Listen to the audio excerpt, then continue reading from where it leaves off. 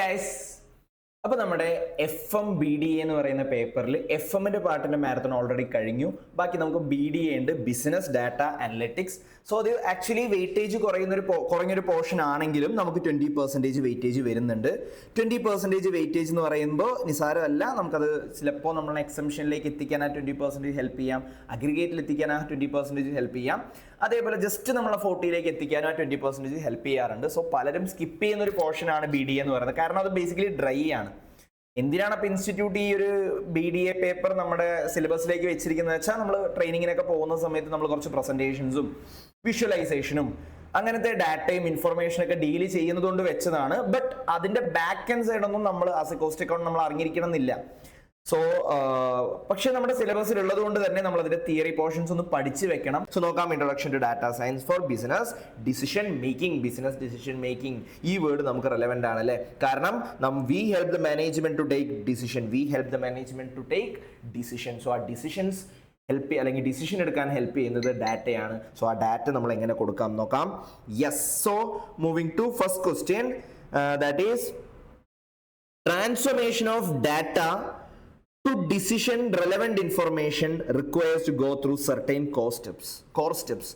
In the light of the given statement, explain the steps to transform data into information. So നമുക്കറിയാം data എന്ന് പറയുന്ന സമയത്ത് എന്താ, it is raw എന്ന് പറയുന്ന സമയത്ത് അത് ജസ്റ്റ് അൺസോർട്ടഡ് ആയിട്ടുള്ള ക്ലീൻ അല്ലാത്ത ഒരു റോ ഫാക്ട്സ് ആൻഡ് ഫിഗേഴ്സിനെയാണ് നമ്മൾ ഡാറ്റ എന്ന് പറയുന്നത്. റോ ഫാക്ട് ആൻഡ് ഫിഗേഴ്സിനെയാണ് നമ്മൾ ഡാറ്റ എന്ന് പറയുന്നത്. ആ ഡാറ്റനെ നമ്മൾ ഒരു സ്റ്റെപ്പ് ചെയ്യുന്നുണ്ട്, ഒന്നിലധികം സ്റ്റെപ്പ് ചെയ്യുന്നതിനെ നമ്മൾ പ്രോസസ്സ് എന്ന് പറയും. ഡാറ്റ പ്രോസസ്സ് ചെയ്ത് കഴിഞ്ഞാൽ നമുക്ക് കിട്ടുന്നതിനെയാണ് ഇൻഫർമേഷൻ എന്ന് പറയുന്നത്. ഇൻഫർമേഷൻ നമുക്ക് ആവശ്യമില്ല. ഡാറ്റ നമുക്ക് ഒരു റോ ഫാക്ട്സ് കിട്ടി, അതിന്റെ ബേസിൽ നമ്മൾ കുറച്ച് സ്റ്റഡി നടത്തി, കുറച്ച് ക്ലീനിങ് നടത്തി, കുറച്ച് പ്രോസസ്സിംഗ് കാര്യങ്ങളൊക്കെ നടത്തി കഴിഞ്ഞ് നമുക്ക് കിട്ടുന്നതാണ് ഇൻഫർമേഷൻ. ആ ഇൻഫർമേഷൻ ആണ് നമുക്ക് വേണ്ടത്. ഓക്കെ, നമ്മൾ ഇൻഫർമേഷൻ സോ ആ ഇൻഫർമേഷൻ ആണ് നമുക്ക് വേണ്ടത്. So the emergence of big data has changed the world business like never before. നമുക്കറിയാം ഡാറ്റ എത്രമാത്രം റെലവെന്റ് ആണ്. നമുക്കറിയാം ഒരുപാട് വോളിയം ആയിട്ടുള്ള ഡാറ്റ നമ്മൾ പ്രോസസ്സ് ചെയ്ത് അത് നമ്മൾ ഇൻഫർമേഷൻ ആക്കി മാറ്റുമ്പോഴാണ് ആ ഇൻഫർമേഷൻ യൂസ് ചെയ്യാൻ പറ്റുന്നത്. So the most important shift has happened in the information generation and the decision making process. Data വന്നപ്പോൾ കുറേ decision making processൽ കുറേ മാറ്റങ്ങൾ കൊണ്ടുവന്നിട്ടുണ്ട്. So there is a strong emergence of analytics that supports a more intensive data centric and a data driven information generation. Data centric, ഡാറ്റയിൽ depend ചെയ്തിട്ടുള്ള data driven ഡാറ്റയാണ് നമ്മുടെ ഇൻഫർമേഷൻസിലേക്ക് എത്തിക്കുന്നത്. And the decision making process. So data centric and data driven decision making പ്രോസസ്സാണ് നമ്മളിപ്പോൾ നടന്നു കാണുന്നത്. So എങ്ങനെയാണ് നമുക്കറിയാം, എങ്ങനെയാണ് ഡാറ്റയെ നമ്മൾ ഇൻഫർമേഷൻ ആക്കുന്നത്, ഡാറ്റയെ ഇൻഫർമേഷൻ ആയിട്ട് എടുക്കുന്നത്, ഡാറ്റനെ എങ്ങനെയാണ് ഇൻഫർമേഷൻ ആക്കി എടുക്കുന്നത്. ഫസ്റ്റ് സ്റ്റെപ്പ് നോക്കാം. നമുക്ക് ആദ്യം ഡാറ്റ കളക്ട് ചെയ്യാണ് വേണ്ടത്, കളക്ഷൻ ഓഫ് ഡാറ്റ. കാരണം ഡാറ്റ ഇല്ലാതെ ഇൻഫർമേഷൻ ആക്കാൻ പറ്റില്ല. സോ ഡാറ്റ കിട്ടണം. ഡാറ്റ എങ്ങനെ കളക്ട് ചെയ്യും? നമ്മൾ പല സോഴ്സിലൂടെ നമ്മൾ സർവേ നടത്തിയിട്ടായിക്കോട്ടെ, സ്റ്റഡീസ് നടത്തിയിട്ടായിക്കോട്ടെ, ക്വസ്റ്റ്യൻസ് ഇട്ടിട്ടായിക്കോട്ടെ. സോ അങ്ങനെ പല രീതിയിൽ നമ്മൾ ഡാറ്റ കളക്ട് ചെയ്യുന്നു. ആ കളക്ട് ചെയ്ത ഡാറ്റയൊക്കെ ഓർഗനൈസ് ചെയ്യുന്നു. ഡാറ്റ കളക്ട് ചെയ്ത ഡാറ്റയൊക്കെ ഓർഗനൈസ് ചെയ്ത് ടേബിളും കാര്യങ്ങളൊക്കെ ആക്കുന്നു. ആവശ്യമുള്ളതിനൊക്കെ ഓരോ സ്റ്റെപ്പ് ഹെഡ്സിന്റെ അണ്ടറിലൊക്കെ ആക്കുന്നു. ദെൻ ഡാറ്റനെ നമ്മൾ പ്രോസസ്സ് ചെയ്യുന്നു. പല പരിപാടി പ്രോസസ്സും അതിൻ്റെ ഉള്ളിൽ ചെയ്യുന്നു. മിസ്സിംഗ് ആയിട്ടുള്ളതിനെ കണ്ടുപിടിക്കുക, ക്ലീൻ ചെയ്യുക, അങ്ങനത്തെ കുറേ ഡാറ്റ പ്രോസസ്സിങ് ചെയ്യുന്നു. ദെൻ ഡാറ്റനെ ഇന്റഗ്രേറ്റ് ചെയ്യുന്നു. പ്രോസസ്സ് ചെയ്തിട്ടുള്ള അല്ലെങ്കിൽ ക്ലീൻ ചെയ്തിട്ടുള്ള ഡാറ്റനെയൊക്കെ നമ്മൾ ഇന്റഗ്രേറ്റ് ചെയ്തിട്ട് ഒരു സ്ഥലത്തേക്ക് കൊണ്ടുവരുന്നു. ദെൻ ഡാറ്റനെ നമ്മൾ റിപ്പോർട്ട് ചെയ്യുന്നു. ഡാറ്റനെ നമ്മൾ പ്രോപ്പർ ആയിട്ട് ഫോർമാറ്റിൽ റിപ്പോർട്ട് ചെയ്യുന്നു. ദെൻ ഡാറ്റ നമ്മൾ യൂസ് ചെയ്യുന്നു. So last step data utilisation ആണ്. ഡാറ്റ യൂസിങ് അല്ല, ഡാറ്റ യൂട്ടിലൈസേഷൻ ആണ്. സോ എത്രമാത്രം അതിന്ന് മാക്സിമം അതിന്ന് ഫ്രൂട്ട് എടുക്കാൻ പറ്റുന്നോ അല്ലെങ്കിൽ ആ ജ്യൂസ് എടുക്കാൻ പറ്റുന്നോ അത്രയും ഡീറ്റെയിൽ ആയിട്ട് നമ്മൾ അതിന് എടുക്കുന്നുണ്ട്. സോ അങ്ങനെ ഡാറ്റ കളക്ഷനിൽ നിന്നും തുടങ്ങി ഡാറ്റ യൂട്ടിലൈസേഷനിലേക്ക് തീരുന്ന പ്രോസസ്സിനെയാണ് നമ്മൾ data to information, data processing എന്ന് പറയുന്നത്. സോ ഇറ്റ് ഇൻക്ലൂഡ്സ് 6 സ്റ്റെപ്സ് ആണുള്ളത്. Conversion of data into information includes 6 core steps. Okay, yes, moving to second question, that is classification of the types of data. എങ്ങനെയൊക്കെ നമുക്ക് ഡാറ്റയെ classify ചെയ്യാൻ വേണ്ടിയിട്ട് പറ്റും. So data plays a very important role in the study of finance and cost accounting. Question ആണ്, data plays a very important role in the study of finance and cost accounting. Explain the various ways of classifying these types of data. എങ്ങനെയൊക്കെയാണ് ഈ ഡാറ്റയെ നമുക്ക് classify ചെയ്യാൻ പറ്റുക നോക്കാം. There are different ways that data can be classified. പല വേസിലും നമുക്ക് ഡാറ്റനെ ക്ലാസിഫൈ ചെയ്യാൻ വേണ്ടി പറ്റും. It includes quantitative financial data. Quantitative ആയിട്ടുള്ള ഡാറ്റ, നമ്പേഴ്സ്, ഫിഗേഴ്സ്. നമ്മുടെ മാനേജ്മെന്റിനൊക്കെ വേണ്ടത് നമ്പേഴ്സ് ആണ്, ഫിഗേഴ്സ് ആണ്. ഇത്ര 1 crore 2 crore. സോ അങ്ങനെ നമ്പേഴ്സും ഫിഗേഴ്സും വരുന്ന ഡാറ്റയാണ് നമ്മൾ ക്വാണ്ടിറ്റേറ്റീവ് ഡാറ്റ എന്ന് പറയുന്നത്.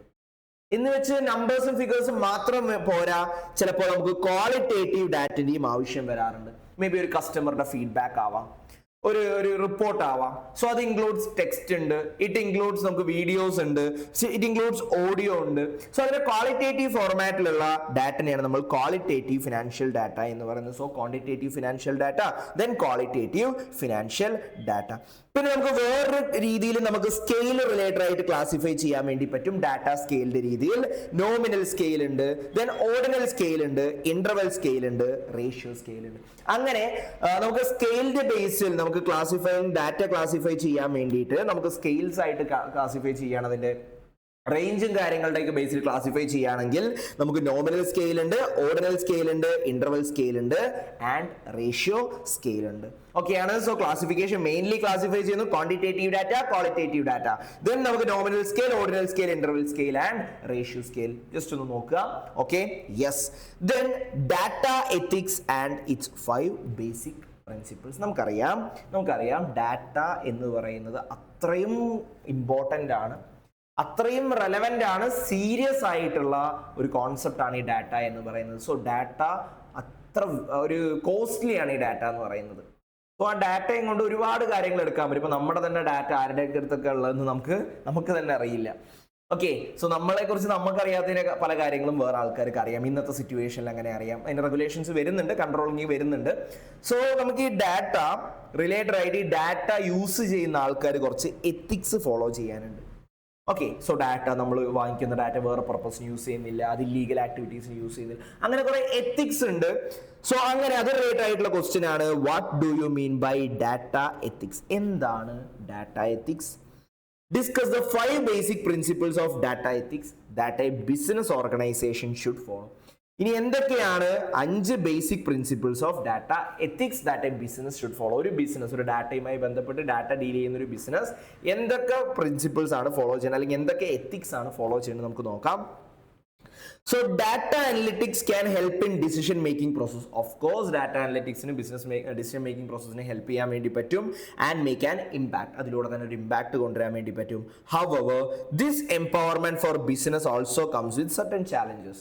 But ചില challenges ഉണ്ട്. ഡാറ്റ ഡീൽ ചെയ്യുന്ന ആൾക്കാർ അത് മിസ്യൂസ് ചെയ്യാൻ സാധ്യതയുണ്ട്. സോ കുറച്ച് challenges ഉണ്ട്. So the question is how the business organization can ethically collect, store and use data and what rights need to be upheld. എങ്ങനെയാണ് ഒരു ഓർഗനൈസേഷൻ എത്തിക്കലായിട്ട്, നോർമലി ഡാറ്റ കളക്ട് ചെയ്യുന്നതല്ല, എത്തിക്കലായിട്ട് കളക്ട് ചെയ്ത് സ്റ്റോർ ചെയ്ത് use ചെയ്യാൻ വേണ്ടി പറ്റും? അങ്ങനെ ഒരു 5 ഗൈഡിങ് പ്രിൻസിപ്പിൾസ് കൊണ്ടുവന്നിട്ടുണ്ട്. ഒരു ക്വസ്റ്റ്യൻ ചോദിക്കുന്ന സമയത്ത് ഇങ്ങനെ ഒരു ഇൻട്രോ കൊടുക്കുന്നത് നല്ലതായിരിക്കും കേട്ടോ, നമ്മൾ മാർക്ക് കിട്ടാൻ വേണ്ടി സഹായിക്കും അത്. സോ നമുക്ക് ആ 5 ബേസിക് പ്രിൻസിപ്പിൾസ് നോക്കാം. ഒന്ന് റിഗാർഡിങ് ഓണർഷിപ്പ്. അതിന്റെ ഓണർഷിപ്പ്, ആ ഒരു data ആരുടെയാണ്? Okay, so the first principle is that ownership of that personal information belongs to that particular person. ആ ഡാറ്റ അവരുടെയാണ്, അല്ലാണ്ട് നമ്മുടെ അല്ല. അവരുടെ ഇഷ്ടത്തിന് അത് യൂസ് ചെയ്യാൻ പറ്റുള്ളൂ, നമ്മുടെ ഇഷ്ടത്തിന് അത് യൂസ് ചെയ്യാൻ വേണ്ടി പറ്റില്ല. അങ്ങനെ വാങ്ങണമെങ്കിൽ അത് അവരുടെ കൺസെന്റ് വേണം. വിത്തൗട്ട് ദെയർ കൺസെന്റ് നമ്മൾ ഡാറ്റ കളക്ട് ചെയ്യാൻ പാടില്ല. It is unlawful and unethical to collect personal data without their consent. ഓക്കെയാണ്. ഇനി അങ്ങനെ കൺസെന്റ് വാങ്ങിക്കഴിഞ്ഞാൽ, നമ്മളിപ്പോൾ ഒരു ആപ്പ് ഒക്കെ വാങ്ങുന്ന സമയത്ത് നമ്മൾ ഐ കൺസെന്റ് ഐ എഗ്രി എന്നൊക്കെ പറയും കൊടുക്കില്ലേ? സോ അതൊക്കെ തന്നെയാണ് കൺസെന്റ് വാങ്ങുന്നത്. സോ നമ്മളുടെ റെസ്പോൺസിബിലിറ്റി നോക്കി കൺസെന്റ് കൊടുക്കുക എന്നുള്ളത്. So the consent may be obtained through digital privacy policies and signed agreements by asking users to agree with the terms and conditions. So agree with terms, ആ terms and കണ്ടീഷൻസിന് agree ചെയ്യാൻ വേണ്ടി പറയുകയാണ്. ഓക്കെയാണ്. Yes. പിന്നെ നമുക്ക് regarding transparency, ഇത് എന്തിനാണ് നമ്മൾ ഡാറ്റ വാങ്ങുന്നത്, അതിന്റെ പർപ്പസും കാര്യങ്ങളൊക്കെ നമ്മൾ ട്രാൻസ്പെറന്റ് ആയിട്ട് പറഞ്ഞു കൊടുക്കണം. Maintaining transparency is important while use gathering data. അത് objective with the companies collecting users data. എന്തിനു വേണ്ടിയാണ് ഞങ്ങളുടെ ഡാറ്റ വാങ്ങുന്നത്? ഇപ്പോൾ നമ്മൾ സ്റ്റുഡിയോയിലൊക്കെ പോകുന്ന സമയത്ത് നമ്മുടെ നമ്പർ വാങ്ങും, അതൊരു ഡാറ്റയാണ്. സോ ആ ഡാറ്റ അവർ പറയും നിങ്ങൾക്ക് ബില്ല് തരാൻ വേണ്ടിയിട്ടാണ്. സോ അങ്ങനെ ആ പർപ്പസ് എന്തിനാണ് അതിന്റെ ഒബ്ജക്റ്റീവ് എന്ന് പറയണം, അല്ലാണ്ട് പറയാത്ത കാര്യങ്ങൾക്ക് അത് യൂസ് ചെയ്യരുത്. Should be known to the user, the objective should be known to the users. അത് ട്രാൻസ്പെറന്റ് ആയിരിക്കണം. ഓക്കെയാണ്.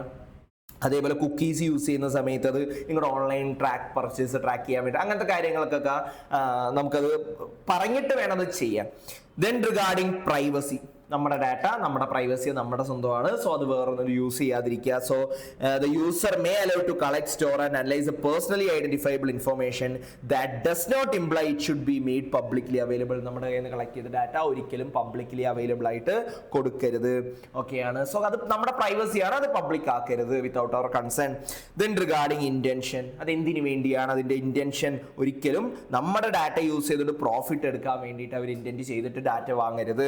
So intention of data analysis should never be making profit out of others weakness or hurting others. വേറൊരാളെ heart ചെയ്തുകൊണ്ടോ അല്ലെങ്കിൽ വേറൊരാളുടെ നിന്ന് നഷ്ടം വാങ്ങിച്ചുകൊണ്ടോ നമ്മൾ അതിനെ പ്രോഫിറ്റ് ആയിട്ട് മാറ്റരുത്. നമ്മൾ അങ്ങനത്തെ ഒരു ഇന്റൻഷൻ പാടില്ല. Then regarding outcome, even if the intentions are good, the result of data analysis may be inadvertently hurt the clients and data providers. ചില സമയത്ത് നമ്മുടെ ഇന്റൻഷൻ നല്ലതായിരുന്നു, ബട്ട് ഔട്ട്കം മോശമാവാറുണ്ട്. അത് ചിലപ്പോൾ ഫേക്ക് ആയിട്ട് യൂസ് ആയി പോയിട്ടുണ്ടാവും. സോ അത് മണ്ണെത്തിക്കലാണ്, നമ്മളത് ശ്രദ്ധിക്കുക. അതിൻ്റെ ഔട്ട്കം മോശമാവുന്നില്ല. നമ്മൾ കളക്ട് ചെയ്യുന്ന ഡാറ്റ ഒരിക്കലും ഫേക്ക് അല്ലെങ്കിൽ ബാഡ് ആയിട്ടുള്ള ഒരു ഔട്ട്കം ക്രിയേറ്റ് ചെയ്യുന്നില്ല എന്ന് നമ്മൾ എൻഷുർ ചെയ്തിട്ടുണ്ടാവണം. So there are 5 basic principles regarding data ethics. അതിലൊന്ന് regarding ownership, regarding transparency, regarding privacy, regarding intention and regarding outcome. ഓക്കെയാണ്. യെസ്. ഓഫ് 5 ബേസിക് പ്രിൻസിപ്പിൾസ് ആണ്. 5 ബേസിക് പ്രിൻസിപ്പിൾസ് എക്സാമിന് വരാറുള്ളതാണ്. ഇതൊന്ന് ശ്രദ്ധിക്കുക, എക്സാമിന് വരാറുള്ളതാണ്. ഇതിൽ എല്ലാ ക്വസ്റ്റ്യൻസും പഠിക്കണമെന്നില്ല, അങ്ങനത്തെ കുറച്ച് ഇമ്പോർട്ടൻ്റ് ആണെന്ന് പറയുന്ന ക്വസ്റ്റ്യൻസ് ഒക്കെ ഒന്ന് പഠിച്ചു വെക്കുക. ഓക്കെയാണ്. Yes. Moving forward, data information knowledge. So ഡാറ്റയും ഇൻഫർമേഷൻ നമുക്ക് കിട്ടി. ഡാറ്റ എന്ന് പറയുന്നത് ആക്ച്വലി, സോ ക്വസ്റ്റ്യൻ ഇതാണ്, what is data, how is it link to information and knowledge. എന്താണ് ഡാറ്റ, അതേപോലെ എന്താണ് ഡാറ്റയും ഇൻഫർമേഷൻ നോളജും തമ്മിലുള്ള ബന്ധം, അല്ലെങ്കിൽ ഡാറ്റയും ഇൻഫർമേഷൻ നോളജും എങ്ങനെയാണ് റിലേറ്റഡ് ആവുന്നത്. സോ ഫസ്റ്റ് തിങ് ഈസ്, എന്താണ് data? Data means raw facts, figures, usually in the form of numbers or text strings. So data എന്ന് പറയുന്നത് it is raw fact, figures, അത് നമ്പേഴ്സിലാവാം, ടെക്സ്റ്റ് ആവാം. റോ ആണ് അതിന്റെ ബേസിക് സാധനം എന്ന് പറയുന്നത്. റോ ആണ്, ബേസിക് ആണ്, വളരെ ബേസിക് ആണ്. ഒന്നും പ്രോസസ്ഡ് അല്ലാതെ അങ്ങനെ നമുക്ക് ഡിസിഷൻ മേക്ക് ചെയ്യാൻ പറ്റില്ല. ഡാറ്റയിൽ നിന്ന് ഡിസിഷൻ മേക്ക് ചെയ്യാൻ പറ്റില്ല. ഡാറ്റ ഇൻഫർമേഷൻ ആക്കിയ ശേഷം മാത്രമേ ഡിസിഷൻ മേക്ക് ചെയ്യാൻ പറ്റുള്ളൂ. Information is processed data. നമ്മൾ നേരത്തെ കണ്ടൊരു 6 സ്റ്റെപ്സ് ഉണ്ട്. ആ 6 സ്റ്റെപ്സിലൂടെ കടന്നു പോയി കഴിഞ്ഞാൽ നമുക്ക് ആ ഡാറ്റയെ ഇൻഫർമേഷൻ ആക്കാൻ വേണ്ടി പറ്റും. നോളജ് എന്താ? നോളജ് എന്ന് പറയുന്ന സമയത്ത് ഈ 6 സ്റ്റെപ്പിലൂടെ കടന്ന് ഇൻഫർമേഷൻ ആയ ശേഷം ആ ഇൻഫർമേഷൻ വായിച്ച് മനസ്സിലാക്കി അതിന് അതിന് ഇൻസൈറ്റ് എടുക്കുന്നതാണ് നോളജ് എന്ന് പറയുന്നത്. Insights or understanding gained from analysing information. ആ ഇൻഫർമേഷൻസ് അനലൈസ് ചെയ്തുകൊണ്ട് അതിൽ നിന്ന് നമുക്ക് ഇൻപുട്സ് എടുക്കുന്നതിനെയാണ് നോളജ് എന്ന് പറയുന്നത്. So data is the source of information and information leads to knowledge. ഇതാണ് നമ്മളുടെ മൂന്നും തമ്മിലുള്ള ബന്ധം എന്ന് പറയുന്നത്. The 3 together represents the relationship between data, information and knowledge. Okay, so ഇത് മൂന്നുമാണ് ആക്ച്വലി രണ്ടും റിലേഷൻഷിപ്പ് ബിറ്റ്വീൻ ഡാറ്റ. അതിൻ്റെ ഡാറ്റ ഇൻഫർമേഷൻ ആവുന്നു, ഇൻഫർമേഷൻ യൂസ് ചെയ്തുകൊണ്ട് നമ്മൾ നോളജ് ക്രിയേറ്റ് ചെയ്യുന്നു. So data must be processed to generate information. Data process ചെയ്യാതെ ആ സ്റ്റെപ്സിലൂടെ കടന്നു പോകാതെ അത് ഇൻഫർമേഷൻ ആവുന്നില്ല. Then computers and software packages are commonly used for processing data. ഇനി അങ്ങനെ കുറേ സോഫ്റ്റ്വെയർ പാക്കേജസും കാര്യങ്ങളൊക്കെ ഉണ്ട് ഡാറ്റയെ പ്രോസസ് ചെയ്തിട്ട് ഇൻഫർമേഷൻ ആക്കാൻ വേണ്ടിയിട്ട്. Then rapid growth in computing power and software tools have driven the rise of data science, and these advancements has enabled efficient handling and analysis of large volumes of data. അങ്ങനെ data analyse ചെയ്യാൻ വേണ്ടി ഒരുപാട് ടൂൾസും കാര്യങ്ങളൊക്കെ മാർക്കറ്റിലുണ്ട്. Then അടുത്തത് knowledge ആണ്. When information is used to solve a problem, ആ information നമ്മൾ apply ചെയ്യാണ്. എത്ര പ്രൊഡക്ഷൻ പ്രൊഡ്യൂസ് ചെയ്യണം, എത്ര എണ്ണം ഉണ്ടാക്കണം, അങ്ങനത്തെ കാര്യങ്ങളൊക്കെ തീരുമാനിക്കാൻ പറ്റും. എത്ര ലേബർ അവേഴ്സ് വേണം, മാൻ അവേഴ്സ് വേണം, ആ കാര്യങ്ങളൊക്കെ തീരുമാനിക്കും. When information is used to solve a problem, it becomes a knowledge. So ആ ഇൻഫർമേഷൻ നമ്മൾ ഇട്ട് കൊടുത്തിട്ട് അതിന് നമ്മളൊരു പ്രോബ്ലം സോൾവ് ചെയ്യാൻ വേണ്ടി യൂസ് ചെയ്യുകയാണെങ്കിൽ അതെന്തായി മാറും? അത് നോളജ് ആയിട്ട് മാറും. ഓക്കെയാണ്, ക്ലിയർ ആണ്? Yes. So data, information, knowledge. Yes. Moving to next concept that is nature, properties and scope of data. എന്താണ് nature of data അല്ലെങ്കിൽ എന്തൊക്കെ തരത്തിലുള്ള ഡാറ്റ ഉണ്ട് നമുക്ക് നോക്കാം. Explain the nature of data, also state the scope of data and attributes that define it. എന്തൊക്കെയാണ് features of data, അതേപോലെ scope of data നോക്കാം. ഡാറ്റ നമുക്ക് പല രീതിയിലുണ്ട്. ദാറ്റ് ഈസ് ന്യൂമറിക്കൽ ഡാറ്റ, നമുക്കറിയാം നമ്പേഴ്സും കാര്യങ്ങളുള്ള. Descriptive data, informations, qualitative informations ആണ് ഉണ്ടാവുക. ഗ്രാഫിക്കൽ ഡാറ്റ, പിക്ചേഴ്സിലും കാര്യങ്ങളൊക്കെ വെക്കുന്നത്. സ്ട്രക്ചേർഡ് ഡാറ്റ, പ്രോപ്പർലി ഓർഗനൈസ്ഡ് ആയിരിക്കും. അത് വന്നിട്ട് സെർച്ചബിൾ ആയിരിക്കും. എപ്പോൾ വേണമെങ്കിലും ഒരു സാധനം വേണം, ഓക്കെ എടുക്കാം, അല്ലാണ്ട് എല്ലാം കൂടി മിക്സ് ആയിട്ട് കിടക്കുകയല്ല. ദെൻ അൺസ്ട്രക്ചേർഡ് ഡാറ്റ ഉണ്ട്. അൺസ്ട്രക്ചേർഡ് ഡാറ്റ എന്ന് പറയുന്ന സമയത്ത് അത് നമുക്കൊരു കറക്റ്റ് ഒരു മോഡൽ ഒന്നുമില്ല. ഇപ്പോൾ നമുക്കൊരു ക്ലാസ്സിലത്തെ മാർക്കൊക്കെയാണ് നോക്കുന്നുണ്ടെങ്കിൽ ആ മാർക്ക് ഒരാൾക്ക് 100, 90, 80 അങ്ങനെ കിടക്കണമെങ്കിൽ അൺസ്ട്രക്ചേർഡ് ആണ്. ബട്ട് 100 മാർക്ക് 5 പേർക്ക്, 90 മാർക്ക് 6 പേർക്ക്, 80 മാർക്ക് 7 പേർക്ക്, അങ്ങനെയൊക്കെ കൊടുക്കുന്നതിനെ നമ്മൾ സെർച്ച് ചെയ്തെടുക്കാൻ പറ്റും എത്ര പേർക്കാണ് 80 മാർക്ക് ഉള്ളത്. സോ അതിനെ നമ്മൾ സ്ട്രക്ചേർഡ് ഡാറ്റ, അങ്ങനെ പറ്റാത്തത് unstructured data. Then quantitative data നമ്മൾ കണ്ടു, ന്യൂമറിക്കൽ ഡാറ്റ തന്നെയാണ്, നമ്പേഴ്സിൽ ഇത് ചെയ്യുന്നതാണ് quantitative data. Then qualitative data ഉണ്ട്. ക്വാളിറ്റേറ്റീവ് ആയിട്ടുള്ള നമുക്ക് ടെക്സ്റ്റും ഇന്റർവ്യൂസും പോഡ്കാസ്റ്റും കാര്യങ്ങളൊക്കെ ക്വാളിറ്റേറ്റീവ് ഡാറ്റയാണ്. കണ്ടിന്യൂസ് ഡാറ്റ ഉണ്ട്. കണ്ടിന്യൂസ് ഡാറ്റ നമ്മൾ പഠിച്ചിട്ടുണ്ട് എക്കണോമിക്സിലോ അല്ലെങ്കിൽ നമ്മൾ മാത്സ് ഒക്കെ പഠിച്ച സമയത്ത് പഠിച്ചിട്ടുണ്ട്. കണ്ടിന്യൂസ് ഡാറ്റ നമ്മളൊരു സ്കെയിൽ, കണ്ടിന്യൂസ് സ്കെയിലായിരിക്കും, ഇടയിൽ വെച്ച് ഗ്യാപ്പ് ഉണ്ടാവില്ല. ദെൻ കാറ്റഗറിക്കൽ ഡാറ്റ ഉണ്ട്. നമ്മുടെ ഹൈറ്റും വെയിറ്റും ടെമ്പറേച്ചേഴ്സും അങ്ങനത്തെ കാര്യങ്ങളൊക്കെയാണ് ഒരു കണ്ടിന്യൂസ് ഡാറ്റ പറയുന്നത്. ദെൻ കാറ്റഗറിക്കൽ ഡാറ്റ ഉണ്ട്. ഡിഫറെന്റ് കാറ്റഗറി ആയിട്ട് തിരിച്ചുണ്ടാവും. കാർസ്, കളേഴ്സിൻ്റെ ആയിക്കോട്ടെ, ബ്രാൻഡ്സിൻ്റെ കേസിലായിക്കോട്ടെ, ഡിഫറെൻറ്റ് കാറ്റഗറി ആയിട്ട് തിരിച്ചിട്ടുണ്ടാവും. So nature of data. ഇനി നമുക്ക് സ്കോപ്പ് ഓഫ് ഡാറ്റ ഉണ്ട്. എന്താണ് ഡാറ്റയും കൊണ്ട് ഉദ്ദേശിക്കുന്നത്? So the scope refers to range and extent of information available for analysis or consideration. നമ്മുടെ എന്ത് കാര്യത്തിന് വേണ്ടിയിട്ടാണ് ഈ ഡാറ്റ യൂസ് ചെയ്യുന്നത്, അതിനെയാണ് നമ്മൾ ഈ സ്കോപ്പ്. ഏതൊക്കെ കാര്യങ്ങൾക്ക് വേണ്ടി ഈ ഡാറ്റ പറ്റും, അതിനെയാണ് നമ്മൾ സ്കോപ്പ് എന്ന് പറയുന്നത്. ഇപ്പോൾ മാർക്ക് മാത്രം കിട്ടിയിട്ട് നമുക്ക് എന്തിനാ, ഓക്കെ നമുക്ക് പെർഫോമൻസ് അനലൈസ് ചെയ്യാൻ വേണ്ടി പറ്റും. സെയിൽസ് നോക്കിക്കഴിഞ്ഞാൽ നമുക്ക് മനസ്സിലാവും ഓക്കെ എത്ര പ്രൊഡ്യൂസ് ചെയ്യാൻ പറ്റും. സോ ഏത് ഇതിന് വേണ്ടി നമുക്ക് ആ ഡാറ്റ എന്തിനൊക്കെ വേണ്ടി യൂസ് ചെയ്യാൻ വേണ്ടി പറ്റും, അതിനെയാണ് നമ്മൾ സ്കോപ്പ് എന്ന് പറയുന്നത്. Then its components include depth ഉണ്ട്, width of data, sources of data, then variety of data, volume of data and the time frame covered. ഇനി എത്ര ടൈം ഫ്രെയിം ആണ് അത് കവർ ചെയ്തത്, അതിന് എത്ര ക്വാണ്ടിറ്റി ഡാറ്റ ഉണ്ട്. സോ നമ്മൾ സാമ്പിൾ സർവേ ഒക്കെ നടത്തുന്ന സമയത്ത് സാമ്പിൾ എത്ര വലുതാണ്. സോ ആ കാര്യങ്ങളൊക്കെയാണ് നമ്മൾ സ്കോപ്പ് തീരുമാനിക്കുന്നത്. ഇനി ഒരു ഡാറ്റയ്ക്ക് കുറച്ച് ഫീച്ചേഴ്സ് ഉണ്ട്. ഡാറ്റയ്ക്ക് കുറച്ച് മെയിൻ ആയിട്ടുള്ള പ്രോപ്പർട്ടീസ് ഉണ്ട്. ദാറ്റ് ഈസ് അക്യുറേറ്റ് ആയിരിക്കണം. Data should be accurate. ഇത് ഇമ്പോർട്ടൻ്റ് ആണ് കേട്ടോ, ഈ ഒരു പോയിന്റ് ഇമ്പോർട്ടൻ്റ് ആണ്. വാട്ട് ആർ ദി പ്രോപ്പർട്ടീസ് അല്ലെങ്കിൽ ആട്രിബ്യൂട്ട്സ് ഓഫ് ഡാറ്റ? ഒന്ന് അക്യുറേറ്റ് ആയിരിക്കണം. First point is accurate. Then data should be complete. Data complete ആയിരിക്കണം. ഡാറ്റ ഷുഡ് ബി കൺസിസ്റ്റന്റ് ആയിരിക്കണം, റെലവെന്റ് ആയിരിക്കണം, ആക്സസിബിൾ ആയിരിക്കണം, വാലിഡ് ആയിരിക്കണം, അതേപോലെ പ്രോപ്പർ ടൈമിൽ അത് കിട്ടിയിട്ടുണ്ടാവണം. ഓക്കെയാണ്. So data should be accurate, complete, consistent, relevant, accessible, valid and available in proper timeline. ഓക്കെയാണ്. യെസ്. സോ ഇതിൻ്റെയൊക്കെ ബേസിലാണ് ഈ ഡാറ്റൻ്റെ സ്കോപ്പ് നമുക്ക് തീരുമാനിക്കാൻ പറ്റും. ഇതൊക്കെ ഉണ്ടെങ്കിൽ എത്ര മാത്രം ഈ ഡാറ്റ എന്തിനൊക്കെ വേണ്ടി യൂസ് ചെയ്യാൻ പറ്റുമെന്ന് തീരുമാനിക്കാൻ പറ്റുന്നത്. ഓക്കെയാണ്. Yes. So nature, properties and scope of data. Moving to next concept, that is digitisation of data and information. എന്താണ് ഡിജിറ്റൈസേഷൻ ഓഫ് ഡാറ്റ?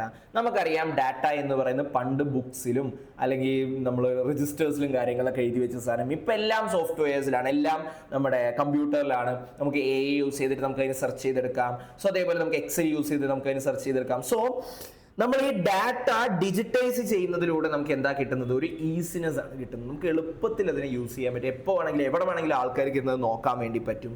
സോ ഇങ്ങനെ ഈ നമ്മൾ നോർമൽ മാനുവൽ ആയിട്ടുണ്ടായിരുന്ന ഡാറ്റനെയും ഇൻഫർമേഷൻസിനെയും പിടിച്ചിട്ട് നമ്മൾ ഡിജിറ്റൽ ആക്കുന്ന പരിപാടിനെയാണ് ഡിജിറ്റൈസേഷൻ ഓഫ് ഡാറ്റ എന്ന് പറയുന്നത്. So question is, what is digitisation of data and information? Data അതേപോലെ ഇൻഫർമേഷൻ ഡിജിറ്റൈസേഷൻ്റെ എന്താണ് ഉദ്ദേശിക്കുന്നത്? States it objective. What are the objectives of digitization? ഡിജിറ്റൈസേഷൻ്റെ ഒബ്ജക്റ്റീവ് എന്താണ്? ദെൻ ദ റീസൺ, എങ്ങനെയാണ്, എന്തൊക്കെയാണ് റീസൺസ് ഓഫ് ഡിജിറ്റൈസേഷൻ? ഡിജിറ്റൈസേഷൻ ചെയ്യുന്നതോടെ എന്താണ് ഉദ്ദേശം നമുക്ക്, അല്ലെങ്കിൽ എന്തൊക്കെയാണ് ബെനിഫിറ്റ്സ് കിട്ടുന്നത്? ഹൗ ഡിജിറ്റൈസേഷൻ, ഇനി എങ്ങനെയാണ് ഡിജിറ്റൈസേഷൻ ചെയ്യുക? So digitization is the process of converting data from analog to digital format.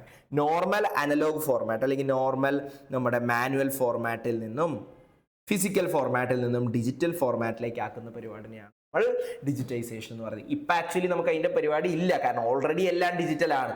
പണ്ട് ഈ ഡാറ്റ ഇങ്ങനെ ഈ ഒരു ഇലക്ട്രോണിക് ഡാറ്റ അല്ലെങ്കിൽ ഈ ഒരു ഡിജിറ്റൽ ഡാറ്റ എന്ന് വരുന്ന കോൺസെപ്റ്റിന് മുന്നേ എല്ലാവരും പഴയ ബുക്കുകളായിരുന്നു, പഴയ രജിസ്റ്റേഴ്സും കാര്യങ്ങളൊക്കെ ആയിരുന്നു. അപ്പോൾ അതിനെല്ലാം പിടിച്ചിട്ട് ആ പ്രോസസ്സ് ആ ടൈമിലാണ് നമ്മൾ ഡിജിറ്റൽ ആക്കിയും കൊണ്ടിരുന്നത്. ഇപ്പോൾ പിന്നെ നമ്മൾ ഡയറക്റ്റ്ലി ഡിജിറ്റൽ ആയിട്ട് തന്നെയാണ് ചെയ്യുന്നത്.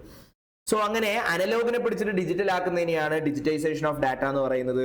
Data may exist as an object, document, image before digitisation. ഇതിനൊക്കെ മുന്നേ ഇമേജ് ആവാം, ഡോക്യുമെന്റ് ആവാം, ടെക്സ്റ്റ് ആവാം. The purpose is to create a digital surrogate using binary numbers for computer based processing. So computer based process use ചെയ്തുകൊണ്ട് നമ്മൾ എന്ത് ചെയ്യാണ്, നമ്മൾ ഡിജിറ്റൈസേഷൻ ചെയ്യുകയാണ്. സോ ഇതിന് മെയിൻലി രണ്ട് ഉദ്ദേശമാണുള്ളത്. ഒന്ന്, widespread access of data for multiple users. First thing is widespread access of data for multiple users. പല സ്ഥലത്തും ഇരിക്കുന്ന അല്ലെങ്കിൽ പല സമയത്തായിട്ട് ആയിക്കോട്ടെ പല ആൾക്കാർക്ക് നോക്കാൻ പറ്റും. ഇതൊരു ഫിസിക്കൽ ആണെന്നുണ്ടെങ്കിൽ ഒരു സ്ഥലത്തായിരിക്കുന്നത്, അത് അറ്റ് എ ടൈം ഒരാൾക്കേ നോക്കാൻ പറ്റുന്നുള്ളൂ, അതും അവിടെ വന്ന് നോക്കണം. ഇത് വൈഡ് സ്പ്രെഡ് ആയിട്ട് നമുക്ക് എന്ത് കിട്ടുന്നുണ്ട്, നമുക്ക് എവിടെ വേണമെങ്കിലും ഇരുന്നിട്ട് അല്ലെങ്കിൽ ആൾക്കാർക്ക് എപ്പോൾ വേണമെങ്കിലും ആക്സസ് കിട്ടുന്നുണ്ട്, ഒരുപാട് ആൾക്കാർക്ക് ആക്സസ് കിട്ടുന്നുണ്ട്. ദെൻ അതേപോലെ preservation of data over A long period. ഈ ഡാറ്റ കുറേ കാലം നമുക്ക് സ്റ്റോർ ചെയ്യാനും കുറേ കാലം നമുക്ക് ആക്സസ് ചെയ്തിട്ട് വെക്കാനും പറ്റും. ഓക്കെ, കാരണം കുറച്ച് സ്റ്റോറേജ് സ്പേസ് മതി. പണ്ട് ബുക്സ് ഒക്കെ ബണ്ടിൽ കണക്കിൽ അലമാറകളോ അല്ലെങ്കിൽ കണ്ടെയ്നറിലൊക്കെ വെക്കുമായിരുന്നു. ഇപ്പം അതൊന്നും വേണ്ട, കുറേ കാലത്തേക്ക് നമ്മൾ ചെറിയ സ്പേസിൽ തന്നെ നമുക്ക് യൂസ് ചെയ്യാൻ വേണ്ടി പറ്റും. ക്ലൗഡ് ആയിക്കോട്ടെ, സെർവർ ആയിക്കോട്ടെ, നമുക്കത് സ്റ്റോർ ചെയ്യാൻ വേണ്ടിയിട്ട് പറ്റും. So one of the India's large digitization process is Aadhaar. Aadhaar generate ചെയ്ത് പഴയ ഫിസിക്കലിനൊക്കെ പിടിച്ച് ഇലക്ട്രോണിക്കലാക്കുന്നതായിരുന്നു one of the biggest transformation അല്ലെങ്കിൽ ബിഗ്ഗസ്റ്റ് ഡിജിറ്റൈസേഷൻ എന്ന് പറയാം. ഇനി എന്തിനാണ് നമുക്ക് ഡിജിറ്റൈസ് ചെയ്യുന്നത്, അല്ലെങ്കിൽ ഇപ്പോൾ അഡ്വാൻറ്റേജസ് എന്ന് ചോദിച്ചാലോ അല്ലെങ്കിൽ നമ്മുടെ ഇമ്പോർട്ടൻസ് എന്ന് ചോദിച്ചാലോ എഴുതാൻ പറ്റുന്നതാണ് വൈ ഡു വി ഡിജിറ്റൈസ്. എന്തിനാണ് നമ്മൾ ഡിജിറ്റൈസ് ചെയ്യുന്നത്? Improved classification and indexing. നമുക്ക് ക്ലാസിഫൈ ചെയ്യാൻ എളുപ്പമാണ്. സൈമൾട്ടേനിയസ് ആക്സസ്, പല സ്ഥലത്തുള്ള ആൾക്കാർക്ക് ഒരേ സമയത്ത് തന്നെ മൾട്ടിപ്പിൾ ആൾക്കാർ ആക്സസ് ചെയ്യാൻ വേണ്ടി പറ്റും. Then reusability of complex data പിന്നെയും പിന്നെ യൂസ് ചെയ്യാനും കാര്യങ്ങൾക്കൊക്കെ പറ്റും. ദെൻ സപ്പോർട്ട് ഫോർ വർക്ക് പ്രോസസ്സിങ്ങിന് യൂസ് ചെയ്യാം. ഇൻ്റഗ്രേഷൻ വിത്ത് ബിസിനസ് സിസ്റ്റമായിട്ട് നമുക്ക് ഇൻ്റഗ്രേറ്റ് ചെയ്യാൻ വേണ്ടി പറ്റും. ബാക്കപ്പും അതേപോലത്തെ കാര്യങ്ങൾ, ഇത് മറ്റേതൊക്കെ നമ്മൾ ഫിസിക്കലാണെങ്കിൽ കത്തിപ്പോയി കഴിഞ്ഞാൽ പിന്നെ അത് കഴിഞ്ഞു, ഇത് നമുക്ക് ബാക്കപ്പും കാര്യങ്ങളൊക്കെ എടുക്കാൻ വേണ്ടി പറ്റും. ദെൻ റിമോട്ട്, ഏത് സ്ഥലത്ത് ഇരുന്നിട്ട് റിമോട്ട് ആക്സസിബിലിറ്റി കിട്ടുന്നുണ്ട്. ദെൻ ഓർഗനൈസേഷനിൽ പ്രൊഡക്ടിവിറ്റി കിട്ടുന്നുണ്ട്. ബുക്ക് മറിച്ച് ഡാറ്റ എടുക്കുന്നതിനേക്കാൾ സെർച്ച് ചെയ്ത് ഡാറ്റ എടുക്കുക കഴിഞ്ഞാൽ പ്രൊഡക്ടിവിറ്റി കൂടുന്നുണ്ട് എംപ്ലോയീസിൻ്റെ. ദെൻ ഫിസിക്കൽ സ്റ്റോറേജ് നമുക്ക് റെഡ്യൂസ് ചെയ്യുന്നുണ്ട്. ഓക്കെയാണ്. യെസ്. സോ ഇതൊരു സെപ്പറേറ്റ് ക്വസ്റ്റ്യൻ ആയിട്ട് വരുന്നതാണ്, ഇമ്പോർട്ടൻ്റ് ആണ് കേട്ടോ, സെപ്പറേറ്റ് ക്വസ്റ്റ്യൻ ആയിട്ടും വരാം. ഇനി അടുത്തത് how do we digitise, the process of digitisation. ഇതും ഒരു സെപ്പറേറ്റ് ക്വസ്റ്റ്യൻ ആയിട്ട് വരാൻ സാധ്യതയുള്ളതാണ്. എന്തിനാണ് നമ്മൾ ഡിജിറ്റൈസ് മീൻസ് എങ്ങനെയാണ് നമ്മൾ ഡിജിറ്റൈസ് ചെയ്യുന്നത്? ഫസ്റ്റ് നമ്മൾ ജസ്റ്റിഫൈ ചെയ്ത് കൊടുക്കണം. വൈ നമ്മൾ ഇതിൻ്റെ ഇമ്പോർട്ടൻസ് ഒക്കെ പറഞ്ഞ് മനസ്സിലാക്കിയിട്ട് ടീമിൻ്റെ അടുത്ത് കമ്പനിയുടെ അടുത്തൊക്കെ പറഞ്ഞ് മനസ്സിലാക്കിയിട്ട് അതിൻ്റെ കോസ്റ്റ്, അതിൻ്റെ ആക്സസും കാര്യങ്ങളൊക്കെ നോക്കി റിസ്ക് അസസ്മെൻറ്റും കാര്യങ്ങളൊക്കെ നടത്തിയ ശേഷം ജസ്റ്റിഫൈ ചെയ്ത് കൊടുക്കണം. സാർ, ഇത് ഫിസിക്കലി ഇരിക്കുന്നതിനേക്കാൾ നമുക്കിങ്ങനെ ഡിജിറ്റൈസ് ചെയ്തിരിക്കുന്നതാണ് നല്ലതെന്ന് പറഞ്ഞ് ജസ്റ്റിഫൈ ചെയ്ത് കൊടുക്കണം. ദെൻ നമ്മൾ അസസ് ചെയ്യണം ഏതൊക്കെ ഇൻഫർമേഷൻസ് ഉണ്ട്, നമ്മൾ റിക്വയർമെൻറ്റ്സും കാര്യങ്ങളൊക്കെ നോക്കണം. അതേപോലെ വിച്ച് റെക്കോർഡ്സ് ടു ഡിജിറ്റൈസ്, ഏതൊക്കെ റെക്കോർഡ്സ് ആണ് നമ്മൾ ഡിജിറ്റൈസ് ചെയ്യേണ്ടത്, ഡാറ്റയാണ്, ഏതൊക്കെ ഡാറ്റയാണ് നമ്മൾ ഡിജിറ്റൈസ് ചെയ്യേണ്ടത്, അങ്ങനത്തെ കാര്യങ്ങളൊക്കെ നമ്മൾ അസസ് ചെയ്തു. ദെൻ പ്ലാൻ ചെയ്യുന്നു, എപ്പോൾ ആര് എങ്ങനെയെന്നുള്ള കാര്യങ്ങളൊക്കെ നോക്കി, അതിന് കമ്പ്യൂട്ടേഴ്സ് വേണോ, ടെക്നിക്കൽ സ്പെസിഫിക്കേഷൻസ് വേണോ, അങ്ങനെ എല്ലാം നോക്കി പ്ലാനിങ് ചെയ്തു. അങ്ങനെ ഡിജിറ്റൈസേഷൻ ആക്ടിവിറ്റി സ്റ്റാർട്ട് ചെയ്യുകയാണ് നമ്മൾ. It includes 6 steps. ഇതും ഒരു സെപ്പറേറ്റ് ക്വസ്റ്റ്യൻ മെറ്റീരിയൽ ആണ്. What are the 6 steps of digitisation? ആ ഡിജിറ്റൈസേഷനിലുള്ള ഒന്ന് പ്ലാനിങ് ഉണ്ട്, ക്യാപ്ചറിങ് ഉണ്ട്, പ്രൈമറി ക്വാളിറ്റി കൺട്രോൾ ഉണ്ട്, ദെൻ എഡിറ്റിംഗ് ഉണ്ട്, സെക്കൻഡറി ക്വാളിറ്റി കൺട്രോൾ ഉണ്ട്, ദെൻ സ്റ്റോറേജ് ആൻഡ് മാനേജ്മെന്റ് ഉണ്ട്. ഓക്കെ, സോ ഒരു സ്റ്റെപ്പിന്റെ ഉള്ളിൽ തന്നെ പിന്നെയും സ്റ്റെപ്സ് ഉണ്ട്. ഈ ഒരു ഡിജിറ്റൈസേഷൻ ആക്ടിവിറ്റീസിൽ ആക്ച്വലി 6 ഫേസ് ഉണ്ട്. അതിലൊരു ഫേസ് ആണ് ഡിജിറ്റൈസേഷൻ. ആ ഡിജിറ്റൈസേഷൻ്റെ ഉള്ളിൽ കുറച്ച് സ്റ്റെപ്സ് ഉണ്ട്. സോ എഴുതുന്ന സമയത്ത് വലിയ മാർക്കിനൊക്കെ വരികയാണെങ്കിൽ അത്രയും എക്സ്പ്ലെയിൻ ചെയ്ത് എഴുതുക. ദെൻ റെക്കോർഡ്സ് ടേക്ക് കെയർ ചെയ്യുക. നമ്മൾ പോസ്റ്റ് ഡിജിറ്റൈസേഷന് ശേഷം ബാക്കിയുള്ള കാര്യങ്ങളൊക്കെ റെക്കോർഡ്, ഇത് ആർക്കൊക്കെ പെർമിഷൻ കൊടുക്കണം, ആർക്കൊക്കെ ഇത് കാണാൻ പറ്റും, അങ്ങനത്തെ കാര്യങ്ങളും ആക്സസ് ഒക്കെ കൊടുക്കുക. Then maintain regular upkeep and data maintenance, അതെല്ലാം നോക്കുക, ബാക്കപ്പും കാര്യങ്ങളൊക്കെ ഉണ്ടോ, ആരൊക്കെ ആക്സസ് ചെയ്തിട്ടുണ്ടെന്ന് കാര്യങ്ങൾ നോക്കുക. ദെൻ ഇവാലുവേറ്റ് ചെയ്യുക, ഇത് ഓക്കെ ആണോ, ഇതിൻ്റെ മെറിറ്റ്സും ഡിമെറിറ്റ്സും കാര്യങ്ങളൊക്കെ നോക്കിയിട്ട് നമ്മൾ എന്ത് ചെയ്യുക, ഇവാലുവേഷൻസ് നടത്തുക. ഓക്കെയാണ്. സോ ഇത് ആക്ച്വലി ഇപ്പോൾ നമ്മൾ എന്താ ചെയ്യുന്നത് വെച്ചാൽ ഡയറക്റ്റ്ലി ഡിജിറ്റൽ ആക്കിയിരിക്കുക ചെയ്യുന്നത്, അല്ലാതെ നമ്മൾ ഫിസിക്കൽ നിന്നും ഡിജിറ്റലിലേക്ക് ആക്കേണ്ട ആവശ്യമില്ല ഇപ്പോൾ. ഓക്കെയാണ്. യെസ്. അപ്പം ഇനി നമ്മുടെ അടുത്ത ക്വസ്റ്റ്യൻ ആണ് communication of information for quality decision making. So നമുക്കറിയാം ഡാറ്റനെ കഷ്ടപ്പെട്ട് ഇൻഫർമേഷൻ ആക്കിയതും ഇൻഫർമേഷനെ നമ്മൾ ഡിസിഷൻ മേക്കിങ്ങിന് വേണ്ടി യൂസ് ചെയ്യാൻ വേണ്ടിയിട്ട്. സോ ആ ഇൻഫർമേഷൻ നമ്മൾ കമ്മ്യൂണിക്കേറ്റ് ചെയ്യണം. സോ അതിൻ്റെ കുറച്ച് ഒരു റിലേറ്റഡ് ആയിട്ടുള്ള ഒരു ക്വസ്റ്റ്യൻ ആണ് what abilities should A firm achieve for effective communication of information for quality decision making. നമ്മൾ പ്രോപ്പറായിട്ട് ആ ഇൻഫർമേഷൻ കമ്മ്യൂണിക്കേറ്റ് ചെയ്യുന്നത് എന്തിനാ? ഒരു ക്വാളിറ്റി ഡിസിഷൻ മേക്കിങ്ങിന് വേണ്ടിയിട്ട്. അങ്ങനെ ക്വാളിറ്റി ഡിസിഷൻ മേക്കിംഗ് എടുക്കാൻ വേണ്ടിയിട്ട് നമ്മുടെ ഹെൽപ്പ് ചെയ്യണമെങ്കിൽ നമ്മുടെ ഫേമിന് എന്തൊക്കെ ക്വാളിറ്റീസ് ഉണ്ടാവണം അല്ലെങ്കിൽ എന്തൊക്കെ അബിലിറ്റീസ് ഉണ്ടാവണം എന്നുള്ളതാണ്. So, to communicate information for a quality decision making, the firm should achieve the following abilities. കുറച്ച് abilities വേണം. അതിലൊന്ന് ലോജിക്കൽ അണ്ടർസ്റ്റാൻഡിങ് ആൻഡ് അപ്ലിക്കേഷൻ. നമ്മുടെ ഫേം ആ എന്തിനു വേണ്ടി കൊടുക്കുന്ന ആ ലോജിക്കൽ അണ്ടർസ്റ്റാൻഡിങ്ങും എബിലിറ്റിയും വേണം. Then predictive capabilities. നമ്മളിത് കൊടുത്തു കഴിഞ്ഞാൽ അതിൻ്റെ ഔട്ട്കം എങ്ങനെയായിരിക്കണം എന്ന് നമുക്കൊന്ന് പ്രെഡിക്റ്റ് ചെയ്യാൻ പറ്റിയിട്ടുണ്ടാവണം. Then real time opportunity spotting. ആ ഇൻഫർമേഷൻ ചില സമയത്ത് കമ്മ്യൂണിക്കേറ്റ് ചെയ്യുന്നത് ടൈമിലി കമ്മ്യൂണിക്കേറ്റ് ചെയ്യണം. കാരണം ആ ഓപ്പർച്യൂണിറ്റി ഒന്നും ഈ ഇൻഫർമേഷൻ യൂസ് ചെയ്തുകൊണ്ട് നമുക്ക് അപ്ലൈ ചെയ്യാം. സോ അങ്ങനെ ടൈമിലി അപ്ലൈ ചെയ്യാൻ പറ്റിയിട്ടുണ്ടാവും. Real time opportunity spotting. Then uncertainty. നമ്മൾ ആ ഇതിലൂടെ എന്തൊക്കെ റിസ്ക് വരാം, അങ്ങനത്തെ അൺസർട്ടനിറ്റി എന്ന് പറയുന്ന റിസ്ക് ആണ്. സോ അത് നമുക്കൊന്ന് കണ്ടുപിടിക്കാൻ പറ്റിയിട്ടുണ്ടാവണം. ദെൻ അതൊന്ന് വാല്യൂ എക്സ്ട്രാക്ട് ചെയ്യാൻ പറ്റിയിട്ടുണ്ടാവണം.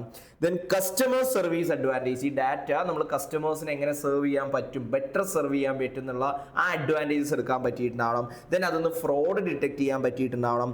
ദെൻ അതിനുവേണ്ടി നമുക്ക് ഡാഷ്ബോർഡ്സും കാര്യങ്ങളൊക്കെ യൂസ് ചെയ്ത് നമുക്ക് പ്രോപ്പറായിട്ട് കമ്മ്യൂണിക്കേറ്റ് ചെയ്യാൻ പറ്റിയിട്ടുണ്ടാവണം. സോ നമ്മൾ ആ ഇൻഫർമേഷൻസ് കമ്മ്യൂണിക്കേറ്റ് ചെയ്യണമെങ്കിൽ നമുക്ക് ഫേമിന് എന്ത് വേണം? ഇങ്ങനത്തെ കുറച്ച് അബിലിറ്റീസും കാര്യങ്ങൾ. ഈ ഫേം എന്ന് ഉദ്ദേശിക്കുന്നത് നമ്മുടെ ഓർഗനൈസേഷൻ കേട്ടോ. ഓർഗനൈസേഷൻസിന് ഇങ്ങനത്തെ കുറച്ച് ക്വാളിറ്റീസും കാര്യങ്ങളും വേണം. ദെൻ അടുത്ത ടോപ്പിക്കാണ് പ്രൊഫഷണൽ സ്കെപ്റ്റിസം. പ്രൊഫഷണൽ സ്കെപ്റ്റിസം എന്ന് വെച്ചാൽ ഇപ്പോൾ നമുക്കറിയാം ഓഡിറ്റേഴ്സ്, നമ്മൾ കോസ്റ്റ് ഓഡിറ്റിനൊക്കെ പോകുന്ന സമയത്ത് അല്ലെങ്കിൽ ചാർട്ടേഡ് അക്കൗണ്ടൻസ് സ്റ്റാറ്റ്യൂട്ടറി ഓഡിറ്റിനൊക്കെ പോകുന്ന സമയത്ത് അല്ലെങ്കിൽ നമ്മുടെ കമ്പനി സെക്രട്ടറിയൽ ഓഡിറ്റിനൊക്കെ പോകുന്ന സമയത്ത് നമ്മൾ എന്ത് ചെയ്യും? കുറെ ഡാറ്റയും കാര്യങ്ങളൊക്കെ കിട്ടും. അത് നമ്മൾ ഓക്കെ, അത് നമുക്ക് വിശ്വസിക്കാം എന്ന് പറഞ്ഞ് വിശ്വസിക്കാൻ പറ്റില്ല. എപ്പോഴും ഒരു ക്വസ്റ്റ്യനിങ് മൈൻഡ് വേണം. മൈൻഡിൽ എപ്പോഴും ഒരു ഡൗട്ട് ഉണ്ടാവണം. Whether it is true or false എന്നൊക്കെ പറഞ്ഞിട്ട് നമുക്കൊരു ക്വസ്റ്റ്യനിങ് മൈൻഡ് ഉണ്ടാവണം. ആ ക്വസ്റ്റ്യനിങ് മൈൻഡ് ഉണ്ടാവുന്ന കോൺസെപ്റ്റിനെയാണ് പ്രൊഫഷണൽ സ്കെപ്റ്റിസം എന്ന് പറയുന്നത്. സോ നമ്മൾ ഡാറ്റ റിലേറ്റഡ് ആയിട്ട് explain the concept of professional scepticism regarding data and discuss why it is important along with challenges involve. എന്തുകൊണ്ടാണ് പ്രൊഫഷണൽ സ്കെപ്റ്റിസിന്റെ ഇമ്പോർട്ടൻസ്, എന്താണ് പ്രൊഫഷണൽ സ്കെപ്റ്റിസം, അതിൽ എന്തൊക്കെ കുറച്ച് ചാലഞ്ചസ് ആണുള്ളത്. So data analytics is powerful for decision making. അത് ശരിയാണ്, data analytics decision മേക്കിങ്ങിന് പവർഫുൾ ആണ്. But managers must not accept result at its face value. But ഈ ഡാറ്റ കളക്ട് ചെയ്തിട്ട് ഡാറ്റ കിട്ടുമല്ലോ, നമുക്ക് ഇൻഫർമേഷൻസ് കിട്ടുന്ന സമയത്ത് ഒരിക്കലും അതിനങ്ങനെ ഒറ്റയടിക്ക് ഓക്കെ ഇത് അങ്ങനെയാണെന്ന് പറഞ്ഞിട്ട് വിശ്വസിക്കരുത്. അതിൻ്റെ ചിലപ്പോൾ മിസ്ലീഡിങ് ഇൻഫർമേഷൻസ് ആയിരിക്കും. സോ അങ്ങനത്തെ മിസ്ലീഡിങ് ആണോ എന്നുള്ളൊരു മൈൻഡ് സെറ്റ് നമുക്ക് എപ്പോഴും വേണം. അതിനെയാണ് പ്രൊഫഷണൽ സ്കെപ്റ്റിസം എന്ന് പറയുന്നത്. ബട്ട് അത് അധികമാവാനും പാടില്ല, തീരെ കുറയാനും പാടില്ല. So they must explore the hidden insight. ആ മാനേജേഴ്സ് ഇത് കിട്ടിക്കഴിഞ്ഞാൽ അതിൻ്റെ ഹിഡൻ ഇൻസൈറ്റ്, അതിൻ്റെ ബാക്കിലുള്ള ആ ഒരു എന്തൊക്കെയാണ് പ്രശ്നം എന്നുള്ളത് നമ്മൾ മനസ്സിലാക്കിയിട്ടുണ്ടാവണം. Then what appears obvious may be misleading. നമ്മൾ നോക്കിയും ഓക്കെ ഇതെങ്ങനെയാണ് പുറമേ കാണുന്നത്, ചിലപ്പോൾ അത് മിസ്ലീഡിങ് ആവാൻ സാധ്യതയുണ്ട്. And deeper investigation is often necessary. അതിൻ്റെ പിന്നെ നമ്മൾ ഡീപ്പർ ആയിട്ടുള്ള ഇൻവെസ്റ്റിഗേഷൻ നെസസറി ആണ്. New data analytics techniques offer unique insight. പുതിയ ഡാറ്റ അനലിറ്റിക്സ് എന്ത് ചെയ്യുന്നുണ്ട്? പുതിയ ഇൻസൈറ്റ്സും കാര്യങ്ങളൊക്കെ കൊടുക്കുന്നുണ്ട്. ബട്ട് കുറച്ച് ചാലഞ്ചസ് ഉണ്ട്. ഈ challenges include false positives. Then നമുക്കതിൽ എറർ പറ്റാം. ദെൻ നമുക്ക് വോളിയം ആൻഡ് കോംപ്ലക്സിറ്റി. ഒരുപാട് ഡാറ്റയ്ക്ക് ഇങ്ങനെ ക്വസ്റ്റ്യൻ ചെയ്ത് ഓരോന്ന് അനലൈസ് ചെയ്ത് പോവുക എന്ന് പറയുന്ന ഒരു ടാസ്ക് ആണ്.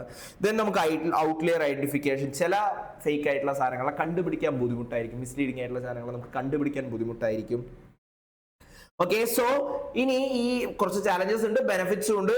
Then there is a need to maintain a balance between excessive skepticism. എന്ന് വെച്ചാൽ നമ്മൾ എല്ലാ കാര്യങ്ങളും ഓരോന്നായിട്ട് നോക്കും. ഇപ്പോൾ ഓഡിറ്റിന് പോവുകയാണ്, എല്ലാ കാര്യങ്ങളും ഓരോന്നോരോന്നോരോ നോക്കുകയാണെങ്കിൽ കുറേ ആർട്ടിക്കിൾസിന് വേണ്ടി വരും, കുറേ ടൈം എടുക്കേണ്ടി വരും. So it involves cost. So excessive scepticism എന്ന് പറയുന്നത് കോസ്റ്റ്ലി ആണ്. Then over reliance on analytics, അത് റിസ്കി ആണ്. നമ്മൾ മൊത്തം അതിൽ അനലൈസ് ചെയ്തെല്ലാം ശരിയാണെന്ന് പറഞ്ഞിട്ട് അതിനെ വിശ്വസിക്കുന്നത് എന്താണ്? റിസ്കിയുമാണ്. സോ എക്സസീവ് ആയിട്ടുള്ള സ്കെപ്റ്റിസിസവും പ്രശ്നമാണ്, അതേപോലെ സ്കെപ്റ്റിസിസം ഇല്ലാതിരിക്കുന്നതും പ്രശ്നമാണ്. Regulators and standard setters emphasis professional scepticism as a core focus area in financial analysis and auditing standards. Financial അനാലിസിസിലും ഓഡിറ്റിംഗ് സ്റ്റാൻഡേർഡ്സിലും ഒരു കോർ ഫോക്കസ് ആണ് ഈ ഒരു സ്കെപ്റ്റിസിസം എന്ന് പറയുന്നത്. Scepticism should be applied particularly when data complexity increases or when red flag emerges the demand clauses scrutiny. So എന്തെങ്കിലും പ്രശ്നം വരികയാണ് അല്ലെങ്കിൽ ഡാറ്റ കോംപ്ലക്സ് ഒക്കെ ആവുന്ന സമയത്ത് പ്രൊഫഷണൽ സ്കെപ്റ്റിസിസം വേണം. However, applying skepticism may also lead to increased cost, strained relationship and budget overruns. So നമ്മളിപ്പോൾ എപ്പോഴും ഇങ്ങനെ എക്സസീവ് ആയിട്ട് ഇങ്ങനെ സ്കെപ്റ്റിസിസം ചെയ്യുന്ന സമയത്ത് നമുക്കൊരു സ്ട്രെയിൻഡ് റിലേഷൻഷിപ്പ് വരാൻ സാധ്യതയുണ്ട്. ദെൻ കോസ്റ്റ് കൂടാറുണ്ട്, ടൈമിൻ്റെ കോസ്റ്റ് കൂടാറുണ്ട്, then budget budget over run ആവാറുണ്ട്. ഓക്കെ, സോ ഒരു പരിധി വരെ കുറച്ച് വേണം, ബട്ട് എക്സസീവ് ആവാനും പാടില്ല. കോംപ്ലക്സ് ആവുന്ന സമയത്ത് കൂടുതൽ സ്കെപ്റ്റിസിസം യൂസ് ചെയ്യാം ഒരു പരിധി വരെ. ഓക്കെ ആണ്. സോ നമുക്ക് ഡിസ്ക്രിപ്റ്റീവ് ആയിട്ടുള്ള ക്വസ്റ്റ്യൻസ് കഴിഞ്ഞിട്ടുണ്ട്. ഇനി നമുക്ക് കുറച്ച് MCQ കുറച്ച് ഫിൽ ഇൻ ദ ബ്ലാങ്ക്സ് ഇട്ടിട്ടുണ്ട്. ദെൻ നമുക്ക് ഒരു കേസ് പോലെ ഇതിൽ നമ്മൾ കണ്ട ക്വസ്റ്റ്യൻസിന് ഒരു കേസ് രീതിയിൽ നമ്മൾ ഇട്ട് തന്നിട്ടുണ്ട് ഇൻ കേസ് വരികയാണെങ്കിൽ. സോ നമുക്ക് മൾട്ടിപ്പിൾ ചോയ്സ് ക്വസ്റ്റ്യനിൽ നോക്കുകയാണെങ്കിൽ numerical data may be expressed as in the form of text, numbers, images, all of the above. നമുക്കറിയാം it is in the form of numbers. Yes, it is in the form of numbers. Then descriptive data may be deciphered as it is in the form of qualitative information, quantitative information, internal sources, all of the above. നമുക്കറിയാം descriptive data എന്ന് പറയുന്നത് qualitative information ആണ്. So qualitative information. Data represented in the form of picture is termed as graphic data, qualitative data, quantitative data, all of the above. Picture ആണെന്നുണ്ടെങ്കിൽ it is graphic data. Then which of the following is a reason for digitization? Digitization വരാനുള്ള reason എന്താ?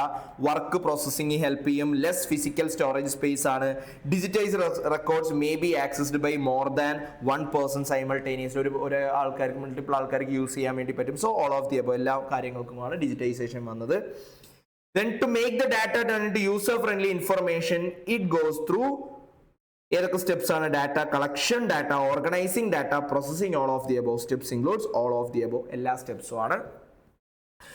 Then MCQ കഴിഞ്ഞ് നമുക്കൊരു true or false നോക്കാം. Improved classification and indexing for documents helps in retrieval of records. So improved classification helps in retrieval. Yes, ശരിയാണ്, true ആണ്. Then data is not a source of information.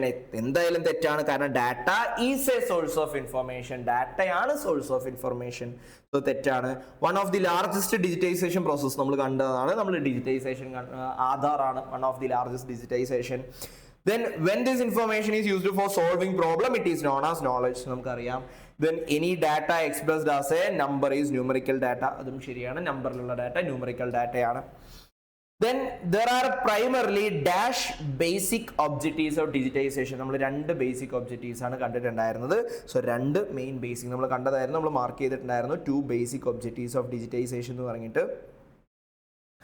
Yes, രണ്ട് objectives of digitisation നമ്മൾ കണ്ടിട്ടുണ്ടായിരുന്നു. Yes. Then നമുക്ക് by the term dash we means expressed in numbers. Quantitative data ആണ്, numbers quantitative data ആണ്, quantitative data or numerical data. Then daily stock price, അത് numerical data ആണ്. Then data is a source of information. Yes, data is a source of information. Then when the information is used for solving problem, it become knowledge. Data information, നമ്മൾ information use ചെയ്യുകയാണെന്നുണ്ടെങ്കിൽ അതിന് നമ്മൾ knowledge എന്ന് പറയും. Then ഒരു case study ആണ് transforming raw data into knowledge. നമ്മൾ എങ്ങനെയാണ് ഡാറ്റ ഇൻഫർമേഷൻ ആക്കുന്നത്, നോളജ് ആക്കുന്ന പ്രോസസ്സ് നമ്മൾ ഫസ്റ്റ് സ്റ്റെപ്പിൽ കണ്ടിട്ടുണ്ടായിരുന്നു, ഫസ്റ്റ് ക്വസ്റ്റ്യനിൽ. അതേ തന്നെ ഒരു കേസായിട്ട് ക്വസ്റ്റ്യൻ ചോദിക്കുകയാണ്. Ramkumar is A head data scientist of Anjana limited. ഒരു കമ്പനിയിലെ സയന്റിസ്റ്റ്, ഒരു ഡാറ്റ സയന്റിസ്റ്റ് ആണ്. ആളുടെ കൂടെ ഒരു ഇൻഫർമേഷൻ എക്സ്ട്രാക്ട് ചെയ്യാൻ വേണ്ടി വർക്ക് ചെയ്തുകൊണ്ടിരിക്കുകയാണ്. His team members are working day and night for collecting and cleaning data. ആൾക്കൊരു പ്രസന്റേഷൻ ഉണ്ടാക്കണം. He has to make a presentation before senior management. Then എന്തൊക്കെ സ്റ്റെപ്സ് ആണ് ഒരു ഡാറ്റയെ നോളജ് ആക്കാൻ വേണ്ടി ഫോളോ ചെയ്യേണ്ടത്? So Ramkumar is essentially to move his organisation data to information, then information to knowledge. 3 രീതിയിലേക്ക് മാറുന്നു. ഡാറ്റനെ ഇൻഫർമേഷൻ ആക്കണം, ഇൻഫർമേഷൻ നോളജിക്ക് ആക്കണം. Data on its own carries no meaning. നമുക്കറിയാം ഡാറ്റയെ കൊണ്ട് ഒറ്റയ്ക്ക് ഒരു കാര്യമില്ല. It becomes information once processed. അതിനെ പ്രോസസ് ചെയ്താൽ മാത്രമേ അത് ഇൻഫോർമേഷൻ ആക്കാൻ വേണ്ടി പറ്റുള്ളൂ. And becomes knowledge when the information is used to solve the management problem. ഇനി അതിനെ നമ്മൾ അപ്ലൈ ചെയ്യുമ്പോഴാണ് അതിനെ നോളജ് ആക്കി മാറുന്നത്. Then to present reliable findings he should take care of the following 6 core steps. നമ്മൾ ഫസ്റ്റ് ക്വസ്റ്റ്യനിൽ കണ്ട 6 സ്റ്റെപ്സ് തന്നെയാണ്. Collection of data, organising data, data processing, then integration of data, then data reporting, then data utilization. So ഈ 6 സ്റ്റെപ്സിലൂടെയാണ് നമ്മൾ എന്ത് ചെയ്തിട്ടുണ്ടാവേണ്ടത്, രാംകുമാർ ചെയ്ത് ഡാറ്റനെ information ആക്കി information apply ചെയ്ത് നോളജ് ആക്കേണ്ടത്. ക്ലിയർ ആണ്? സോ ഇങ്ങനത്തെ ക്വസ്റ്റ്യനും വരാം. ആക്ച്വലി തിയറി തന്നെയാണ്, ബട്ട് ഇങ്ങനെ രീതിയിൽ ചോദിക്കുന്നു എന്ന് മാത്രം. അപ്പോൾ ഇടയിൽ കൂടെ നമ്മൾ ലാസ്റ്റ് എഴുതുക, by carefully observing professional scepticism throughout, not accepting surface pattern at face value, Ramkumar can ensure the knowledge he presents to senior manager is both valid and actionable. So professional scepticism ഒന്ന് check ചെയ്യും കൂടി ചെയ്ത് കഴിഞ്ഞാൽ അയാൾക്ക് ഉറപ്പാക്കാൻ പറ്റും മാനേജ്മെന്റിന് കൊടുക്കുന്ന ഇൻഫർമേഷൻ വാലിഡ് ആണെന്ന് അയാൾക്ക് ഉറപ്പുവരുത്താൻ പറ്റും. ഓക്കെയാണ്? മനസ്സിലായി? ക്ലിയർ? യെസ്. സോ നമ്മുടെ ഫസ്റ്റ് ചാപ്റ്ററിൽ ഡാറ്റ ഇൻഫർമേഷൻ നോളജ് എന്ന് പറയുന്ന ആ ഒരു ഡാറ്റ റിലേറ്റഡ് ആയിട്ടുള്ള ക്വസ്റ്റ്യൻ ആണ്, തിയറിയാണ്. ഇതിൽ നിന്ന് എന്തായാലും ഒരു ക്വസ്റ്റ്യൻ വരാം, ടൈപ്സ് ഓഫ് ഡാറ്റയെന്നോ അല്ലെങ്കിൽ പ്രോസസ്സ് ഡാറ്റയിൽ നിന്ന് ഇൻഫർമേഷൻ ആക്കുന്ന പ്രോസസ്സെന്നോ ഡാറ്റ സ്കെപ്റ്റിസിസമോ അതൊന്നും എന്തെങ്കിലുമൊക്കെ ഒരു ക്വസ്റ്റ്യൻ വരാം. ഓക്കെയാണ്? പ്രൊഫഷണൽ സ്കെപ്റ്റിസിസം ഒരു ക്വസ്റ്റ്യൻ ഒക്കെ വരാം. ഓക്കെയാണ്? യെസ്. ഇനി നമ്മുടെ അടുത്ത ചാപ്റ്റർ ആണ് data processing, organisation, cleaning and validation. നമ്മൾ ഫസ്റ്റ് ചാപ്റ്ററിൽ നോക്കിയത് ഡാറ്റനെ എന്തോ ചെയ്യല്ല, പ്രോസസ്സ് ചെയ്യുന്ന സമയത്ത് അത് ഇൻഫർമേഷൻ ആവുന്നു, ആ ഇൻഫർമേഷനെ നമ്മൾ യൂസ് ചെയ്യുന്ന സമയത്ത് അത് നോളജ് ആവുന്നു എന്ന് കണ്ടു. ഓക്കെ, സോ ഇനി ആ ഡാറ്റ എന്ത് ചെയ്യുമ്പോൾ ഇൻഫർമേഷൻ ആവുന്നു, പ്രോസസ്സ് ചെയ്യുമ്പോൾ. സോ പ്രോസസ്സിൽ നമ്മൾ ഉള്ളിൽ കുറച്ച് സ്റ്റെപ്സ് ഉണ്ടെന്ന് പറഞ്ഞില്ലേ, അതിനെ ഡീൽ ചെയ്യുന്ന ചാപ്റ്റർ ആണ് data processing, data organisation, cleaning and validation. Okay, so ഇതും ഇമ്പോർട്ടൻ്റ് ആണ്. ഇതൊന്നും ഒരു ക്വസ്റ്റ്യൻ വരാം. സോ നമുക്ക് നോക്കാം. ഫസ്റ്റ് വൺ, എന്താണ് ഡാറ്റ ക്ലീനിങ്? നമുക്കറിയാം ഡാറ്റ എന്ന് പറയുന്ന സമയത്ത് പലതും ഉണ്ട്, ആവശ്യമുള്ളത് ഉണ്ടാവാം, ഇല്ലാത്തത് ഉണ്ടാവാം. സോ നമുക്ക് കുറച്ച് ഉദ്ദേശമുണ്ട് എങ്ങനത്തെ ഡാറ്റയാണ് വേണ്ടത് എന്നുള്ളതിന്. സോ അങ്ങനെ നമുക്ക് ആവശ്യമുള്ള സാധനം നമ്മൾ എടുക്കുന്നു. സോ ഡാറ്റ ക്ലീൻ ചെയ്യണം നമ്മൾ. So what is data cleaning? Okay, so what is data cleaning? What are the steps for data cleaning and what are the benefits of data cleaning? എന്താണ് data cleaning? എന്താണ് steps of data cleaning? Then benefits of data cleaning. So data cleaning is a process of correcting or deleting inaccurate, corrupted, improperly formatted, duplicated or insufficient data from a data set.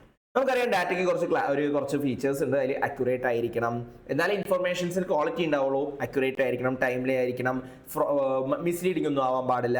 So അങ്ങനെ ഇന്നക്യുറേറ്റ് ആയിട്ടുള്ള അതിനെ correct ചെയ്യുക, നമ്മൾ തെറ്റായിട്ടുള്ളതിനെ correct ചെയ്യുക, ആവശ്യമില്ലാത്തതിനെ delete ചെയ്യുക, corrected ആയിട്ടുള്ളതിനെ ശരിയാക്കുക, properly ഫോർമാറ്റർ അല്ലാത്തതിനെ properly ഫോർമാറ്റർ ആക്കുക. അങ്ങനത്തെ പരിപാടികളാണ് നമ്മൾ ഡാറ്റ ക്ലീനിങ് എന്നുകൊണ്ട് ഉദ്ദേശിക്കുന്നത്. So data cleaning includes removal of duplicate and irrelevant information. ചില ഇൻഫർമേഷൻസ് 2 ടൈമൊക്കെ കയറിയിട്ടുണ്ടാവും ഡാറ്റ കളക്ട് ചെയ്യുന്ന സമയത്ത്. അതിൽ കളയുക, ഇറലവന്റ് ആയിട്ടുള്ള ഇൻഫർമേഷൻസ് നമ്മൾ റിമൂവ് ചെയ്യുക, എന്തെങ്കിലും സ്ട്രക്ചറൽ ആയിട്ടുള്ള എറേഴ്സ് വല്ലതുണ്ടെങ്കിൽ അതിനെയൊക്കെ ഒന്ന് ശരിയാക്കുക. ദെൻ അൺവാണ്ടഡ് ഔട്ട്ലേസ്, ആവശ്യമില്ലാത്ത കാര്യങ്ങളൊക്കെ ഉണ്ടെന്നുണ്ടെങ്കിൽ അതിനെ കളയുക. മിസ്സിംഗ് ഡാറ്റനെ എങ്ങനെ കണ്ടുപിടിക്കാൻ നോക്കുക. ചിലപ്പോൾ ചില ആൾക്കാരുടെ ചില ഡാറ്റ കിട്ടിയിട്ടുണ്ടാവും, ചിലത് കിട്ടിയിട്ടുണ്ടാവും. സോ അത് ഫൈൻഡ് ചെയ്യാൻ നോക്കുക. അല്ലെങ്കിൽ അത് ചിലപ്പോൾ അവൈലബിൾ ആണെങ്കിൽ നമുക്ക് കണ്ടുപിടിക്കാൻ പറ്റുന്നുണ്ടെങ്കിൽ അതിനെ കണ്ടുപിടിക്കുക. ദെൻ അതിനെ ചെക്ക് ചെയ്യുക, വാലിഡേഷൻ ചെയ്യുക, അത് പ്രോപ്പർ ആണോ എന്ന് ചെക്ക് ചെയ്യുക. കുറേ ഫീച്ചേഴ്സ് ഒക്കെ ഉണ്ടാവണല്ലോ ഡാറ്റയ്ക്ക്, ആ ഫീച്ചേഴ്സ് ഒക്കെ ചെക്ക് ആണോ ടിക് മാർക്ക് ഇടുക. ദെൻ ക്വസ്റ്റ്യൻ നമ്മൾ ജസ്റ്റ് ഒന്ന് ട്രൈ ചെയ്ത് നോക്കുക, എല്ലാവർക്കും ഇതിലൂടെ ഇൻഫർമേഷൻസ് ഫ്രെയിം ചെയ്യാൻ പറ്റുന്നുണ്ടോ ട്രൈ ചെയ്ത് നോക്കുക. സോ ഇതും ഒരു സ്റ്റാൻഡേർഡ് ക്വസ്റ്റ്യൻ ആണ് കേട്ടോ. Steps for data cleaning, steps മാത്രമായിട്ട് ചോദിക്കാവേ. Okay, yes, steps of data cleaning. ഇനി ഡാറ്റ ക്ലീനിങ്ങിലൂടെ എന്തൊക്കെ ബെനിഫിറ്റ്സ് ആണ് ഉദ്ദേശിക്കുന്നത്? ബെനിഫിറ്റ്സ് ഓഫ് ഡാറ്റ ക്ലീനിങ് നോക്കാം. ഒന്ന്, എറർ കറക്ഷൻ ഉണ്ട്. ഓക്കെ, സോ കാരണം കുറെ ഡാറ്റ ഉണ്ടാവുന്ന സമയത്ത് ഡാറ്റയിൽ എറർ ഉണ്ടാവും. സോ ന്യൂമറസ് ഡാറ്റ സോഴ്സസ്, പല സോഴ്സസ് നിന്നും ഡാറ്റ വരുന്നതുകൊണ്ട് തന്നെ അതിൽ എറേഴ്സ് ഉണ്ടാവാൻ സാധ്യതയുണ്ട്. സോ എറർ കറക്ഷന് ഹെൽപ്പ് ചെയ്യും നമ്മുടെ data cleaning. Then fewer mistakes result in happier customers and less irritated workers. തെറ്റ് കുറവായിട്ടുള്ള ഡാറ്റ ആണെന്നുണ്ടെങ്കിൽ കസ്റ്റമേഴ്സിന് ഓക്കെയാണ്, അത് യൂസ് ചെയ്യുന്ന ആൾക്കാർക്കൊക്കെ ഓക്കെയാണ്, വർക്കേഴ്സിന് വർക്ക് ചെയ്യാനും ഓക്കെയാണ്. സോ തെറ്റ് കുറയ്ക്കാൻ നോക്കുക. Then map the many functions and planned uses of data.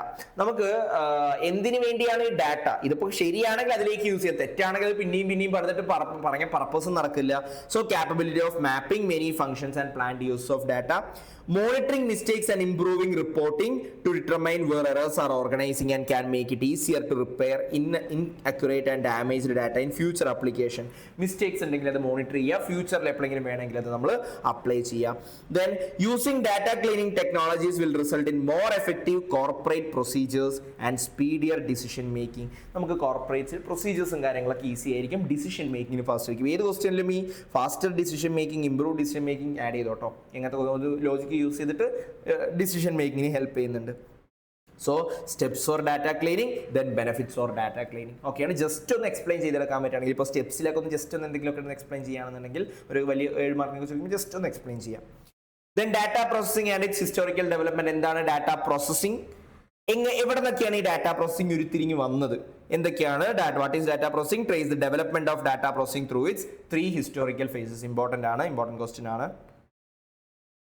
So data processing means organising, categorising and manipulating data. Organise ചെയ്യുക, കാറ്റഗറൈസ് ചെയ്യുക, മാനിപ്പുലേറ്റ് ചെയ്യുക. ഓർഗനൈസ് ചെയ്യുക, ഒന്ന് പ്രോപ്പറായിട്ടൊന്ന് ഓർഗനൈസ് ചെയ്ത് വെക്കുക, കാറ്റഗറൈസ് ചെയ്യുക. To extract useful information. കാരണം ഡാറ്റ വെറുതെ കിട്ടിയിട്ട് കാര്യമില്ല, because it is raw. Data എന്ന് പറയുന്നത് റോ ആണ്. സോ അതൊന്ന് യൂസ്ഫുൾ ഇൻഫർമേഷൻസ് നമ്മൾ എക്സ്ട്രാക്ട് ചെയ്തെടുക്കാൻ വേണ്ടിയിട്ട് നമ്മൾ ഡാറ്റനെ ചെയ്യുന്ന കുറച്ച് പരിപാടികളാണ് ഡാറ്റ പ്രോസസിംഗ് എന്ന് പറയുന്നത്. Where information refers to patterns and insights that help solve real world problems. കാരണം ഇൻഫർമേഷൻസ് ആണ് പ്രോബ്ലം സോൾവ് ചെയ്യാൻ ഹെൽപ്പ് ചെയ്യുന്നത്. Technological advancement have made data processing which more efficient and powerful. Data പ്രോസസിങ്ങിനെ എഫിഷ്യൻറ്റും powerful ആക്കുന്ന എന്താണ്? നമ്മുടെ ഈ ടെക്നോളജിക്കൽ അഡ്വാൻസ്മെന്റ് ആണ്. Shifting task that once needed to great deal of human effort. So ഈ ടെക്നോളജി ഒക്കെ വന്നിട്ട് data processing, mandatory data processing നമ്മളെ ഹെൽപ്പ് ചെയ്യുന്നുണ്ട്. Modern data processing techniques include information extraction, algorithm. അതിന് ചില ഡാറ്റ നമുക്ക് ആവശ്യമുള്ള ഡാറ്റ പിക്ക് ചെയ്തെടുക്കുക, ആവശ്യമില്ലാത്തതിനെ കളയുക, ഓർഗനൈസ് ചെയ്യുക, ടേബിൾ ആക്കി. ഇതൊക്കെ ഡാറ്റ പ്രോസസിംഗ് എന്ന് പറയുന്നത്. സോ എവിടെ നിന്നാണ് ഈ ഡാറ്റ പ്രോസസിംഗ് വന്നത്? ഫസ്റ്റ് നമ്മൾ ആദ്യം മാനുവൽ ആയിട്ടുള്ള ഡാറ്റ പ്രോസസിംഗ് ഉണ്ടായിരുന്നു. മെഷീൻസ് ഒന്നും ഇല്ലാതെ നമ്മൾ തന്നെ കുറച്ച് ഇതെവിടെയാണ്, ഇതിങ്ങനെയാണെന്നൊക്കെ പറഞ്ഞ് ചെയ്യുന്നതിനെയാണ് handling data without machine help ഒന്നും ഇല്ലാതെ ചെയ്യുന്നതാണ്. Only small scale processing was possible before mechanical tools ഒന്നും ഇല്ലാതെ നമ്മൾ ചെയ്യുമ്പോൾ സ്മോൾ സ്കെയിലേ പറ്റുമായിരുന്നുള്ളൂ. It is still used in special cases. ചില സമയത്ത് ഡിജിറ്റൈസ് ചെയ്യാൻ പറ്റാത്ത റെക്കോർഡ്സിനെയൊക്കെ നമ്മൾ സ്റ്റിൽ മെക്കാനിക്കലിൽ നിന്ന് യൂസ് ചെയ്യുന്നുണ്ട്, മാനുവലി യൂസ് ചെയ്യുന്നുണ്ട്. ദെൻ മെക്കാനിക്കൽ ഡാറ്റ പ്രോസസിംഗ് ഉണ്ട്. കമ്പ്യൂട്ടേഴ്സ് അല്ല, വേറെ ഏതെങ്കിലും ടൂൾസ് ഒക്കെ യൂസ് ചെയ്തുകൊണ്ട്, non computer tools like punch card മെഷീൻസോ അങ്ങനെ യൂസ് ചെയ്യുന്ന. കമ്പ്യൂട്ടർ വരുന്നുള്ളൂ ബട്ട് മാനുവലിന് പോയി. സോ അങ്ങനെ മെക്കാനിക്കൽ ഡാറ്റ പ്രോസസിംഗ് ഉണ്ട്. ദെൻ ഇലക്ട്രോണിക് ഡാറ്റ പ്രോസസിംഗ് ഉണ്ട്. നമുക്കറിയാം using modern computers, modern electronics. ഇപ്പോൾ ഒക്കെ യൂസ് ചെയ്തുകൊണ്ട് ഡാറ്റ പ്രോസസിംഗും കാര്യങ്ങളൊക്കെ ചെയ്യുന്നുണ്ട്. സോ മെക്കാനിക്കൽ ഡാറ്റ, നമ്മുടെ ഇലക്ട്രോണിക് ഡാറ്റ പ്രോസസിംഗ്, അങ്ങനെ മൂന്ന് ഹിസ്റ്റോറിക്കൽ അല്ലെങ്കിൽ 3 ഫേസസ് ഓഫ് ഡാറ്റ പ്രോസസിംഗ് ആണല്ലോ. ഒന്ന് മാനുവൽ, പിന്നെ mechanical, then electronic data processing ആണ് നമ്മൾ ഇതുവരെ കണ്ടിട്ടുണ്ടായിരുന്നത്. ക്ലിയർ ആണ്? Okay, yes. ഇനി അടുത്തത് ഇതിൽ തന്നെ മോസ്റ്റ് ഇമ്പോർട്ടൻ്റ് ആയിട്ടുള്ള, വെരി ഇമ്പോർട്ടൻ്റ് ആയിട്ടുള്ള ഒരു ക്വസ്റ്റ്യൻ ആണ് relevance of data processing and data science. Relevance of data processing and data science ഇത് എന്തായാലും വരാൻ സാധ്യതയുള്ളത് തന്നെയാണ്. സോ ഇതൊന്ന് പഠിച്ചു വയ്ക്കുക, എന്തായാലും പഠിച്ചു വയ്ക്കുക. ഒന്ന് റിസ്ക് അനലിറ്റിക്സിന് ഹെൽപ്പ് ചെയ്യുന്നുണ്ട്. ഡാറ്റ പ്രോസസ്സ് ചെയ്ത് കഴിഞ്ഞാൽ റിസ്ക് കണ്ടുപിടിക്കാൻ വേണ്ടി, റിസ്ക് അനലൈസ് ചെയ്യാൻ വേണ്ടിയിട്ട് ഹെൽപ്പ് ചെയ്യുന്നുണ്ട്. എന്തൊക്കെയാണ് റിസ്ക് വരാൻ സാധ്യത കണ്ടുപിടിക്കാൻ ഹെൽപ്പ് ചെയ്യുന്നുണ്ട്. ദെൻ കൂടുതലും നമ്മുടെ നാട്ടിൽ ഈ കമ്പനികൾ പ്രശ്നം ഉണ്ടാക്കാൻ പോകുന്ന ഈ അൺസ്ട്രക്ചേർഡ് ഡാറ്റയാണ്. സോ അൺസ്ട്രക്ചേർഡ് ഡാറ്റയാണ് കൂടുതലും പ്രശ്നക്കാരൻ. ഈ റിസ്ക് റിലേറ്റഡ് ഡാറ്റ കൂടുതലും അൺസ്ട്രക്ചേർഡ് ആണ്. സോ അതിനെയൊക്കെ ഒന്ന് ശരിയാക്കി കഴിഞ്ഞാൽ, സ്ട്രക്ചർ ആക്കിയാൽ തന്നെ, ഈ നമ്മൾ ഡാറ്റ പ്രോസസിങ് ചെയ്ത് സ്ട്രക്ചർ ആക്കിയാൽ തന്നെ പരമാവധി എന്താവും, അത് റിസ്ക് ഒക്കെ ഇല്ലാതാവുന്നുണ്ട്. Then loss and recurrence. നമ്മൾ ഓർഗനൈസ്ഡ് അല്ലാത്ത ഡാറ്റ എന്ന് പറയുന്ന സമയത്ത് ലോസ് വരാൻ സാധ്യതയുണ്ട്. സോ അങ്ങനെ ലോസും കാര്യങ്ങളൊക്കെ ഒഴിവാക്കാൻ വേണ്ടിയിട്ട് നമുക്ക് എന്ത് ചെയ്യാം? ഡാറ്റ പ്രോസസ്സിങ് ചെയ്യണം. Then machine learning. ഇപ്പം നമുക്ക് മെഷീൻ ലേണിംഗ് ഒക്കെ യൂസ് ചെയ്തുകൊണ്ട് നമുക്ക് ആൽഗോറിതംസും ക്രിയേറ്റ് ചെയ്യുന്നതും അതിനെ കസ്റ്റമേഴ്സിന്റെ റിലയബിലിറ്റിയും കാര്യങ്ങളും കൂടുതൽ സ്റ്റഡി നടത്താൻ വേണ്ടി നമുക്ക് പ്രോസസ്സ് ചെയ്തിട്ടുള്ള ഡാറ്റ വേണം. Then dynamic risk assessment. അപ്പോൾ ഓരോരോ പുതിയ റിസ്ക് വരുന്ന സമയത്ത് അസസ് ചെയ്യാൻ വേണ്ടി ഹെൽപ്പ് ചെയ്യുന്നുണ്ട്, ഓരോ ചേഞ്ചിങ് സിറ്റുവേഷൻസിനനുസരിച്ച്. Then real time analysis. Real time അനലിറ്റിക്സിന് ഹെൽപ്പ് ചെയ്യുന്ന ഡാറ്റ പ്രോസസിംഗ്. ഇപ്പോഴത്തെ കറണ്ട് സിറ്റുവേഷനിൽ ഇത് ഇമ്പോർട്ടൻ്റ് ആവണോ, ഇതെന്താണ് റിലവൻസ്? സോ റിയൽ ടൈം അനാലിറ്റിക്സിന് ഹെൽപ്പ് ചെയ്യുന്നുണ്ട്. Then customer data management. കസ്റ്റമേഴ്സിന്റെ ഡാറ്റ മാനേജ് ചെയ്യാൻ വേണ്ടിയിട്ട് ഹെൽപ്പ് ചെയ്യുന്നുണ്ട് നമ്മുടെ data processing. Then consumer analysis, consumer analytics, കൺസ്യൂമേഴ്സിനെ ഒന്ന് സ്റ്റഡി നടത്താൻ വേണ്ടിയിട്ട്. Customer segmentation. ഇപ്പോൾ ഓരോ കാറ്റഗറി, ഇപ്പോൾ 10 വയസ്സിന്റെ താഴെയുള്ള ഒരു കസ്റ്റമർ, അല്ലെങ്കിൽ 10 to 15 വേറൊരു ക്ലാസ്, അല്ലെങ്കിൽ luxury, premium, normal, ordinary. So അങ്ങനെ കസ്റ്റമേഴ്സിനെ സെഗ്മെന്റ് ചെയ്തിട്ട് അവർക്കനുസരിച്ചുള്ള സർവീസോ അല്ലെങ്കിൽ അവർക്കനുസരിച്ചുള്ള പ്രൊഡക്ട്സോ കൊടുക്കാൻ വേണ്ടി ഡാറ്റ പ്രോസസിംഗ് ഹെൽപ്പ് ചെയ്യുന്നുണ്ട്. Then personalised services. Okay, personalised ആയിട്ടുള്ള സർവീസ് കൊടുക്കുന്നു, കസ്റ്റമർ കെയർ ആയിക്കോട്ടെ, പേഴ്സണലൈസ്ഡ് ആയിട്ടുള്ള സർവീസസ് കൊടുക്കാൻ വേണ്ടിയിട്ട് നമ്മൾ ഡാറ്റ പ്രോസസ്സിംഗ് യൂസ് ചെയ്യുന്നുണ്ട്. ദെൻ അഡ്വാൻസ്ഡ് ആയിട്ടുള്ള അവരുടെ പ്രശ്നം നമ്മൾ ആദ്യം തന്നെ മനസ്സിലാക്കിയിട്ട് നമ്മൾ അവർക്ക് അഡ്വാൻസ്ഡ് ആയിട്ടുള്ള കസ്റ്റമർ സർവീസസ് കൊടുക്കാൻ പറ്റുന്നുണ്ട്. ദെൻ പ്രഡിക്റ്റീവ് അനലിറ്റിക്സ്, എന്തൊക്കെ വരാൻ സാധ്യതയെന്ന് പറഞ്ഞിട്ട് പ്രഡിക്റ്റ് ചെയ്യാനും പ്രഡിക്റ്റീവ് അനലൈസ് ചെയ്യാനും സാധ്യതയുണ്ട്. ദെൻ ഫ്രോഡ് ഡിറ്റക്ട് ചെയ്യാൻ പറ്റും നമുക്ക് data processing. Then anomaly detention, എവിടെയെങ്കിലും ചിലപ്പോൾ ഒരു സ്ഥലത്ത് ഒന്ന് പറയുന്നു മറ്റേ സ്ഥലത്ത് വേറെന്ന് പറയുന്നു, കൺഫ്യൂഷൻസ് വരുന്നുണ്ട്. സോ അനോമലീസ് ഡിറ്റക്ട് ചെയ്യാൻ ഹെൽപ്പ് ചെയ്യുന്നുണ്ട്. ദെൻ ആൽഗോറിതമിക് ട്രേഡിങ്ങിന് ഹെൽപ്പ് ചെയ്യുന്നുണ്ട്. നമ്മൾ സ്റ്റോക്ക് മാർക്കറ്റിലായിക്കോട്ടെ, ആൽഗോറിതമിക് സ്റ്റോക്ക് മാർക്കറ്റിലും ഡിസിഷൻ മേക്കിങ്ങിനൊക്കെ ആൽഗോറിതമിക് ട്രേഡിങ്ങിന് നമുക്ക് എന്ത് ഹെൽപ്പ് ചെയ്യുന്നുണ്ട്, നമ്മുടെ ഈ ഒരു ഡാറ്റ പ്രോസസ്സിംഗ് നമ്മളെ ഹെൽപ്പ് ചെയ്യുന്നുണ്ട്. ഓക്കെയാണ്. Yes. Moving to next question, that is what are the functions of data processing. ഇത് വളരെ ഇമ്പോർട്ടൻ്റ് ആണ് കേട്ടോ, ഈ പ്രോസസ് ഓഫ് ഈ ഡാറ്റ പ്രോസസ്സിങ്ങിൻ്റെ ഇമ്പോർട്ടൻസ് എന്തൊക്കെയാണ്, റെലവൻസ് ഓഫ് ഡാറ്റ പ്രോസസ്സിംഗ് അല്ലെങ്കിൽ റെലവൻസ് ഓഫ് ഡാറ്റ പ്രോസസ്സിംഗ് അല്ലെങ്കിൽ importance of data processing or major areas of application of data processing. ഇതിൽ ഏത് ചോദ്യം വന്നാലും ഇതിലൊക്കെ നമ്മൾ ഡാറ്റ പ്രോസസ്സിംഗ് യൂസ് ചെയ്യുന്നുണ്ട്. ഇതൊക്കെ ഡാറ്റ പ്രോസസ്സിംഗ് ഇമ്പോർട്ടൻ്റ് ആണ്. ഓക്കെയാണ്. യെസ്. ഇനി നമുക്കൊരു ഫങ്ഷൻസ് ഓഫ് ഡാറ്റ പ്രോസസ്സിംഗ് നോക്കാം. എന്തൊക്കെയാണ് ഡാറ്റ പ്രോസസ്സിംഗിന്റെ functions? First one, explain the principal functions involve in data processing. Data process ചെയ്യുന്ന സമയത്ത് നമ്മൾ ഫസ്റ്റ് ഡാറ്റ വാലിഡേറ്റ് ചെയ്യണം. എന്താ ഡാറ്റ വാലിഡേഷൻ? നമ്മൾ ചോദിച്ച പോലെയാണ് കിട്ടിയിരിക്കുന്നത്, നമുക്ക് ആവശ്യമുള്ള സാധനങ്ങൾ തന്നെയാണ് കിട്ടിയിരിക്കുന്നത്. Verifying the data values come from applicable set and meet quality standards. നമ്മൾ പറഞ്ഞ ക്വാളിറ്റി സ്റ്റാൻഡേർഡ്സ് മീറ്റ് ചെയ്യുന്നുണ്ടോ, അക്യുറേറ്റ് ആണോ, റിലയബിൾ ആണോ നോക്കാൻ വേണ്ടിയിട്ട് നമ്മൾ വാലിഡിറ്റി ചെക്ക് ചെയ്യുന്നു ആദ്യം. ദെൻ സോർട്ട് ചെയ്യുന്നു, നമ്മൾ ആവശ്യമുള്ളതിനൊക്കെ ഒരു പ്രോപ്പറായിട്ട് നമ്മൾ ഇപ്പോൾ റീജിയൻ വൈസോ കൺട്രി വൈസോ അല്ലെങ്കിൽ ജെൻഡർ വൈസോ നമ്മൾ സോർട്ട് ചെയ്ത് മാറ്റുന്നു. ദെൻ അഗ്രിഗേറ്റ് ചെയ്യുന്നു, കൺസോളിഡേറ്റ് ചെയ്യുന്നു, collecting and summarising data by replacing individual entries with totals. So ഓരോരോ എൻട്രിക്ക് പകരം ടോട്ടൽ ചെയ്തിട്ട് ഓക്കെ ഇത്ര പേര്, ഓരോരുത്തർക്കും പകരം ഇത്ര പേര്, അങ്ങനെ അഗ്രിഗേറ്റ് ചെയ്യുന്നു. ദെൻ അനലൈസ് ചെയ്യുന്നു, cleaning, converting and modelling data to exact actionable business intelligence നമ്മൾ അനലൈസ് ചെയ്യുന്നു. ദെൻ റിപ്പോർട്ട് ചെയ്യുകയാണ് നമ്മൾ, gathering and structuring raw data in consumable format, evaluate ongoing organisational performance നമ്മൾ റിപ്പോർട്ട് ചെയ്യുന്നു. ദെൻ നമ്മൾ finally classify ചെയ്യുകയാണ്, ഇതിൽ ഏതൊക്കെ വേണം, ആർക്കൊക്കെ ഏതൊക്കെ വേണം എന്ന് പറഞ്ഞിട്ട് നമ്മൾ ക്ലാസിഫൈ ചെയ്യുന്നു. അങ്ങനെ ഡാറ്റ പ്രോസസ്സിങ്ങിൽ നമുക്ക് ഒരു 6 സ്റ്റെപ്സ് ഉണ്ട്, steps involve in data processing. Okay, so ഡാറ്റനെ എങ്ങനെ ഇൻഫോർമേഷൻ ആക്കാന്നുള്ളതിൽ ഒരു സ്റ്റെപ്പാണ് ഡാറ്റ പ്രോസസ്സിംഗ്. ആ ഡാറ്റ പ്രോസസ്സിങ്ങിൻ്റെ ഉള്ളിലുള്ള ഒരു 6 സ്റ്റെപ്സ് ഉണ്ട്: validation, sorting, aggregation, then analysis, reporting and classification. ഓക്കെയാണ്. യെസ്. ഇനി നമ്മുടെ അടുത്ത ക്വസ്റ്റ്യൻ ആണ് data classification, methods, risk levels and process. എന്തൊക്കെയാണ് ഡാറ്റ ക്ലാസിഫിക്കേഷൻ അല്ലെങ്കിൽ data different types of data നമുക്ക് നോക്കാം. ഡാറ്റ ക്ലാസിഫിക്കേഷൻ എന്താന്ന് നോക്കാം. So explain the methods of data classification. Data എങ്ങനെയൊക്കെ ക്ലാസിഫൈ ചെയ്യാൻ വേണ്ടി പറ്റും, the risk categories and the data classification process. എങ്ങനെയാണ് ഡാറ്റനെ നമ്മൾ ക്ലാസിഫൈ ചെയ്യുന്നത് നോക്കാം. സോ ഫസ്റ്റ് നമ്മൾ മെത്തേഡ്സ് നോക്കുകയാണെങ്കിൽ ഒന്ന് കണ്ടന്റ് ബേസ്ഡ് ഡാറ്റനെ നമുക്ക് ക്ലാസിഫൈ ചെയ്യാൻ പറ്റും. ഏതാണ് നമുക്ക് ആ കണ്ടന്റ്, ആവശ്യമുള്ള കണ്ടന്റിന്റെ ബേസിൽ. ദെൻ സെൻസിറ്റീവ് ആയിട്ടുള്ള ഡാറ്റ. ദെൻ നമുക്ക് കോണ്ടെക്സ്റ്റ് ബേസ്ഡ് നോക്കാം, ഇത് ആർക്കുള്ളതാണ്, അതിന്റെ അപ്ലിക്കേഷൻ എന്താണ്, അതിന്റെ സ്കോപ്പ് എന്താണ്. അങ്ങനെ നമുക്ക് യൂസേഴ്സ് അല്ലെങ്കിൽ ലൊക്കേഷൻ, ക്രിയേറ്റർ, സെൻസിറ്റിവിറ്റി, ക്ലോസ്, അങ്ങനെ നമുക്ക് കോണ്ടെക്സ്റ്റ് ബേസിൽ നമുക്ക് ക്ലാസിഫൈ ചെയ്യാൻ വേണ്ടി പറ്റും. ദെൻ യൂസർ ബേസ്ഡ് ആയിട്ട് നമുക്ക് ക്ലാസിഫൈ ചെയ്യാൻ വേണ്ടി പറ്റും, ആർക്കാണ് ഇത് വേണ്ടത്, എം ഡിക്കുള്ളതാണോ മാനേജർക്കുള്ളതാണോ. സോ യൂസേഴ്സിന്റെ ബേസിൽ ഇത് ക്ലാസിഫൈ ചെയ്യാൻ വേണ്ടി പറ്റും. സോ ഡാറ്റ ക്ലാസിഫിക്കേഷന്റെ മെത്തേഡ്സ് ഒന്ന് കണ്ടന്റ് ബേസ്ഡ് ഉണ്ട്, കോണ്ടെക്സ്റ്റ് ബേസ്ഡ് ഉണ്ട്, യൂസർ ബേസ്ഡ് ഉണ്ട്. ദെൻ റിസ്കിന്റെ ബേസിൽ നമുക്ക് ഡാറ്റനെ ക്ലാസിഫൈ ചെയ്യാൻ വേണ്ടി പറ്റും. ഒന്ന് low risk data, moderate risk data, then high risk data. Low risk data, moderate risk data, then high risk data. നമുക്കറിയാം ലോ റിസ്ക് ഡാറ്റ നോർമലി പബ്ലിക്കിനൊക്കെ ഉള്ളതാണ്, എല്ലാവർക്കും ഉള്ളതാണ്, നമുക്ക് അധികം സീക്രട്ട് ഒന്നുമല്ല, സെൻസിറ്റീവ് ഒന്നുമല്ല. ദെൻ മോഡറേറ്റ് റിസ്ക് എന്ന് പറയുമ്പോൾ ഉള്ളിലുള്ളതാണ്, ബട്ട് അധികം ആൾക്ക് സെൻസിറ്റീവ് അല്ല, ബട്ട് എല്ലാവർക്കും അങ്ങനെ അറിയില്ല. ബട്ട് ഹൈ റിസ്ക് എന്ന് പറയുമ്പോൾ സെൻസിറ്റീവ് ആണ്, കുറച്ച് പേർക്ക് മാത്രമേ അത് അറിയുള്ളൂ, മിസ്യൂസ് ആക്കാൻ പാടില്ല, അത് പോയി കഴിഞ്ഞാൽ റിട്രീവ് ചെയ്തെടുക്കാനും ബുദ്ധിമുട്ടാണ്, കാരണം അത് പബ്ലിക് ഡൊമൈനിലൊന്നും ഇല്ലാത്തതാണ്. ദെൻ നമുക്ക് ക്ലാസിഫിക്കേഷൻ, ഡാറ്റ ക്ലാസിഫിക്കേഷൻ മെട്രിക്സ് നോക്കുകയാണെന്നുണ്ടെങ്കിൽ നമുക്ക് എങ്ങനെയൊക്കെ ഡാറ്റ ക്ലാസിഫിക്കേഷൻ മെട്രിക്സ് എന്ന് പറയുമ്പോൾ സമയത്ത് സെൻസിറ്റിവിറ്റിയുടെ ബേസിൽ അല്ലെങ്കിൽ ഡാറ്റ എങ്ങനെയുള്ളതാണ് ഇമ്പോർട്ടൻസിന്റെ ബേസിൽ നമുക്ക് കോൺഫിഡൻഷ്യൽ ഡാറ്റയും സെൻസിറ്റീവ് ഡാറ്റയും ഉണ്ട്, പബ്ലിക് ഡാറ്റയും ഉണ്ട്. കോൺഫിഡൻഷ്യൽ ഡാറ്റ എന്ന് പറയുന്ന സമയത്ത് അത് കുറച്ച് പേരുടെ അടുത്ത് മാത്രമേ ഉള്ളൂ, ഭയങ്കര കോൺഫിഡൻഷ്യൽ ആണ്. സെൻസിറ്റീവ് എന്ന് പറയുന്ന സമയത്ത് കോൺഫിഡൻഷ്യൽ അല്ല, ബട്ട് അത് അധികം ആൾക്കാർ അറിഞ്ഞു കഴിഞ്ഞാൽ ഒരു പ്രശ്നം ഉണ്ടാവുന്ന സാധനമാണ്. ദെൻ പബ്ലിക് ഡാറ്റയാണ്. സോ കോൺഫിഡൻഷ്യൽ ഡാറ്റയുടെ ഇമ്പാക്ട് നോക്കുകയാണെന്നുണ്ടെങ്കിൽ ഹൈ ഇമ്പാക്ട് ആണ്. ഓക്കെ. സോ ഇഫ് ഇൻകറക്റ്റ്, അത് എന്തെങ്കിലും തെറ്റിക്കഴിഞ്ഞാൽ അല്ലെങ്കിൽ അത് ആൾക്കാരിലേക്ക് എത്തിക്കഴിഞ്ഞാൽ ഇംപ്രോപ്പർലി ഡിസ്ക്ലോസ്, പറയാത്ത രീതിയിൽ ഇംപ്രോപ്പർലി ഡിസ്ക്ലോസ് ചെയ്തിപ്പോൾ കമ്പനിയുടെ ഫിനാൻഷ്യൽസ് ഒക്കെ പബ്ലിക്കിന് ഡിസ്ക്ലോസ് ചെയ്യുന്ന സമയത്ത് ഭയങ്കര കോൺഫിഡൻഷ്യൽ ആണ് പബ്ലിക് ഡിസ്ക്ലോസ് ചെയ്യുന്ന സമയത്ത്. ഇതുവരെയും കോൺഫിഡൻഷ്യൽ ആയിട്ടുള്ള സാധനം പബ്ലിക്കിൽ കൊടുക്കുന്ന സമയത്ത് അത്രയും ഉള്ളിലുള്ള ഓഡിറ്റേഴ്സ് കാര്യങ്ങളോ ഫിനാൻഷ്യൽസ് ഒക്കെ നോക്കുന്നത്. കാരണം ഫിനാൻഷ്യൽസിന് ബേസിലല്ലേ മാർക്കറ്റിൽ ഷെയർ കൂടണോ കുറയണോ എന്നൊക്കെ തീരുമാനിക്കുന്നത്. ഭയങ്കര കോൺഫിഡൻഷ്യൽ ആണ്. അതേപോലെ എല്ലാവർക്കും അൺഅവൈലബിൾ ആണ്, എല്ലാവർക്കും അവൈലബിൾ അല്ല. സീരിയസ് കോൺസിക്വൻസ് ഉണ്ട്. സപ്പോസ് അത് മിസ്യൂസ് ഒക്കെ ചെയ്യപ്പെടുകയാണെങ്കിൽ സീരിയസ് ആയിട്ടുള്ള കോൺസിക്വൻസസ് ഉണ്ടാവാറുണ്ട്. അതേപോലെ സെൻസിറ്റീവ് ഡാറ്റ ആണെങ്കിൽ മീഡിയം ഇമ്പാക്ട് ആണ്, വല്ലാത്ത രീതിയിൽ ഇമ്പാക്ട് ഇല്ല.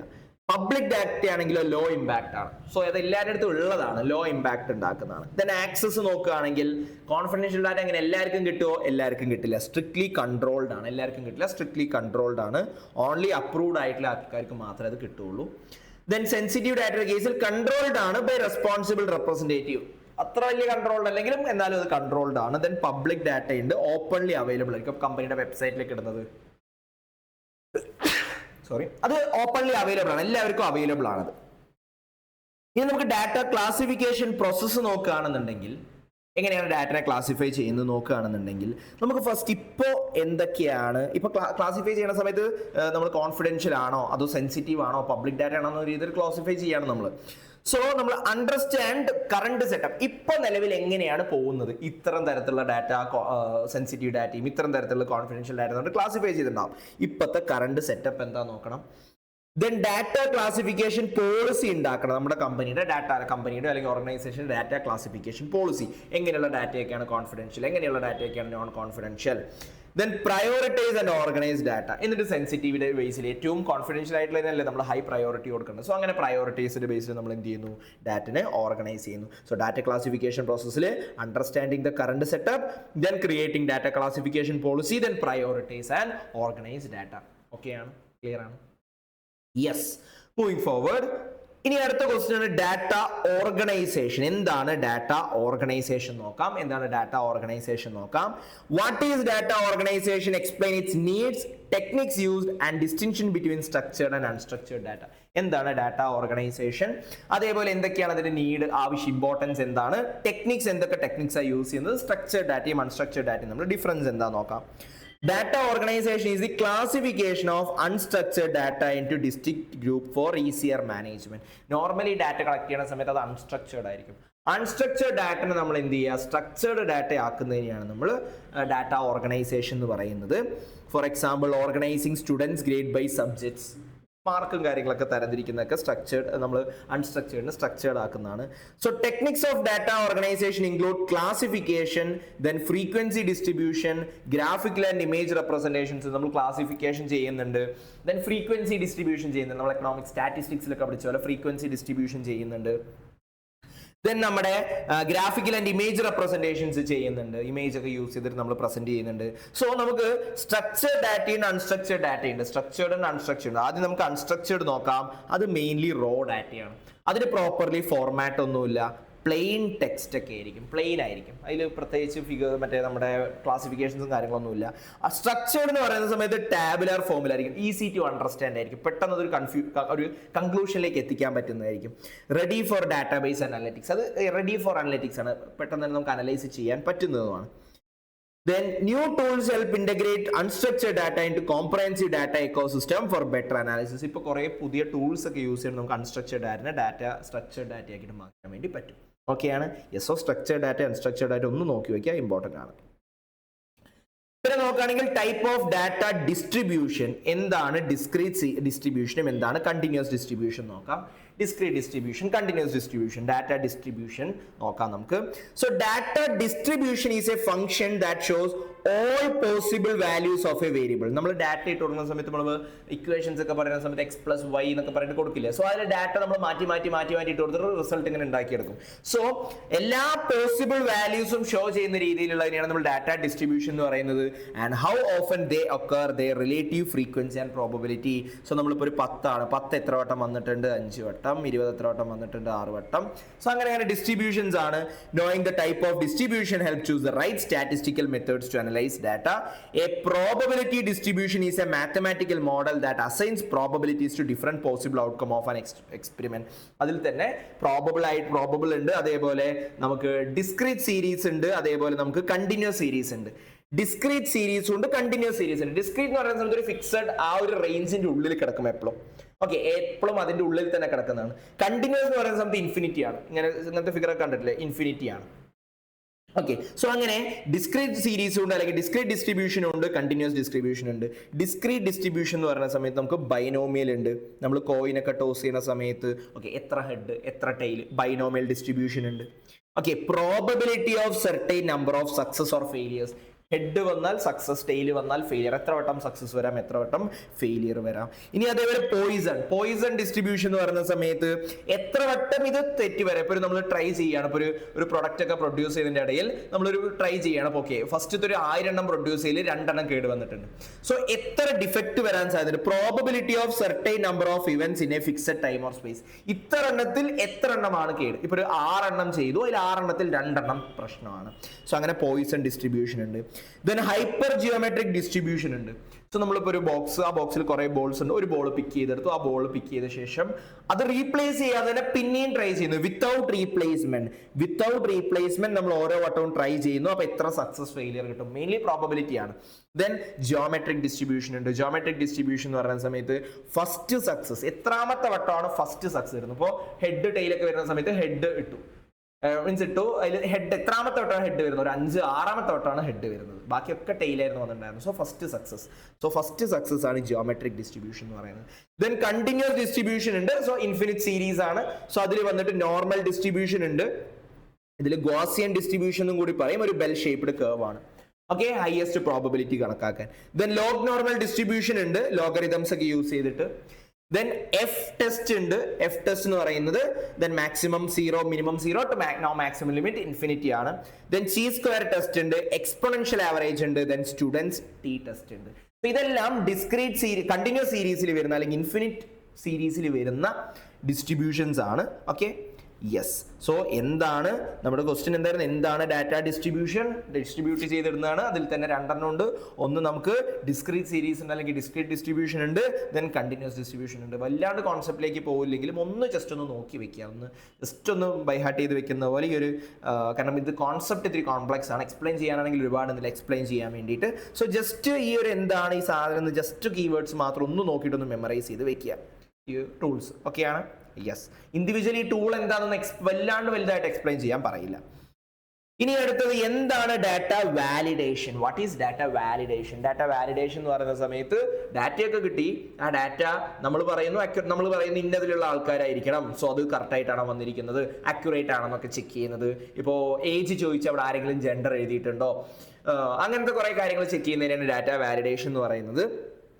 So what is data validation? Explain its importance, what should be validated, and the common types of validation check. എന്താണ് data validation, എന്താണ് അതിന്റെ ഇമ്പോർട്ടൻസ്, എന്താണ് എന്ത് ഡാറ്റയാണ് വാലിഡേറ്റ് ചെയ്യേണ്ടത് എന്നുള്ള കാര്യങ്ങളാണ്. So data validation ensures the accuracy, clarity and reliability of data. Accuracy, clarity and reliability of data. കാരണം ആ ഡാറ്റ അനലൈസ് ചെയ്യുന്നതിന് ആ ഡാറ്റ പ്രോപ്പർ അക്യുറേറ്റ് ആണോ, എല്ലാവരും കോളം കറക്റ്റ് ആയിട്ട് തന്നെയാണോ ഫില്ല് ചെയ്തിരിക്കുന്നത്, ക്ലിയർ ആണോ, വിശ്വസിക്കാൻ പറ്റുമോ. Reporting or decision making. It prevents inaccurate outcomes from invalid data. So inaccurate ആവുന്നതിൽ നിന്ന് തടയുന്നുണ്ട്. ഇൻവാലിഡ് ഡാറ്റ യൂസ് ചെയ്ത് കഴിഞ്ഞാൽ ഡിസിഷൻ മേക്കിംഗ് അല്ലെങ്കിൽ ഡിസിഷൻ ഇൻഅക്യുറേറ്റ് ആവും. സോ അത് ഒഴിവാക്കാൻ വേണ്ടിയിട്ടാണ്. Then supports better decisions and reduces the risk of project failure. So better decisions എടുക്കാൻ ഹെൽപ്പ് ചെയ്യുന്നുണ്ട്, പ്രൊജക്ട് ഫെയിലിയർ ഒഴിവാക്കുന്നുണ്ട്. Although often seems that time consuming, modern automation tools make it efficient and integral to workflows. Okay, data validation tough ആണെന്നുണ്ടെങ്കിലും but ഇപ്പോൾ automation tools ഒക്കെ ഉള്ളത് എളുപ്പമായിട്ടുണ്ട്.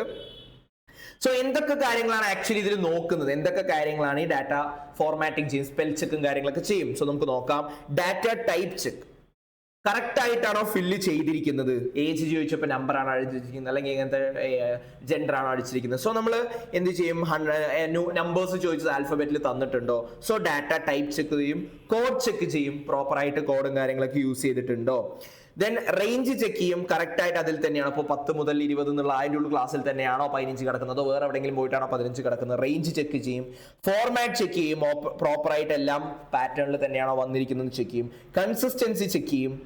അത് എല്ലാവരും നോക്കുന്ന സമയത്തും സെയിം തന്നെയാണോ കിട്ടുന്നത്, കൺസിസ്റ്റൻസി ചെക്ക് ചെയ്യും. ദെൻ യുണീക്നെസ് ചെക്ക് ചെയ്യും, അവിടെ ഡ്യൂപ്ലിക്കേറ്റ് ഇല്ല, എല്ലാം സെപ്പറേറ്റ് ആണ് അല്ലെങ്കിൽ എല്ലാം യുണീക്ക് ആണ്, ഒരേ സാധനങ്ങൾ മൾട്ടിപ്പിൾ ടൈം വന്നിട്ടില്ല എന്ന് എൻഷുർ ചെയ്യണം. സോ ഇതൊക്കെയാണ് നമ്മൾ എന്ത് ചെയ്യുന്നത്, വാലിഡേഷനിൽ ചെക്ക് ചെയ്യുന്നത്. ഇപ്പോൾ നമ്മൾ ഇമെയിൽ ഐ ഡിയും പാൻ എന്ന് രണ്ടാൾക്ക് ഒരേ ഇമെയിൽ ഐ ഡിയും പാൻ ഉണ്ടാവില്ലല്ലോ. സോ അതൊക്കെ ചെക്ക് ചെയ്യുന്നതാണ് uniqueness check. Then consistency check, then format check, ഡേറ്റിന്റെ ഫോർമാറ്റ് കിട്ടുന്ന സമയത്ത് കറക്റ്റ് ആയിട്ടാണ് വന്നിരിക്കുന്നത്. നമുക്കറിയാം ഗൂഗിൾ ഫോമിലൊക്കെ ഫില്ല് ചെയ്യുന്ന രീതി തന്നെയാണ്. ഇനി അടുത്തത് വരുന്നത് നമുക്കൊരു MCQ ക്വസ്റ്റ്യൻ ആണ്. MCQ ക്വസ്റ്റ്യൻസ് നോക്കാം. Data science plays an important role in risk analytics, customer data management, consumer analytics. നമുക്കറിയാം ഓൾ ഓഫ് ദി അബോവ്. എല്ലാത്തിലും ഡാറ്റ സയൻസിന് ഇമ്പോർട്ടൻസ് ഉണ്ട്. Primary benefit of data distribution. Data ഡിസ്ട്രിബ്യൂഷന്റെ ബെനിഫിറ്റ്സിൽ estimation of probability of certain observation within a sample space, within a non sample space, within a population without a non sample space. അത് sample space ആണ്. കാരണം ഇത്ര population ഒരു ഇത്ര പേരാണ് ഒരു സാമ്പിൾ എടുത്തിട്ടുണ്ടാവും, മൊത്തം ആൾക്കാരല്ല, അതിലൊരു ക്ലാസ്, ആ ക്ലാസിന്റെ ഉള്ളിൽ നിന്നാണ് എടുക്കുന്നത്. സോ സാമ്പിൾ സ്പേസ് ആണ്. Then binomial distribution is classified into two, that is mutually exclusive, mutually exhaustive. രണ്ടായിട്ടാണ് mutually exclusive. ഒന്ന് ഇതുണ്ടെങ്കിൽ മറ്റേതില്ല, ഇത് രണ്ടും ഒരുമിച്ചുള്ള അതിന് mutually exhaustive, mutually exclusive.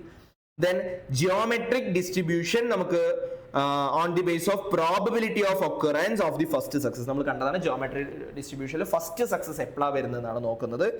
Then probability density function describes the characteristics of random variable, non-random variable, random constant, non-random constant. നമുക്കറിയാം probability എന്ന് പറയുന്ന സമയത്ത് ഒരു റാൻഡം തന്നെയാണ്, അല്ലാണ്ട് അറിയുന്നൊന്നുമല്ല, റാൻഡംലി പിക്ക് ചെയ്യുന്നത്, റാൻഡം വേരിയബിൾ ആണ്. Then true or false ആണ്. Data validation could be operationally defined as a process which ensures the correspondence of final published data with number of quality characteristics. നമുക്കറിയാം കുറേ ക്വാളിറ്റി ക്യാരക്ടേഴ്സ്, അക്യുറേസിയും അങ്ങനത്തെ reliability, ആ quality ഒക്കെ check ചെയ്യുന്നത് തന്നെയാണ് data validation എന്ന് പറയുന്നത്. ശരിയാണ്. Data analysis is described as the process of cleaning, converting and modelling data to obtain actionable business intelligence. ശരിയാണ്. ബിസിനസ് ഇന്റലിജൻസിക്ക് എത്താൻ വേണ്ടിയിട്ട് കൺവേർട്ട് ചെയ്യുന്നതാണ്, ക്ലീനിങ് ചെയ്യുന്നതാണ് ഡാറ്റ അനാലിസിസ് എന്ന് പറയുന്നത്. Then financial data such as revenue, account receivables and net profit are often summarised in companies data reporting. ശരിയാണ്. Company data റിപ്പോർട്ടിംഗിൽ നമ്മൾ ഫിനാൻഷ്യൽ ഡാറ്റാസ് യൂസ് ചെയ്യാറുണ്ട്. Structured data consist of tabular information that may be readily imported in to database and then utilised to analytics software and other application. ശരിയാണ്. Structured data വന്നിട്ട് properly നമുക്ക് അപ്പം തന്നെ use ചെയ്യാൻ പറ്റുന്നതാണ്. Then data distribution is A function that identifies and quantifies all potential values for a variable as well as their relative frequency. So data distribution എന്ന് പറയുന്ന സമയത്ത് ഓരോ പോസിബിൾ വാല്യൂസ് ഇട്ട് കൊടുക്കാൻ വേണ്ടി പറ്റും. സോ ഇതെല്ലാം ട്രൂ ആണ്.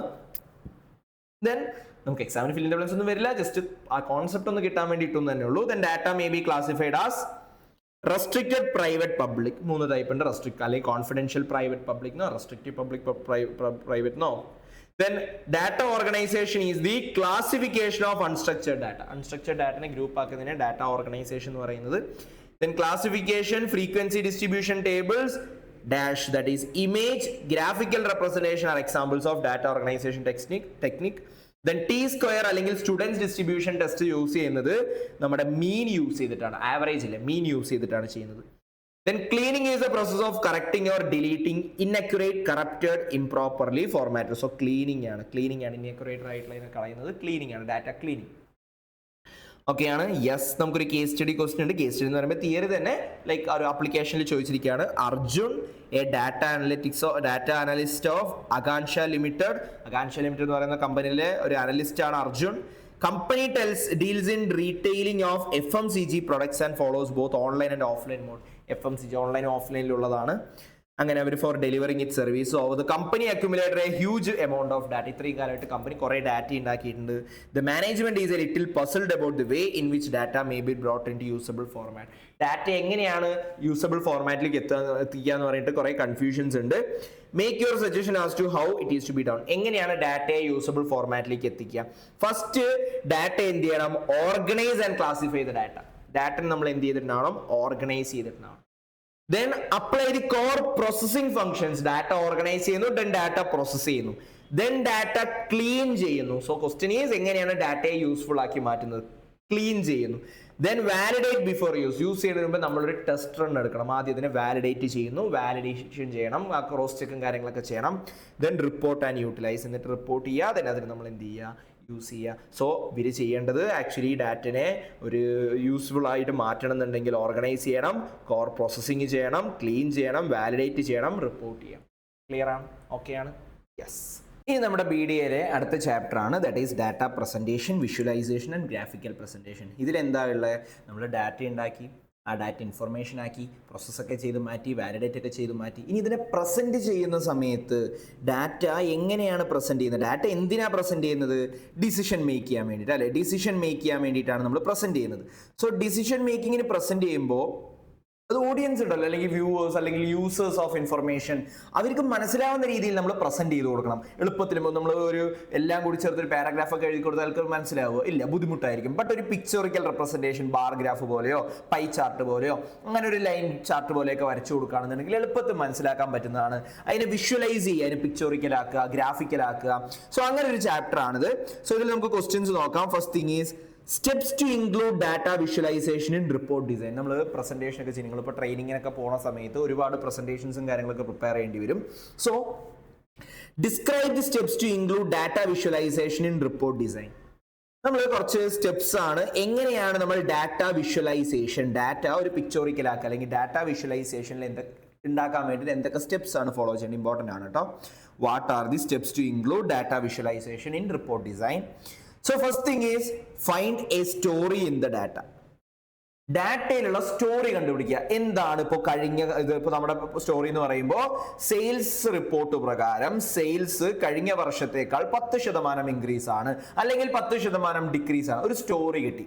സോ നമ്മൾ ആദ്യം കണ്ടുപിടിക്കേണ്ട അതിലുള്ള സ്റ്റോറി കണ്ടുപിടിക്കുക എന്നുള്ളതാണ്. എന്നിട്ടാണ് നമ്മൾ ലൈൻ ചാർട്ട് വേണോ ബാർ ചാർട്ട് വേണോ എന്നൊക്കെ തീരുമാനിക്കുന്നത്. അതിന്റെ ബേസിലാണ്.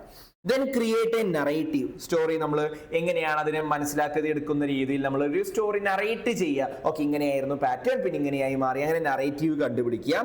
നമ്മൾ സ്റ്റോറി ടെല്ലിംഗ് ആണ്, ഇതിൻ്റെ ഉള്ളിൽ തന്നെ സ്റ്റോറി ടെല്ലിംഗ് ആണ് നടക്കുന്നത്. ദെൻ അതേപോലെ choose the most suitable data visualisation.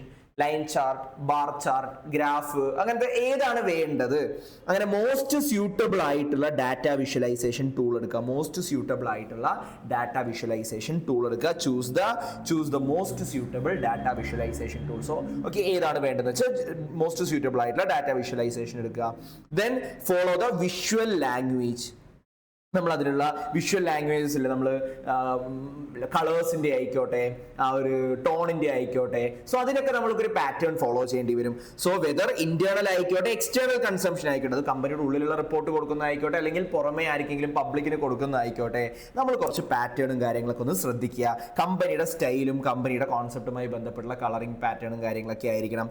Then publicise the report. നമ്മൾ ആ സ്റ്റോറി ടെല്ലിംഗ് ഒക്കെ ഉണ്ടാക്കി, നമ്മൾ ആ പാറ്റേൺസ് ഒക്കെ വരച്ചുണ്ടാക്കി, ആ ചാർട്ടൊക്കെ ഉണ്ടാക്കിയിട്ട് നമ്മൾ അത് ആ റിപ്പോർട്ട് പബ്ലിഷ് ചെയ്യുക. ഓക്കെയാണ്. So these are the main steps to include visualisation in report design. ഇതാണ് വിഷ്വലൈസേഷൻ്റെ സ്റ്റെപ്സ് വരുന്നത്. സോ ഡാറ്റ വിഷ്വലൈസേഷൻ ആണ്. ഇനി അടുത്തത് വന്നിട്ട് data presentation architecture. What is data presentation architecture? Data presentation architecture എന്താണെന്നുള്ളതാണ്. എന്താ ഡാറ്റ പ്രസന്റേഷൻ ആർക്കിടെക്ചർ? നമ്മളിപ്പോൾ ഡാറ്റ പ്രസന്റ് ചെയ്യുന്ന ഒരു റിപ്പോർട്ടിൽ നമ്മൾ പ്രസന്റ് ചെയ്യുന്ന സമയത്ത് എങ്ങനെയാണ് പ്രസന്റ് ചെയ്യുന്നത് തീരുമാനിക്കുന്നതിനെയാണ് ഡാറ്റ പ്രസന്റേഷൻ ആർക്കിടെക്ചർ എന്ന് പറയുന്നത്. നമുക്ക് ഗ്രാഫ് വേണോ, അതോ നമുക്ക് വേണ്ടത് ലൈൻ ചാർട്ടാണോ വേണ്ടത് ഇൻക്രീസ് കാണിക്കാൻ വേണ്ടി, അതോ പൈ ചാർട്ടാണോ വേണ്ടത് നമുക്ക് ഇൻക്രീസും ഡിക്രീസും കാര്യങ്ങളൊക്കെ കാണിക്കാൻ വേണ്ടി, നമ്പേഴ്സ് ഒക്കെ വെച്ചിട്ടുള്ള കാര്യങ്ങൾ. സോ എന്താണ് വേണ്ടതെന്ന് കാണിക്കാൻ വേണ്ടിയിട്ടാണ് നമ്മൾ എന്ത് യൂസ് ചെയ്യുന്നത്, ഈ ഡാറ്റ പ്രസന്റേഷൻ ആർക്കിടെക്ചർ യൂസ് ചെയ്യുന്നത്. So state the meaning, objective and scope of data presentation architecture. Data presentation ആർക്കിടെക്ചറിന്റെ മീനിങ്, ഒബ്ജക്റ്റീവ്സ്, സ്കോപ്പ് ആണ് ചോദിച്ചിരിക്കുന്നത്. ഒന്ന്, data presentation architecture is the set of skills. കുറച്ച് സ്കില്ലാണ് ഡാറ്റ പ്രസന്റേഷൻ ആർക്കിടെക്ചർ എന്ന് പറയുന്നത്. That aims to identify, find, modify, format and present data in a manner that ideally conveys meaning and provide insight. പ്രോപ്പറായിട്ട് meaning convey ചെയ്യാൻ പറ്റുന്നത് അല്ലെങ്കിൽ പ്രോപ്പറായിട്ട് insight കൊടുക്കാൻ പറ്റുന്നത് ഏതാണ്, അല്ലെങ്കിൽ എങ്ങനെയായിരിക്കും ഗ്രാഫ് യൂസ് ചെയ്യുമ്പോഴാണോ ചാർട്ട് യൂസ് ചെയ്യുമ്പോഴാണോ എങ്ങനെയായിരിക്കും പ്രോപ്പറായിട്ട് ഇൻസൈറ്റ് കൊടുക്കാൻ പറ്റുക. സോ അതിനെയാണ് നമ്മൾ ഡാറ്റ പ്രസന്റേഷൻ ആർക്കിടെക്ചർ, ആ സ്കില്ലുകളെയാണ് ഡാറ്റ പ്രസന്റേഷൻ ആർക്കിടെക്ചർ എന്ന് പറയുന്നത്. DPA is a rarely applied skill set critical for the success and value of business intelligence. Business ഇന്റലിജൻസിന്റെ സക്സസിന് ഇമ്പോർട്ടന്റ് ആണ്. So it weds the science of numbers, data statistics, the arts of data visualisation, communication. So ഇതിൽ ഒരു science of നമ്പേഴ്സും അതേപോലെ ഡാറ്റയെയും numbers or data with arts of data visualisation. So ഒരു സയൻസും ആർട്ടും കൂടി വിഷ്വലൈസേഷൻ. സോ ഇതിന്റെ രണ്ടിന്റെയും കൂടി ഒരു മിക്സ് ആണ് ആക്ച്വലി എന്ത് പറയുന്നത്, ഡാറ്റ പ്രസന്റേഷൻ ആർക്കിടെക്ചർ എന്ന് പറയുന്നത്. ഓക്കെയാണ്. സോ IT സ്കില്ല് മാത്രം പോലെ അതിന് കുറച്ച് നറേറ്റീവ് സ്കില്ലും കുറച്ചൊരു പ്രസന്റേഷൻ, കുറച്ച് ക്രിയേറ്റീവ് ആയിട്ടുള്ള സ്കില്ലും കൂടി വേണം ഇതിന്. ഓക്കെ, മനസ്സിലായി? യെസ്. ഇനി എന്താണ് ഇതുകൊണ്ട് ഉദ്ദേശിക്കുന്നത്? നമ്മൾ നോർമലി ഒരു പാരഗ്രാഫ് എഴുതി കൊടുക്കുന്നതാണോ, നിങ്ങൾക്ക് ഗ്രാഫിൽ തരുന്നതായിരിക്കും ഇഷ്ടം, നിങ്ങളുടെ ബോസിന് ഏതായിരിക്കും ഇഷ്ടം? നിങ്ങളുടെ ബോസിന് ഇഷ്ടം വരുന്നത് പിക്ചർ ആയിട്ട് തരുന്നതായിരിക്കും. ഓക്കെ, ഒരു പ്രസന്റേഷൻ ആയിട്ട് തരുന്നതായിരിക്കും. സോ മറ്റേത് മൊത്തം വായിക്കാനുള്ള ആൾക്ക് സമയം ഉണ്ടാവില്ല. നമ്മൾ ബോർഡായിട്ടൊക്കെ ഡീൽ ചെയ്യാൻ പോകുന്നത്, ബോർഡ് ഓഫ് ഡയറക്ടേഴ്സിന്റെ അടുത്താണ് ഡീൽ ചെയ്യാൻ പോകുന്നത്, നമ്മുടെ CFOന്റെ അടുത്തൊക്കെയാണ് ഡീൽ ചെയ്യാൻ പോകുന്നത്. സോ അങ്ങനെ വരുന്ന സമയത്ത് അവർക്ക് ഈ കഥ പോലെ എഴുതി വെച്ചിട്ട് കാര്യമുണ്ടോ? ഇല്ല, വരച്ച് എക്സ്പ്ലെയിൻ ചെയ്യണം. വരയ്ക്കാൻ വേണ്ടി നമ്മൾ വരയ്ക്കല്ല, സോഫ്റ്റ്വെയർസ് ഒക്കെ യൂസ് ചെയ്ത് നമുക്ക് ഉണ്ടാക്കാൻ വേണ്ടി പറ്റും. സോ അതിന്റെ ഒബ്ജക്റ്റീവ്സ് എന്ന് പറയുന്നത് utilise data to impart information the most efficient method feasible. Most efficient ആയിട്ട് എത്ര പെട്ടെന്ന് കൊടുക്കാൻ പറ്റുന്നോ, ഒരു ഗ്രാഫ് കണ്ടാൽ തന്നെ മനസ്സിലാവും കഴിഞ്ഞ വട്ടത്തേക്കാൾ സെയിൽസ് കൂടുതലാണ്. സോ എത്രയും പെട്ടെന്ന് അല്ലെങ്കിൽ എഫിഷ്യന്റ് ആയിട്ടുള്ള ഫീസിബിൾ ആയിട്ടുള്ള രീതിയിൽ മനസ്സിലാക്കി കൊടുക്കാൻ പറ്റും, ഇൻഫർമേഷൻസ് ഇമ്പാർട്ട് ചെയ്ത് കൊടുക്കാൻ പറ്റുക, അതിന് നമ്മൾ എന്ത് പറയാം? അതിന് ഒബ്ജക്റ്റീവ്സ് ആണ്. വൺ ഓഫ് ദി ഒബ്ജക്റ്റീവ് ആണ് ഏറ്റവും ഫീസിബിൾ ആയിട്ടുള്ള എഫിഷ്യന്റ് ആയിട്ടുള്ള മെത്തേഡിൽ ഇമ്പാർട്ട് ചെയ്ത് കൊടുക്കാൻ പറ്റുക. Then providing pertinent timely and comprehensive data to each audience. എല്ലാ ഓഡിയൻസിനും ടൈംലി ആയിട്ടുള്ള ഇൻഫർമേഷൻസ് കൊടുക്കാം. ഓക്കെയാണ്. Participate in a clear and a reasonable manner that convey important meaning and can affect the understanding behaviour and decisions. അവരുടെ understanding എളുപ്പത്തിലാക്കാൻ വേണ്ടി അവരുടെ ഡിസിഷൻസിനെയൊക്കെ അവർ ഇൻഫ്ലുവൻസ് ചെയ്യാൻ പറ്റുന്ന രീതിയിൽ കൊടുക്കുക. Then utilise data to deliver information as effectively and feasible. നമ്മൾ efficient എന്ന് പറയുമ്പോൾ as soon as possible അല്ലെങ്കിൽ less cost less time, അതിനാണ് നമ്മൾ efficient എന്ന് പറയുക. effective എന്ന് പറയുന്ന സമയത്ത് അതിന്റെ പരിപാടി സക്സസ് ആവണം, അത് അവിടെ അവർക്ക് മനസ്സിലാക്കിപ്പിച്ച് കൊടുക്കുക. So utilise data to deliver information as and effectively as feasible.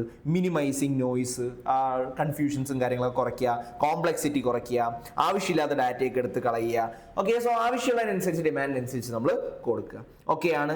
Then ഇതിന്റെ സ്കോപ്പ് ഓഫ് DP. എന്താണ് scope of data presentation architecture നോക്കുകയാണെങ്കിൽ ഡിഫൈനിങ് സിഗ്നിഫിക്കന്റ് മീനിങ്. ആക്ച്വലി എന്ത് ഇൻഫർമേഷൻ ആണ് നമ്മൾ കൊടുക്കേണ്ടത് അത് ആദ്യം നമ്മൾ കണ്ടുപിടിക്കണം. Defining the significant meaning required by each audience members. എന്തൊക്കെയാണ് അവർക്ക് വേണ്ടത്? ഓക്കെ, സോ എന്ത് വേണം എന്ന് പറയുമ്പോഴല്ലേ എന്ത് കൊടുക്കണം എന്ന് പറയാൻ പറ്റുള്ളൂ. Then obtaining the proper data. Okay, ഇനി എന്താ നമുക്ക് പ്രസന്റ് ചെയ്യേണ്ടത്? ആ ഡാറ്റ നമ്മൾ വാങ്ങിയെടുത്തു. Then determining the needed frequency of data refreshers. എപ്പോഴൊക്കെയാണ് നമ്മൾ ഈ ഒരു ഡാറ്റന്റെ ആവശ്യം വരുന്നത്, അല്ലെങ്കിൽ ഏതൊക്കെ ഓരോ പ്രസന്റേഷനിൽ എപ്പോഴൊക്കെ ഫ്രീക്വൻസിയിലാണ് വേണ്ടത്, ഏത് ടൈം ഫ്രെയിമിലാണ് വേണ്ടത്. Determining the optimal presentation moment. So ഓരോ പ്രസന്റേഷൻ എങ്ങനെയായിരിക്കണം, വലുതായിരിക്കണോ ചെറുതായിരിക്കണോ, അല്ലെങ്കിൽ ഓരോന്നിൽ ഇപ്പോൾ ഒരു കുറച്ച് കഥ കഴിഞ്ഞ ശേഷം പിന്നെ ഒരു പ്രസന്റേഷൻ ആണോ, എങ്ങനെയാണ് നോക്കുക. Using suitable analysis, categorisation, visualisation and other display style. Suitable ആയിട്ട് അനലൈസ് ചെയ്യുക. ദെൻ അതേപോലെ developing appropriate delivery techniques for each audience members based on their job duties, locations and technological access. ഇനി എന്ത് ഡെലിവറി മെത്തേഡ്സ് ആണ് use ചെയ്യേണ്ടത് തീരുമാനിക്കുക. അവർക്ക് presentation വഴി മെയിൽ വഴി കൊടുക്കുന്നതാണോ, അല്ലെങ്കിൽ അവർക്ക് വേറെ റിപ്പോർട്ട്സ് ആയി കൊടുക്കുന്നതാണോ. സോ ഇതൊക്കെയാണ് ഡാറ്റ പ്രസന്റേഷൻ ആർക്കിടെക്ചറിന്റെ സ്കോപ്പ് എന്ന് പറയുന്നത്. സോ ഏത് രീതിയിൽ കൊടുക്കുമ്പോഴായിരിക്കും അവർക്ക് കൺവിൻസ് ചെയ്യാൻ പറ്റും. മെയിൽ അയച്ചാൽ മതിയോ, അവർക്ക് പ്രസന്റേഷൻ ഒരു ഫയലായിട്ട് കൊടുക്കുന്നു. സോ ആ കാര്യങ്ങളൊക്കെ തീരുമാനിക്കും നമ്മുടെ ഡാറ്റ പ്രസന്റേഷൻ ആർക്കിടെക്ചർ ആണ്. സോ ഇത്രയേ ഉള്ളൂ. നമ്മൾക്കൊരു ഡാറ്റ ഉണ്ട്, ആ ഡാറ്റ ജസ്റ്റ് കൊടുക്കുന്നതിനെ പോലെ ഒന്നുകൂടി ക്രിയേറ്റീവ് ആയിട്ട് കൊടുക്കുന്നതിനെയാണ് നമ്മൾ ഡാറ്റ പ്രസന്റേഷൻ ആർക്കിടെക്ചർ എന്ന് പറയുന്നത്. ഓക്കെ, ഇനി എങ്ങനെയാണ് വിഷ്വലൈസേഷൻ ചെയ്യാൻ പറ്റുക? Visualisation in report, designs, objectives, issue and tools. Okay, so ടൂൾസും അതേപോലെ എങ്ങനെയൊക്കെയാണ്, ഏതൊക്കെ ടൂൾസിലൂടെ വിഷ്വലൈസ് ചെയ്യാൻ പറ്റുക, എന്തൊക്കെയാണ് വിഷ്വലൈസ് ചെയ്യുമ്പോൾ വരുന്ന ഇഷ്യൂസ്, അതിൻ്റെ ഒബ്ജക്റ്റീവ്സും കാര്യങ്ങളൊക്കെയാണ്. So list the following. So നമ്മുടെ ഇത് ചോദിക്കുന്നത് steps involve in data visualisation. നമ്മൾ കണ്ടതാണ്, മേലെ കുറച്ച് സ്റ്റെപ്സ് കണ്ടിട്ടുണ്ടായിരുന്നു.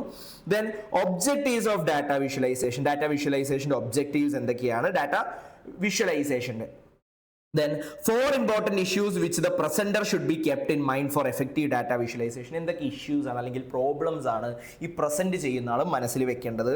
Then 4 tools for visualizing and presenting data. എന്തൊക്കെ ടൂൾസ് ആണ് യൂസ് ചെയ്യാൻ പറ്റുക.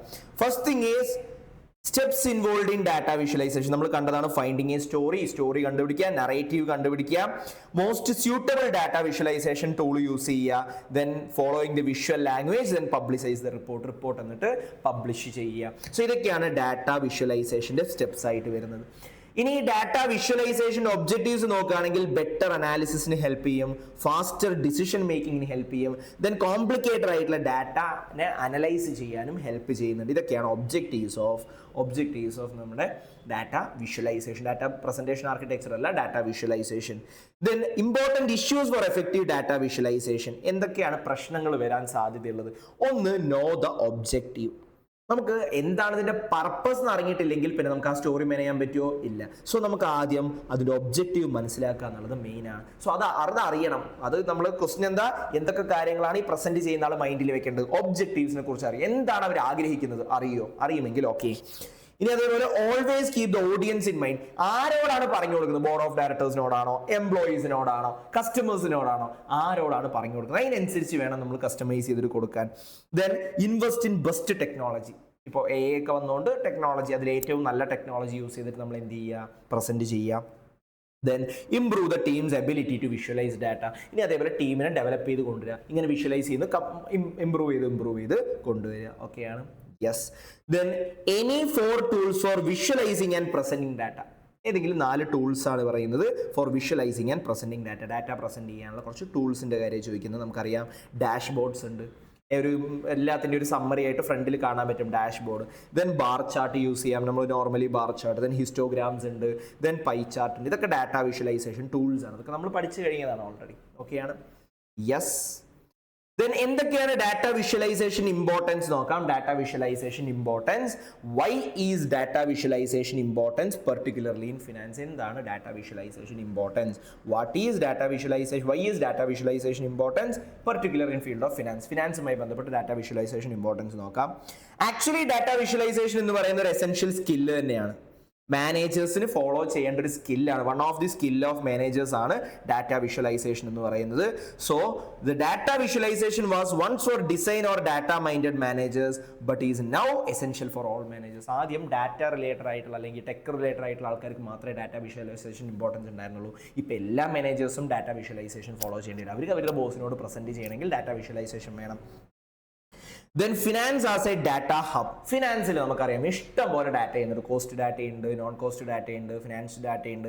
സോ അതെല്ലാം ഡാറ്റ ഡീൽ ചെയ്യുന്നതുകൊണ്ട് തന്നെ അത് നമ്മൾ നമ്പേഴ്സിൽ പ്രസന്റ് ചെയ്യുന്നതിനേക്കാൾ ഇങ്ങനെ ഗ്രാഫ്സും ഫിഗേഴ്സും ആയിട്ട് പ്രസന്റ് ചെയ്യുന്നതായിരിക്കും നല്ലത്.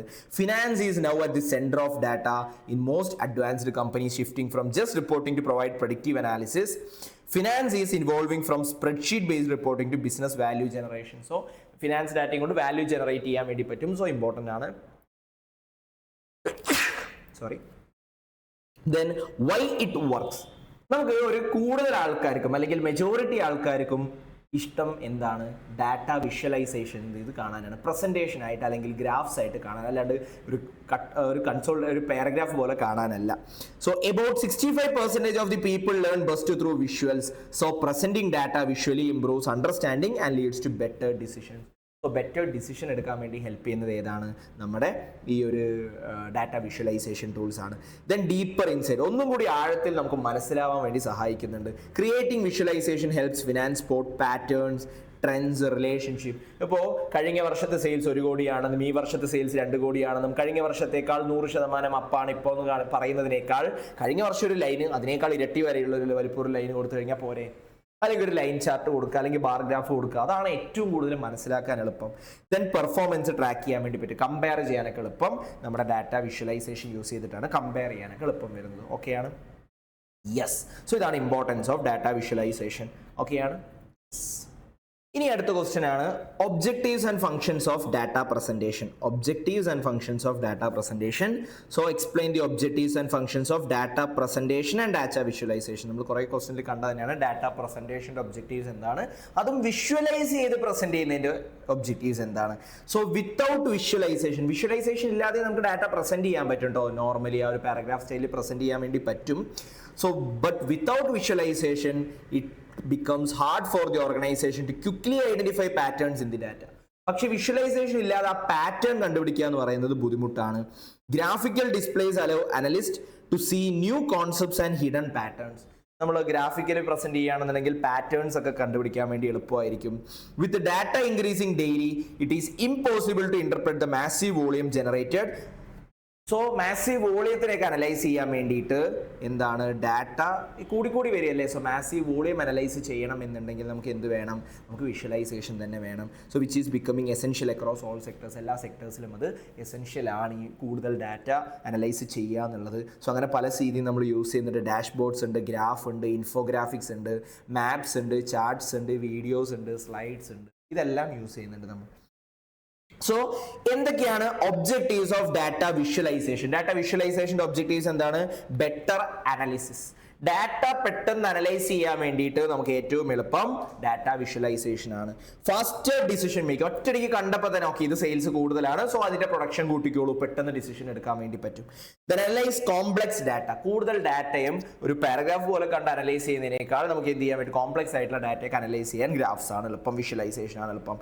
ഇനി what are the objects of data, objectives of data presentation. Data present ചെയ്യുമ്പോൾ എന്താ, അത് നോർമൽ ആയിക്കോട്ടെ അല്ലെങ്കിൽ വിഷ്വലൈസേഷൻ ആയിക്കോട്ടെ, പ്രസന്റ് ചെയ്യുന്ന എന്തിനാ, ഡിസിഷൻ മേക്കിങ്ങിന് വേണ്ടിയിട്ട്, കമ്മ്യൂണിക്കേറ്റ് ചെയ്യാൻ വേണ്ടിയിട്ട്, അവരുടെ ഡിസിഷൻസിന് ഇൻഫ്ലുവൻസ് ചെയ്യാൻ വേണ്ടിയിട്ട്, സ്റ്റോറി ടെല്ലിങ്ങിന് വേണ്ടിയിട്ട്, അതേപോലെ ക്ലാരിറ്റിയും കംപ്ലീറ്റ്നെസ്സും കൊടുക്കാൻ വേണ്ടിയിട്ടാണ് ഡാറ്റ നമ്മൾ പ്രസന്റ്. ഇത് രണ്ടും ഒരു സ്റ്റാൻഡ് അലോൺ ക്വസ്റ്റൻ ആണ് കേട്ടോ. ചിലപ്പോൾ സ്റ്റാൻഡ് അലോൺ ആയിട്ട് വരാം.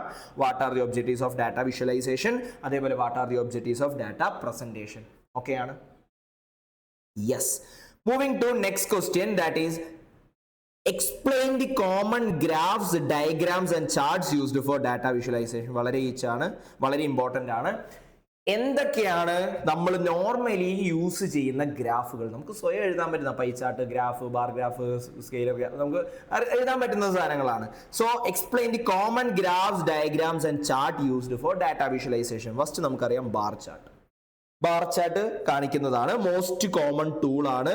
Used to compare data across categories. Different കാറ്റഗറീസിലുള്ള യൂസ് ചെയ്യാൻ വേണ്ടി പറ്റും. ഡിഫറെൻറ്റ് ഇയർത്തെ റവന്യൂ, സെയിൽസ് കാര്യങ്ങളൊക്കെ കാണിക്കാൻ വേണ്ടി യൂസ് ചെയ്യാൻ വേണ്ടി പറ്റും. ഓക്കെയാണ്. യെസ്, മോസ്റ്റ് കോമൺലി യൂസ് ചെയ്യുന്നത് ബാർ ചാർട്ടാണ്. ലൈൻ ചാർട്ട് ഉണ്ട്, ഇൻക്രീസ് ചെയ്ത് പോകുന്നത് പോലെ കാണിക്കാൻ വേണ്ടി പറ്റും. ട്രെൻഡ്സിനെയൊക്കെ, സ്റ്റോക്ക് പ്രൈസ് ഒക്കെ കാണിക്കാം. ഓരോ പോയിന്റ് ഇട്ട് ഇങ്ങനെ പോകുന്നതാണ് നമുക്ക് ബാർ ചാർട്ടായി, ലൈൻ ചാർട്ടായിട്ട് വരുന്നത്. പിന്നെ പൈ ചാർട്ട് ഉണ്ട്, നമുക്കറിയാം ഒരു കേക്ക് പോലെ ഇത്ര ഷെയർ, ഇപ്പോൾ നമ്മുടെ മാർക്കറ്റിൽ ഇത്ര ഷെയർ ഇവരാണ്, ഇത്ര ഷെയർ അവരാണെന്ന് കാണിക്കാൻ വേണ്ടി ഒരു പൈ ചാർട്ട് ഉണ്ട്. മാപ്പ് കാണിക്കുന്നുണ്ട്, ഗ്രാഫിക് സ്ഥലത്തേക്ക് പോകണം, സോ മാപ്പ് കാണിക്കുന്നുണ്ട്. Used for displaying location data, postal code, state abbreviations, country name, geographical data, ഇതെല്ലാം കാണിക്കുന്നത് മാപ്പിലൂടെയാണ്. പിന്നെ നമുക്ക് ഡെൻസിറ്റി മാപ്പ് ഉണ്ട്. നമ്മളിപ്പോൾ ഒരു ലൊക്കേഷനൊക്കെ, ഇപ്പോൾ നമ്മളൊരു ബിസിനസ്സിനെ കാണിക്കണം, ഇന്ത്യ എന്നുള്ള സ്ഥലത്ത് ഡിഫറെൻറ്റ് സ്റ്റേറ്റ്സിൽ ഇത്ര ബ്രാഞ്ച് ഉണ്ട്, സോ ഓരോന്നോരോന്നായിട്ട് ഡെൻസിറ്റി കാണിക്കും, ഇത്ര ഇവിടെ ഉണ്ട്. Show patterns or relative concentration of data points on a map. മാപ്പിൽ ഓരോ ഡാറ്റ പോയിന്റ്സ് ഇട്ടിട്ടുണ്ടാവും. ദെൻ സ്കാറ്റർ പ്ലോട്ട് ഉണ്ട്. ഇതും ഡെൻസിറ്റി മാപ്പ് പോലെ നമ്മൾ ഓരോന്നോലത്തെ സ്കാറ്റർ ചെയ്ത് കിടക്കുന്ന സാധനങ്ങളൊക്കെ കാണിക്കാൻ വേണ്ടിയിട്ട്, നമ്മൾ കോറിലേഷനും ട്രെൻഡും ക്ലസ്റ്റേഴ്സ് ഒക്കെ കാണിക്കാൻ വേണ്ടിയിട്ട് നമ്മൾ എന്ത് ചെയ്യുന്നുണ്ട്, സ്കാറ്റർ പ്ലോട്ട് യൂസ് ചെയ്യുന്നുണ്ട്. ഗാണ്ട് ചാർട്ട് ഉണ്ട്, ഓരോന്ന് ആരൊക്കെ ചെയ്യുന്നു, ടൈം ലൈൻ ഒക്കെ കാണിക്കാൻ വേണ്ടിയിട്ടാണ് Gantt chart. Using project timeline. ഇപ്പോൾ ഫസ്റ്റത്തെ വർക്ക് ഇയാൾ ചെയ്യും ഇത്ര ദിവസം, അത് കഴിഞ്ഞ് മറ്റേ ചെയ്യും ഇത്ര ദിവസം. സോ ഓരോരുത്തരും എന്തൊക്കെ വർക്കാണ് ചെയ്യുന്നത്, അതേപോലെ sequence of activities over time, ഇതെല്ലാം യൂസ് ചെയ്യുന്നത് ഗാണ്ട് ചാർട്ട് വഴിയാണ്. ദെൻ ബബിൾ ചാർട്ട് ഉണ്ട്. നമ്മൾ സ്കാറ്റർ പോലെ തന്നെ ബബിൾ യൂസ് ചെയ്യും. ഇത്ര വലുത് ഇവിടെ, ഇത് ചെറുതാണ്, ഇത് വലുതാണെന്ന് കാണിക്കുന്ന രീതിയിൽ. ഇപ്പോൾ നമ്മുടെ വലിയ ബ്രാഞ്ചാണ് അവിടെ, അപ്പോൾ വലിയൊരു സർക്കിൾ, ചെറിയൊരു സർക്കിൾ എന്നൊക്കെ കാണിക്കുന്ന രീതിയിൽ. ദെൻ ഹിസ്റ്റോഗ്രാംസ് യൂസ് ചെയ്യുന്നുണ്ട്. ബാർഗ്രാഫ് പോലെ കണ്ടിന്യൂസ് സീരീസ് നമ്മൾ ഹിസ്റ്റോഗ്രാംസ് യൂസ് ചെയ്യുന്നുണ്ട്. ഓക്കെ, ഏജ് ഒക്കെ വരുന്ന സമയത്ത് നമ്മൾ എന്ത് ചെയ്യുന്നുണ്ട്, ഹിസ്റ്റോഗ്രാംസ് ഒക്കെ യൂസ് ചെയ്യാറുണ്ട്. ഓക്കെയാണ്. സോ ഇതൊക്കെ കോമൺലി യൂസ് നമ്മുടെ ഗ്രാഫ്സ് ആണ്, വളരെ ഇമ്പോർട്ടൻ്റ് ആണ്. Then moving to next question, that is dashboards and table. Dashboard എന്താണ്? ഇപ്പോൾ നമ്മൾ നോർമലി കുറേ കാര്യങ്ങൾ പറയുന്നുണ്ട്. അതിലൊരു ഫ്രണ്ട് പേജിൽ ഒരു ഡാഷ്ബോർഡ് ആയിട്ട് എല്ലാത്തിൻ്റെ ഒരു സമ്മറി വേർഷൻ ആയിട്ട് കൊടുക്കും. അതിൽ പൈ ഉണ്ടാവും, അതേപോലെ നമ്മുടെ ബാർ ഗ്രാഫ് ഉണ്ടാവും, അങ്ങനത്തെ കുറേ സാധനങ്ങളൊക്കെ വെച്ച് നമ്മൾ ചെയ്യുന്നതിനാണ് ഡാഷ്ബോർഡ്. മൊത്തം ടൈം ലൈൻ കാണിക്കാം, മൊത്തത്തിൻ്റെ ഒരു സമ്മറി. ടേബിൾ എന്ന് പറയുമ്പോൾ എന്താ, ഒരു ഐറ്റം ഇത് അപ്പുറത്ത് ഇത്രയാണെന്ന് പറഞ്ഞ table presentation. So question is, what is dashboard? Explain its benefits and levels and discuss the use of tables in data presentation. എന്താണ് ഡാഷ്ബോർഡ്, അതിന്റെ ബെനിഫിറ്റ്സ് എന്താണ്, അതിന്റെ യൂസ് എങ്ങനെയാണ് വരുന്നത് എന്നുള്ളതാണ്. സോ ഡാഷ്ബോർഡ് എന്ന് പറയുന്നത് ആക്ച്വലി ഡാഷ്ബോർഡ് എന്ന് പറയുന്നത് it is an interactive dashboard is a visual tool used to manage key metrics across financial channels. Financial ചാനൽസിലൂടെ നമുക്ക് ഒരു പ്രസന്റേഷൻ കാര്യങ്ങളൊക്കെ ചെയ്യാൻ വേണ്ടിയിട്ട്, നമ്മൾ ആ ഫിനാൻസ് റിലേറ്റഡ് ആയിട്ടുള്ള കാര്യങ്ങളൊക്കെ ചെയ്യാൻ വേണ്ടി ഡാഷ്ബോർഡ് നമ്മൾ യൂസ് ചെയ്യുന്നുണ്ട്.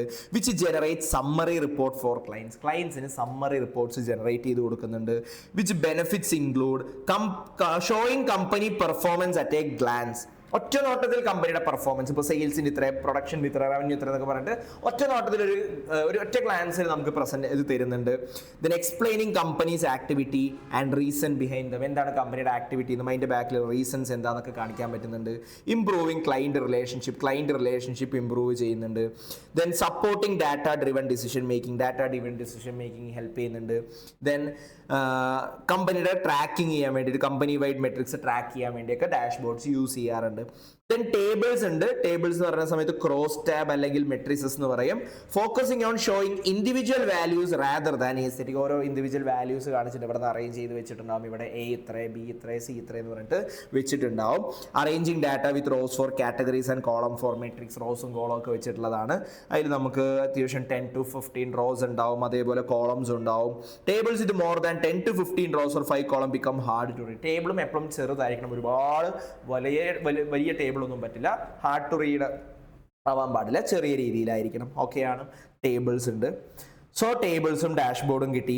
ഇനി അടുത്തത് എങ്ങനെയാണ് നമ്മൾ ഡാറ്റ വിഷ്വലൈസ് ചെയ്യുന്ന ടൂൾസ്. നമ്മൾ ഗ്രാഫ്സ് കണ്ടത് വേറെ കേട്ടോ, ഇത് ഗ്രാഫ്സ് ഒരു തരം ടൂൾ. ഇനി എങ്ങനെയൊക്കെയാണ് മെക്കാനിക്, നമ്മൾ എങ്ങനെയാണ് ഇതൊക്കെ ക്രിയേറ്റ് ചെയ്യുക എന്നുള്ളതാണ് അടുത്തത്. എന്തൊക്കെയാണ് tools and techniques for visualisation. നമുക്ക് 3 മെയിൻ ആപ്പുകളാണുള്ളത്. ആപ്പ് മീൻസ് വെബ്സൈറ്റ് ആണുള്ളത്. ഒന്ന് ടാബ്ലോ ഉണ്ട്. It is A data visualisation tool ആണ്. അത് നമുക്ക് ഡാറ്റ ക്രിയേറ്റ് ചെയ്ത് തരും. നമുക്ക് ഇങ്ങനെ ഗ്രാഫും കാര്യങ്ങളൊക്കെ ക്രിയേറ്റ് ചെയ്ത് തരും. ചാർട്ടും മാപ്സും കാര്യങ്ങളൊക്കെ ക്രിയേറ്റ് ചെയ്യും. ദെൻ മൾട്ടിപ്പിൾ ഡാറ്റ സോഴ്സസിന് നമ്മൾ എന്ത് ചെയ്യുന്നുണ്ട്, കണക്ട് ചെയ്യുന്നുണ്ട്. So Tableau desktop creates static visualisation that can be published online. നമുക്ക് ടാബ്ലോ പബ്ലിക് എന്ന് പറയുന്നതിൽ വെച്ചിട്ട് നമുക്ക് ഡാറ്റ ക്രിയേറ്റ് ചെയ്യാൻ വേണ്ടി പറ്റും. Then Microsoft Power B I എന്ന് പറയുന്ന സോഫ്റ്റ്വെയർ യൂസ് ചെയ്ത് നമുക്ക് ഉണ്ടാക്കാൻ വേണ്ടി പറ്റും. ദെൻ മൈക്രോസോഫ്റ്റ് എക്സൽ നമ്മൾ എല്ലാവരും കോമൺലി യൂസ് ചെയ്യുന്നതാണ്. ഇനി നിങ്ങൾ ട്രെയിനിങ്ങിനൊക്കെ പോകുന്ന സമയത്ത് യൂസ് ചെയ്യാൻ പോകുന്നതാണ് ഈ മൈക്രോസോഫ്റ്റ് എക്സൽ. സോ മൈക്രോസോഫ്റ്റ് എക്സലും നമുക്ക് ഡാറ്റ ക്രിയേറ്റ് ചെയ്യാൻ ഒരു ടൂളാണ്. ഡാറ്റ വിഷ്വലൈസേഷൻ ഒരു ടൂളാണ്. ഓക്കെയാണ്. യെസ്. സോ നമുക്ക് ഈ ചാപ്റ്ററിലെ ഡിസ്ക്രിപ്റ്റീവ് കഴിഞ്ഞിട്ടുണ്ട്. ഇനി നമുക്ക് ഒബ്ജക്റ്റീവ് ക്വസ്റ്റ്യൻസ് നോക്കുകയാണെന്നുണ്ടെങ്കിൽ നമ്മുടെ first question is following is A widely used bar graph four data visualisation. ഏതാണ് ബാർ ഗ്രാഫ് അല്ലെങ്കിൽ ഡാറ്റ വിഷ്വലൈസേഷൻ യൂസ് ചെയ്യുന്ന ഗ്രാഫ് ഏതാണ്? Bar, pi, histogram, all of the. എല്ലാം നമ്മുടെ ഗ്രാഫ് തന്നെയാണ്. Objectives of data visualization: making better analysis, faster decision making, analysis complicated data, all of the above. എല്ലാം നമ്മുടെ benefits തന്നെയാണ്. Then following are the scope of DPA: defining significant meaning, obtaining the proper data, determining the needed frequency. ഇതെല്ലാം data presentation ആർക്കിടെക്ചറിന്റെ ഒരു ഇത് തന്നെ, scope തന്നെയാണ്. Then maps are used for determining pin code, country name, state abbreviation. എല്ലാം മാപ്പിലൂടെ നമുക്ക് പേരും അതേപോലെ കൺട്രി നെയിമും കൺട്രി പിൻ കോഡും കാര്യങ്ങളൊക്കെ കിട്ടുന്നതാണ്. Then scatter plot displays several unique data points. Scatter plot എല്ലാ യുണീക്ക് പോയിന്റ്സും സിംഗിൾ ഗ്രാഫിലാണ് കേട്ടോ വെക്കുക. സിംഗിൾ ഗ്രാഫിലാണ്, ഒറ്റ ഗ്രാഫിൽ തന്നെ ഡിഫറെന്റ് പോയിന്റ്സ് വെച്ചിട്ടുണ്ടാവും. Then true false നോക്കുകയാണെന്നുണ്ടെങ്കിൽ dish data visualization enhances the effect of communication for audiences and delivers the most convincing data. Yes, most convincing data തരുന്നുണ്ട്. Visualization allows one to interpret large volume. Yes, large volume data interpret ചെയ്യാൻ help ചെയ്യുന്നുണ്ട്. Data presentation architecture is a set of skills that aims to identify, modify, format, present data. Yes, അതൊരു സ്കില്ലാണ്. Data presentation architecture എന്ന് പറയുന്ന ഒരു സ്കില്ലാണ്. നമുക്ക് data present ചെയ്യാൻ, modify ചെയ്യാനുള്ള ഒരു സ്കില്ല് തന്നെയാണ്. Scatter plots are useful tool for examining connection between many variables, revealing whether one variable is good predictor. So scatter plots എന്ന് പറയുന്നത് ഡിഫറെന്റ് ഇത് തമ്മിലുള്ള കണക്ഷൻസ് കണ്ടുപിടിക്കാൻ വേണ്ടിയാണ്. Yes, true. ഗാൺ ചാർട്ട് എന്ന് പറയുന്ന സമയത്ത് ടൈം ലൈനും ആക്ടിവിറ്റിയുമാണ്. Yes, true. സോ ഇതെല്ലാം ട്രൂ ആണ്. Then data and insights available for decision makers facilitate decision analysis. ഇതൊന്നും റെലവെന്റ് അല്ല, ജസ്റ്റ് തന്നേ ഉള്ളൂ. ഇനി അതേപോലെ data architecture is a broader skill set ആണ്. പൈ ചാർട്ടാണ്, സർക്കുലർ ഗ്രാഫ് എന്ന് പറയുന്നത് പൈ ചാർട്ടാണ്. ജിയോഗ്രഫിക്കൽ ഇൻഫർമേഷൻ യൂസ് ചെയ്യുന്നത് മാപ്പുകളാണ്. Dash indicate patterns on relative concentration, density മാപ്പാണ് നമ്മുടെ ഇതിനൊക്കെ ഇൻഡിക്കേറ്റ് പാറ്റേൺസും ആ കാര്യങ്ങളൊക്കെ ക്രിയേറ്റ് ചെയ്യും, നമ്മുടെ കോൺസെൻട്രേഷൻസും കാര്യങ്ങളൊക്കെ ക്രിയേറ്റ് ചെയ്യും നമ്മുടെ ഡെൻസിറ്റി മാപ്സ് ആണ്. ഓക്കെയാണ്. സോ ഇതൊക്കെ ജസ്റ്റ് ഒന്ന് ഇൻസിഗ്നിഫിക്കൻ്റ് ആണ്. Then choosing data visualisation tool for presentation ഒരു കേസ് ആയിട്ട് തന്നിട്ടുണ്ട്. നമ്മുടെ സുധാപ്പ is a working as an analyst with SN company limited. She is interested with responsibility of making a presentation before senior management. ഒരു presentation വെക്കണം. She knows that data visualisation is an important tool for presentation. Data visualisation ഒരു important tool ആണെന്ന് അറിയാം ആൾക്ക്. So good data visualisation can make her presentation more effective. ആൾക്ക് അറിയാം good data visualisation ആളുടെ presentation നന്നാക്കുന്നുണ്ട്. ബട്ട് ആൾക്ക് ഡാറ്റ വിഷ്വലൈസേഷൻ ടൂൾസിനെ കുറിച്ചൊന്നും അറിയില്ല. സോ നമ്മുടെ അടുത്ത് ചോദിക്കാൻ ഇമ്പോർട്ടൻറ്റ് ഡാറ്റ വിഷ്വലൈസേഷൻ ടൂൾസ് ഏതൊക്കെയാണെന്നുള്ളതാണ്. So effective data visualisation will let സുധാപ്പ convey her analysis to senior management. Effective data visualisation ആളെ ഹെൽപ്പ് ചെയ്യും, സീനിയർ മാനേജ്മെന്റിനെ ഇത് എക്സ്പ്ലെയിൻ ചെയ്ത് കൊടുക്കാൻ വേണ്ടി ഹെൽപ്പ് ചെയ്യുന്നുണ്ട്. സോ ഫാസ്റ്റർ ഡിസിഷൻ മേക്കിങ്ങിന് ഹെൽപ്പ് ചെയ്യുന്നുണ്ട്. കോംപ്ലിക്കേറ്റഡ് ഡാറ്റ അനലൈസ് ചെയ്യാൻ വേണ്ടി ഹെൽപ്പ് ചെയ്യുന്നുണ്ട്. So for effective presentation she should first keep certain issues in mind. കുറച്ച് കാര്യങ്ങൾ ആൾ മൈൻഡിൽ വെക്കാനുണ്ട്. Best technology, know the objective നമ്മൾ കണ്ടതാണ്. നോ ദ ഒബ്ജക്റ്റീവ്സ് മനസ്സിലാക്കുക. Always keep the audience in mind. ഓഡിയൻസിനെ മൈൻഡിൽ വെക്കണം, ആർക്കാണ് പ്രസന്റ് ചെയ്യുന്നത് നോക്കണം. ദെൻ ടെക്നോളജിയിൽ ഇൻവെസ്റ്റ് ചെയ്യുക, ബെസ്റ്റ് ടെക്നോളജിയിൽ.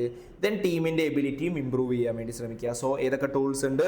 നമ്മുടെ ഡാഷ് ബോർഡ്സ് ഉണ്ട്, കണ്ടതാണ്. ബാർ ചാർട്ട് കണ്ടതാണ്. Histogram, pie chart, line chart, maps, Gantt chart, bubble chart, ഇതെല്ലാം കണ്ടതാണ്. ഇതൊക്കെ ചെയ്യാൻ വേണ്ടിയിട്ട് നമുക്ക് കുറച്ച് ടൂൾസ് കൊണ്ടുവന്നിട്ടുണ്ട്. That is Microsoft power BI, Tableau, Microsoft Excel.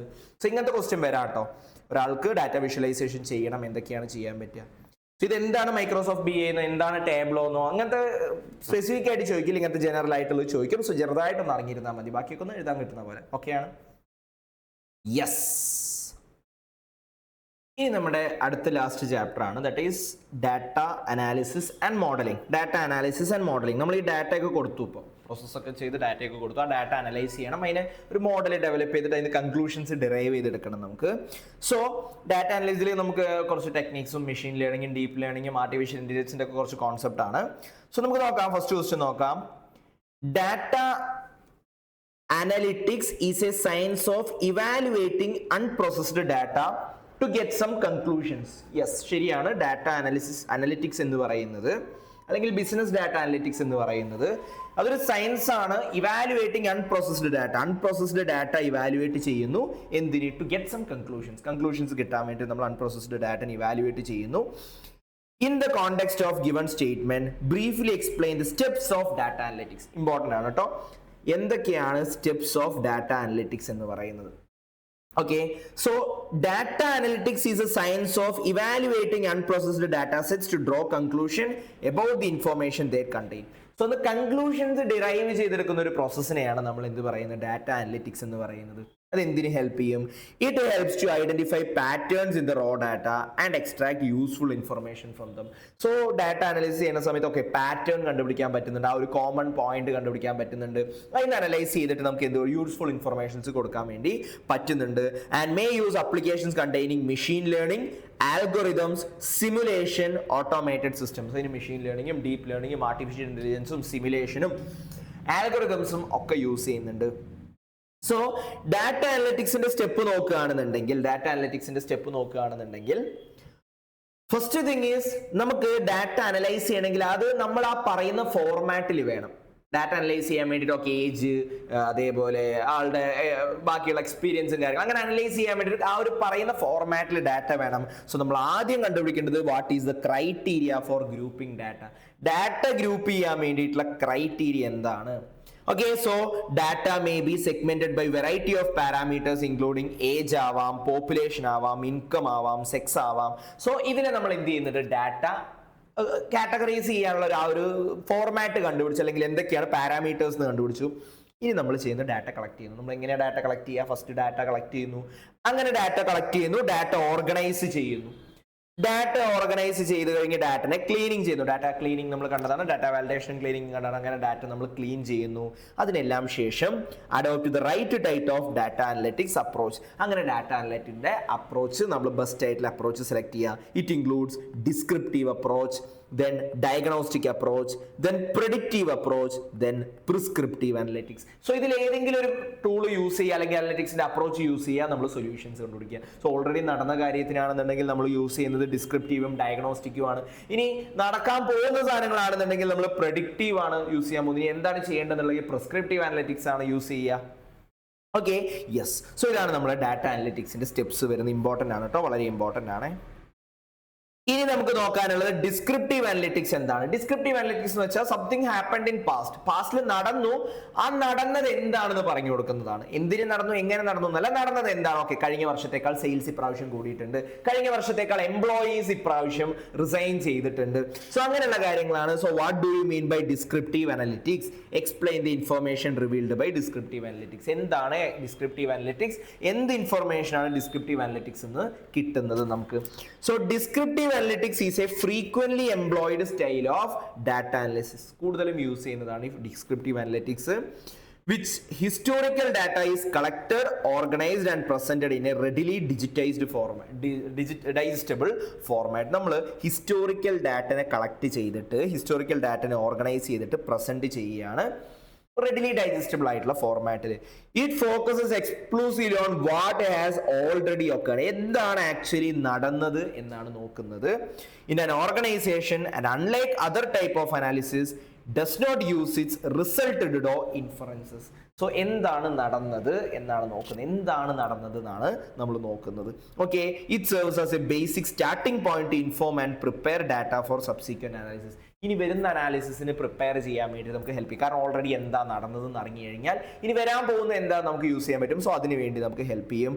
It is the simplest kind of data analytics employing simple mathematical and statistical method. ഏറ്റവും simple ആയിട്ടുള്ള സിംപ്ലസ്റ്റ് മെത്തേഡാണ് ഈ ഡിസ്ക്രിപ്റ്റീവ് അനലിറ്റിക്സ് എന്ന് പറയുന്നത്.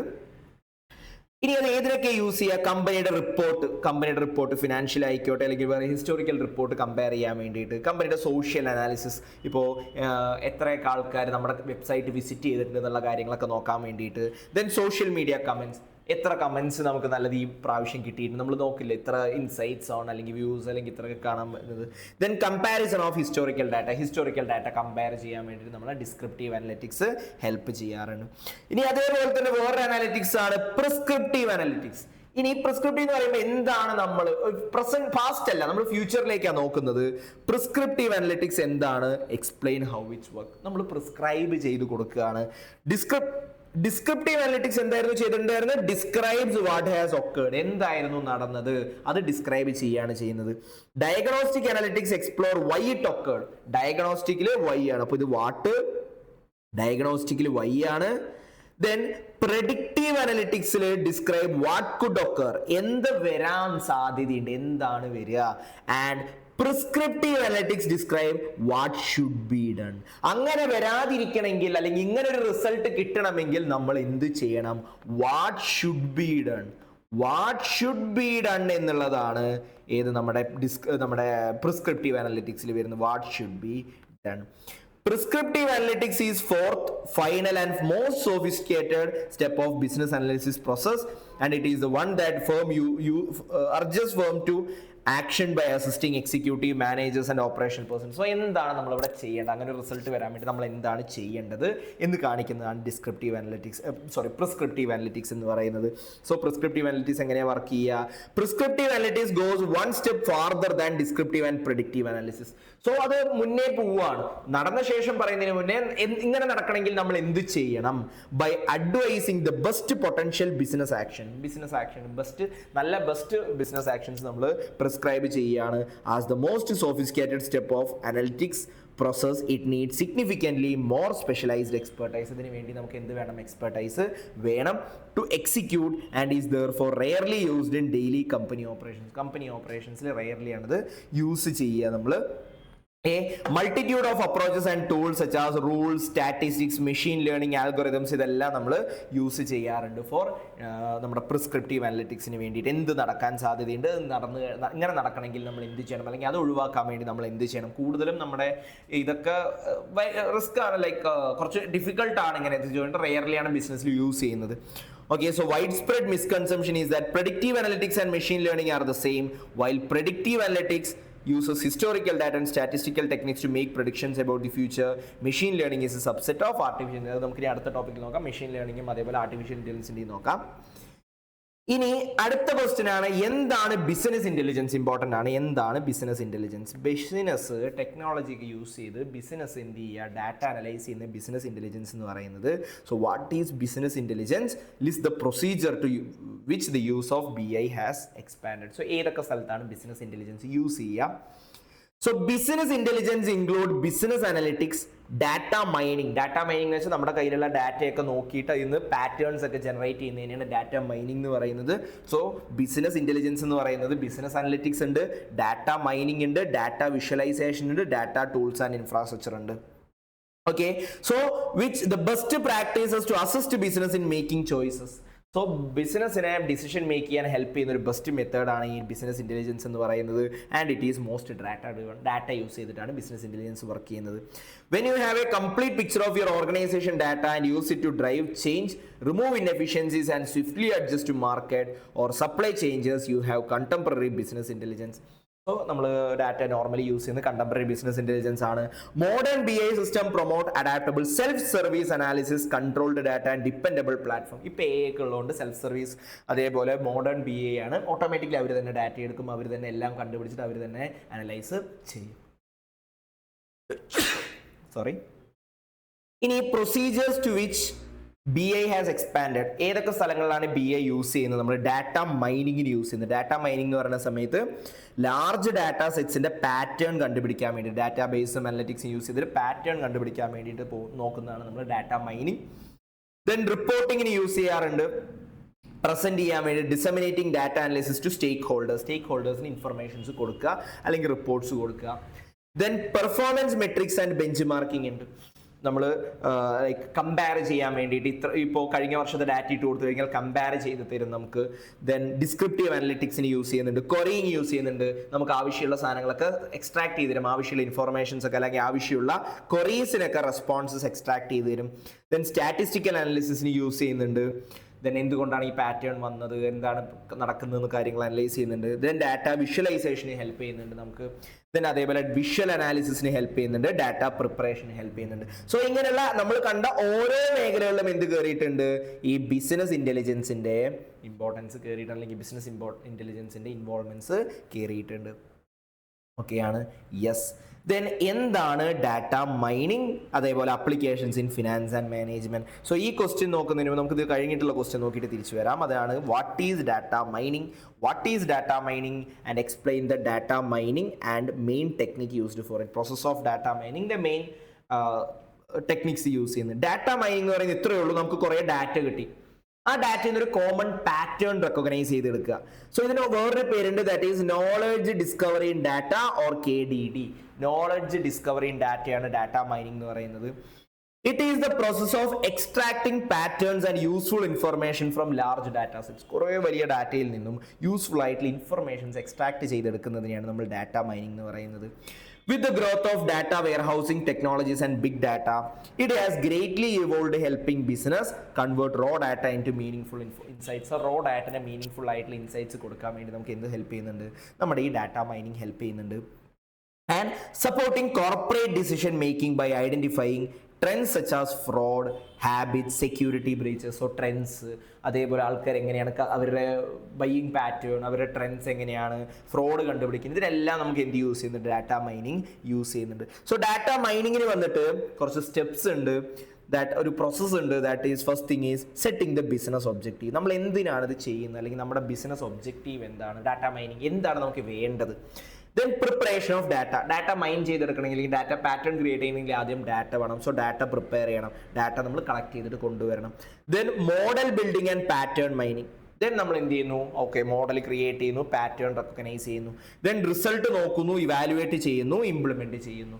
സോ ഡാറ്റ മൈനിങ്ങിന് വേറൊരു പേരുണ്ട്, that is knowledge discovery in data. ഡാറ്റയിൽ നിന്നും നോളജ് എടുക്കുന്നതിനെയാണ് ഡാറ്റ മൈനിങ്. ഓക്കെ, ഡാറ്റയിൽ നിന്ന് ആവശ്യമുള്ള സാധനം പിക്ക് ചെയ്തെടുക്കുന്നു, പാറ്റേൺ റെക്കഗ്നൈസ് ചെയ്തെടുക്കുന്നു. സോ ബിസിനസ് ഒബ്ജക്റ്റീവ് കണ്ടുപിടിക്കുന്നു, ദെൻ ഡാറ്റ പ്രിപ്പയർ ചെയ്യുന്നു, ദെൻ മോഡൽ ബിൽഡിംഗ് ചെയ്യുന്നു, പാറ്റേൺ കണ്ടുപിടിക്കുന്നുണ്ട്, ദെൻ റിസൾട്ട് ഇവാലുവേറ്റ് ചെയ്യുന്നു, ദെൻ ഇംപ്ലിമെന്റ് ചെയ്യുന്നു. ദെൻ കുറച്ച് ടെക്നിക്സ് യൂസ് ചെയ്യുന്നുണ്ട്, that is association rules use ചെയ്യുന്നുണ്ട്. സോ ഒന്നും രണ്ടും കൂടി കമ്പയർ ചെയ്ത് നിൽക്കുന്ന, അല്ലെങ്കിൽ രണ്ടും ഒരു കോംബോ ആയിട്ട് നിൽക്കുന്നത് പോലെ. സോ മാർക്കറ്റ് ബേസ്ഡ് അനാലിസിസിന് വേണ്ടിയിട്ട് അസോസിയേഷൻ റൂൾ യൂസ് ചെയ്യുന്നുണ്ട്. ന്യൂറൽ നെറ്റ്വർക്ക്സ് യൂസ് ചെയ്യുന്നത്, നമ്മുടെ ബ്രെയിനിൽ എങ്ങനെയൊക്കെയാണോ പോകുന്നത് അതേപോലെ നമ്മൾ ഡീപ്പ് ലേണിംഗ് ടെക്നിക്കാണ് ന്യൂറൽ നെറ്റ്വർക്ക് യൂസ് ചെയ്യുന്നത്. ദെൻ ഡിസിഷൻ ട്രീ ഉണ്ട്. ഒരു സംഭവം എടുത്തു കഴിഞ്ഞാൽ അതിൻ്റെ കുറേ ബ്രാഞ്ചസ് ഉണ്ട്, ആ ബ്രാഞ്ചസിൽ ഇങ്ങനെ ഔട്ട്കം വരും. ഡിസിഷൻ ട്രീസ് യൂസ് ചെയ്യുന്നുണ്ട്. ദെൻ നിയറസ്റ്റ് നെയ്ബർ KNN എന്ന് പറയുന്ന ടൂളും യൂസ് ചെയ്യുന്നുണ്ട്. സോ ഇതെല്ലാം ഡാറ്റ മൈനിങ്ങിന്റെ ടെക്നിക്സ് ആണ്, ഇമ്പോർട്ടന്റ് ആണ്. ഇതൊന്നും വരാം, എന്താണ് സ്പെസിഫിക് ആയിട്ട് ഓരോന്ന് എന്താണെന്ന് ചോദിക്കില്ല. What is data mining and what are the data mining techniques എന്ന് പറഞ്ഞിട്ട് ചോദിക്കാം. ഓക്കെ ആണ്, യെസ്. ഇനി നമുക്ക് അടുത്തതാണ് ഡയഗ്നോസ്റ്റിക് ആൻഡ് പ്രെഡിക്റ്റീവ് അനലിറ്റിക്സ്. നമ്മൾ ഡിസ്ക്രിപ്റ്റീവും കണ്ടു, പ്രിസ്ക്രിപ്റ്റീവും കണ്ടു, ഇനി ഡയഗ്നോസ്റ്റിക്കും പ്രെഡിക്റ്റീവും. ഡയഗ്നോസ്റ്റിക്കിൽ നമ്മൾ എന്താ കണ്ടിട്ടുണ്ടായിരുന്നത്, എങ്ങനെയാണ് നടന്നത്.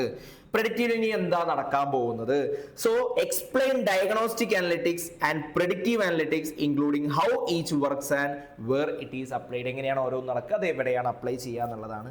സോ ഡയഗ്നോസ്റ്റിക് അനലിറ്റിക്സ് എന്ന് പറയുന്നത് വൈ ഡിഡ് ദിസ് ഒക്കേഴ്സ്, എന്തുകൊണ്ടാണ് അത് നടന്നത്, ആ ക്വസ്റ്റ്യൻ ആണ്. Diagnostic analytics answers the question why did this occurs, going beyond descriptive analytics. Descriptive analytics എന്ത് നടന്നു എന്നുള്ളതിന് പകരം നമ്മൾ എന്തുകൊണ്ട് ഇത് നടന്നു, എന്താണ് പ്രശ്നം, എങ്കിലല്ലേ നമുക്ക് സോൾവ് ചെയ്യാൻ വേണ്ടി പറ്റുള്ളൂ. To explore the reasons behind the outcome, ഈ ഔട്ട്കം വരാനുള്ള റീസൺ എന്താണ്. Common techniques include data discovery, that is identifying usual data sources, drill down focusing on specific data aspects, data mining, അതേപോലെ കോറിലേഷൻസ്. ഇതെല്ലാം use ചെയ്തുകൊണ്ട് എന്തുകൊണ്ടാണ് ഇത് നടന്നത്, pattern ഒക്കെ കണ്ടുപിടിച്ച് നമ്മൾ കണ്ടുപിടിക്കുന്നതിന് ഡയഗ്നോസ്റ്റിക് അനാലിസിസ് എന്ന് പറയുന്നത്. ദെൻ പ്രെഡിക്റ്റീവ് അനലിറ്റിക്സ് ഉണ്ട്. ഓക്കെ, ഇനി എന്താണ് നടക്കാൻ പോകുന്നത്, പഴയതൊക്കെ നോക്കി ഇപ്പത്തേക്ക് നോക്കി ഇനി എന്താണ് നടക്കാൻ പോകുന്നത് എന്ന് പറയുന്നതിന് പ്രെഡിക്റ്റീവ് അനലിറ്റിക്സ് എന്ന് പറയുന്നത്. Predictive analytics focus on forecasting future events and outcome by analyzing past data patterns and customer insights. പഴയ ഡാറ്റ പാറ്റേൺസ് ഒക്കെ എടുത്തിട്ട് കസ്റ്റമർ ഇൻസൈറ്റ്സ് ഒക്കെ യൂസ് ചെയ്തുകൊണ്ട് ഇനി എന്താണ് നടക്കുക. Okay, so forecasting future events, അതാണ് പ്രെഡിക്റ്റീവ് അനലിറ്റിക്സ് എന്ന് പറയുന്നത്. It is based on the probability using techniques such as data mining, statistical modeling and machine learning algorithms. So statistics ഉം machine learning algorithms എല്ലാം use ചെയ്തിട്ട് നമ്മൾ predict ചെയ്യാണ് ഇനി എന്താ നടക്കാൻ പോകുന്നത്.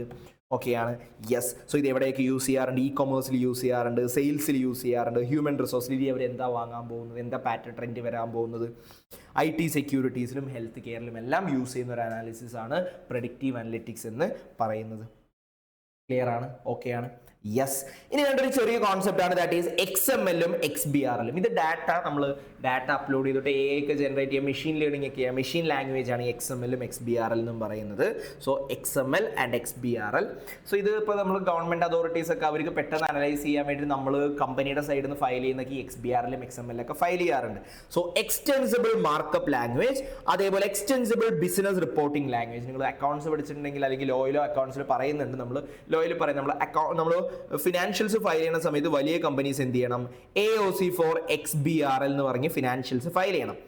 സോ എന്തുകൊണ്ടാണ് ഇത് ഗവൺമെന്റ് അതോറിറ്റീസിന് പെട്ടെന്ന് മനസ്സിലാക്കി എടുക്കാൻ പറ്റും, കാരണം അവർക്ക് AI യൂസ് ചെയ്ത് അല്ലെങ്കിൽ മെഷീൻസ് യൂസ് ചെയ്ത് മെഷീൻ ലാംഗ്വേജ് യൂസ് ചെയ്ത് പെട്ടെന്ന് അവർക്ക് കൺക്ലൂഷനിലേക്ക് എത്തിക്കാൻ വേണ്ടി പറ്റും. സോ XML എന്ന് പറയുന്ന ഒരു മാർക്കപ്പ് ലാംഗ്വേജ് ആണ് and file format used for storing, transferring and restructuring arbitrary data in machine readable and human readable format. Machine റീഡബിളും ഹ്യൂമൻ റീഡബിൾ ഫോമിലേക്ക് കൺവേർട്ട് ചെയ്യുന്നതിനെയാണ് എക്സ്റ്റെൻസിബിൾ മാർക്കറ്റ് ലാംഗ്വേജ് എന്ന് പറയുന്നത്. ദെൻ നമുക്ക് എക്സ്റ്റെൻസിബിൾ ബിസിനസ് റിപ്പോർട്ടിംഗ് ലാംഗ്വേജ് എന്ന് പറയുന്നത് ഒരു ഡാറ്റ ഡിസ്ക്രിപ്ഷൻ ലാംഗ്വേജ് ആണ്, used for interchange of standard understandable corporate data share ചെയ്യാൻ വേണ്ടി യൂസ് ചെയ്യുന്നതാണ് XBRL. ദെൻ നമുക്ക് ബെനിഫിറ്റ്സ് ഓഫ് XBRL നോക്കുകയാണെങ്കിൽ ഇംപ്രൂവ്ഡ് ഡാറ്റ റിലയബിലിറ്റി. കാരണം XBRL ലാംഗ്വേജിലേക്ക് കൺവേർട്ട് ചെയ്യുന്ന സമയത്ത് ഓൾറെഡി അതെല്ലാം ഉണ്ടെങ്കിൽ മാത്രമേ നമുക്ക് കൺവേർട്ട് ചെയ്യാൻ വേണ്ടി പറ്റുള്ളൂ. സോ ഡാറ്റ റിലയബിൾ ആണ്. കോസ്റ്റ് റെഡ്യൂസ് ചെയ്യാൻ വേണ്ടി പറ്റും, ഓട്ടോമേറ്റ് ചെയ്യുന്ന സമയത്ത് കോസ്റ്റ് റെഡ്യൂസ് ചെയ്യാൻ വേണ്ടി പറ്റും. ദെൻ ഫാസ്റ്റർ ഡിസിഷൻ മേക്കിങ്ങിന് ഹെൽപ്പ് ചെയ്യും, നമ്മളെ ഡിസിഷൻ മേക്കിങ്ങിന് ഹെൽപ്പ് ചെയ്യുന്നുണ്ട്. Then easier creation of analyst and investor report, improving transparency, ഇൻവെസ്റ്റേഴ്സിന്റെ റിപ്പോർട്ട് ജനറേറ്റ് ചെയ്യാൻ എളുപ്പമാണ്. Then enhanced access, comparison and analytic capabilities for financial information, ആക്സസും കമ്പാരിസൺ ഒക്കെ ഹെൽപ്പ് ചെയ്യുന്നുണ്ട്. ദാറ്റ് നമ്മുടെ XBRൽ ഇതിനെല്ലാം ഹെൽപ്പ് ചെയ്യുന്നുണ്ട്. ഓക്കെയാണ്. സോ ചെറിയൊരു കോൺസെപ്റ്റ് ജസ്റ്റ് ഒന്ന് നോക്കി വയ്ക്കുക, എന്താണ് XBRലും XMLലും. ഇനി നമ്മുടെ അടുത്ത ക്വസ്റ്റ്യൻ ആണ് ഡാറ്റ മൈനിങ് എന്താണ്, അതേപോലെ അതിന്റെ application of data mining in finance and management. Okay, so the implementation of data mining in finance and management is one of the important segments of business data analytics. Business data analytics ന്റെ ഒരു main segment എന്ന് പറയുന്നത് data മൈനിങ്ങിനും finance മാനേജ്മെന്റിലേക്ക് ചെയ്യുന്നതാണ്, നമ്മൾ implement ചെയ്യുന്നതാണ്. So എന്താണ് data മൈനിങ്ങിന്റെ applications വരുന്നത്? ഡാറ്റ മൈനിങ് എന്താണെന്ന് നമുക്ക് വേറെ ക്വസ്റ്റ്യൻ മനസ്സിലായി. പാറ്റേൺസ് റെക്കഗ്നൈസ് ചെയ്തിട്ട് അനലൈസ് ചെയ്യുന്നതാണ്. So the widespread use of data mining techniques by business intelligence and data analytics teams enables them to harvest insight for their organisations അതിന് insights കിട്ടാൻ വേണ്ടി help ചെയ്യുന്നുണ്ട്, നമുക്ക് യൂസ് ചെയ്യുന്നുണ്ട് data mining എന്ന് പറയുന്നത്.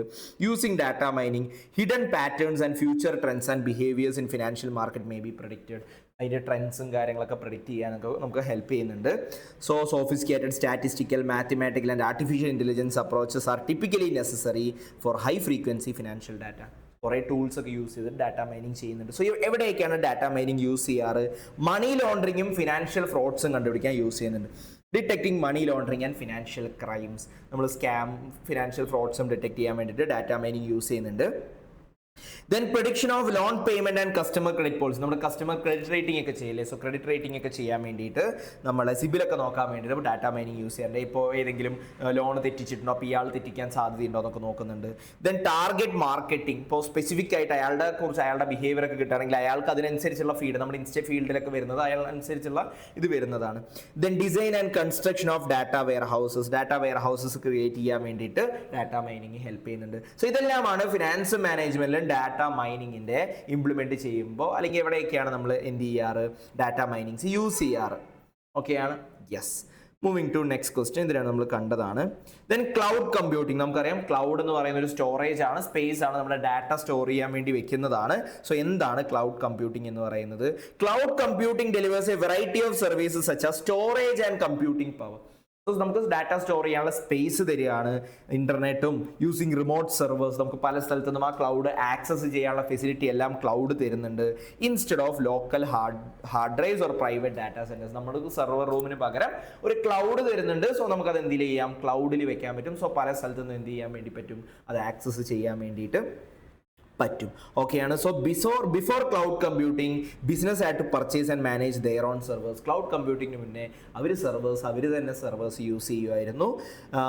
ഓക്കെയാണ്. Yes, so cloud services reduces need for on site servers and maintenance staff. നമുക്കപ്പോൾ സെർവർ റൂമും സെർവർ സ്റ്റാഫും സ്പേസും കോസ്റ്റും കാര്യങ്ങളൊന്നുമില്ല, എല്ലാം ക്ലൗഡിൽ ചെയ്യാൻ വേണ്ടി പറ്റും. സോ ക്ലൗഡ് എന്ന് പറയുന്ന സമയത്ത് നമുക്ക് പ്രൈവറ്റ് ക്ലൗഡും പബ്ലിക് ക്ലൗഡും ഹൈബ്രിഡ് ക്ലൗഡും ഉണ്ട്. പ്രൈവറ്റ് ക്ലൗഡ് എന്ന് പറയുമ്പോൾ ഇപ്പോൾ ഒരു റിലയൻസ് എന്ന് പറയുന്ന കമ്പനിക്ക് അവരുടെ തന്നെ ഡാറ്റ സെർവ് ചെയ്യാൻ അവർക്ക് തന്നെ ഒരു ക്ലൗഡ് സ്പേസ് ഉണ്ട്.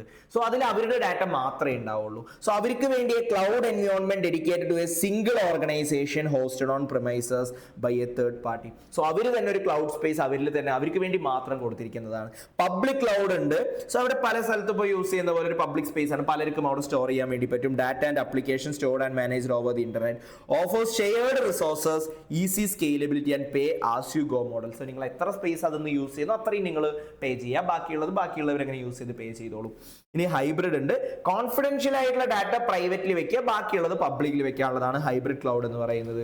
A blend of private and public cloud storing sensitive data on the private cloud while using the public cloud for sensitive ആയിട്ടുള്ള പ്രൈവറ്റിലും നോൺ സെൻസിറ്റീവ് ആയിട്ടുള്ള പബ്ലിക്കിലും വെക്കുന്നതാണ് പബ്ലിക് ക്ലൗഡ്, പ്രൈവറ്റ് ക്ലൗഡ് എന്ന് പറയുന്നത്. പിന്നെ ഹൈബ്രിഡ് ക്ലൗഡ് എന്ന് പറയുന്നത്. പിന്നെ നമുക്ക് അടുത്ത ക്വസ്റ്റ്യൻ ആണ് explain artificial intelligence including it's types, distinguish between machine learning, deep learning. So artificial intelligence, നമുക്കറിയാം ആർട്ടിഫിഷ്യൽ ഇന്റലിജൻസ് എന്ന് പറയുമ്പോൾ മെഷീനിൽ നമ്മൾ പഠിപ്പിച്ചു കൊടുത്തിട്ട് അവർ തന്നെ സ്വയം കാര്യങ്ങൾ തീരുമാനിക്കുന്നതിനെയാണ് നമ്മൾ ആർട്ടിഫിഷ്യൽ ഇന്റലിജൻസ് എന്ന് പറയുന്നത്. So AI is the science and engineering of making intelligent machine. Intelligence, സ്വയം ചിന്തിച്ച് സ്വയം കാര്യങ്ങൾ തീരുമാനിക്കാൻ പറ്റുന്ന രീതിയിൽ അവിടെ നിന്നൊക്കെ എല്ലാം പഠിച്ചു വെച്ച ശേഷം ചിന്തിക്കാൻ പറ്റുന്ന കാര്യങ്ങൾ ചെയ്യുന്നതിനെയാണ് ആർട്ടിഫിഷ്യൽ ഇന്റലിജൻസ് എന്ന് പറയുന്നത്.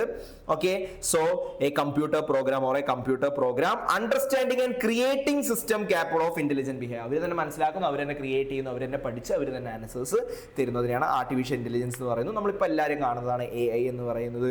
The types of AI R week AI ഉണ്ട്, ചില കാര്യങ്ങൾ മാത്രം ചെയ്യാൻ വേണ്ടിയിട്ടുള്ളത്. ദെൻ ആർട്ടിഫിഷ്യൽ ജനറൽ AI ഉണ്ട്, നോർമലി എല്ലാ കാര്യങ്ങളും ചെയ്യാൻ വേണ്ടിയിട്ടുള്ള കാര്യം. ആർട്ടിഫിഷ്യൽ ജനറൽ AI ഉണ്ട്, ദെൻ വീക്ക് AI ഉണ്ട്, ദെൻ ആർട്ടിഫിഷ്യൽ സൂപ്പർ ഇന്റലിജൻസ് ഉണ്ട്.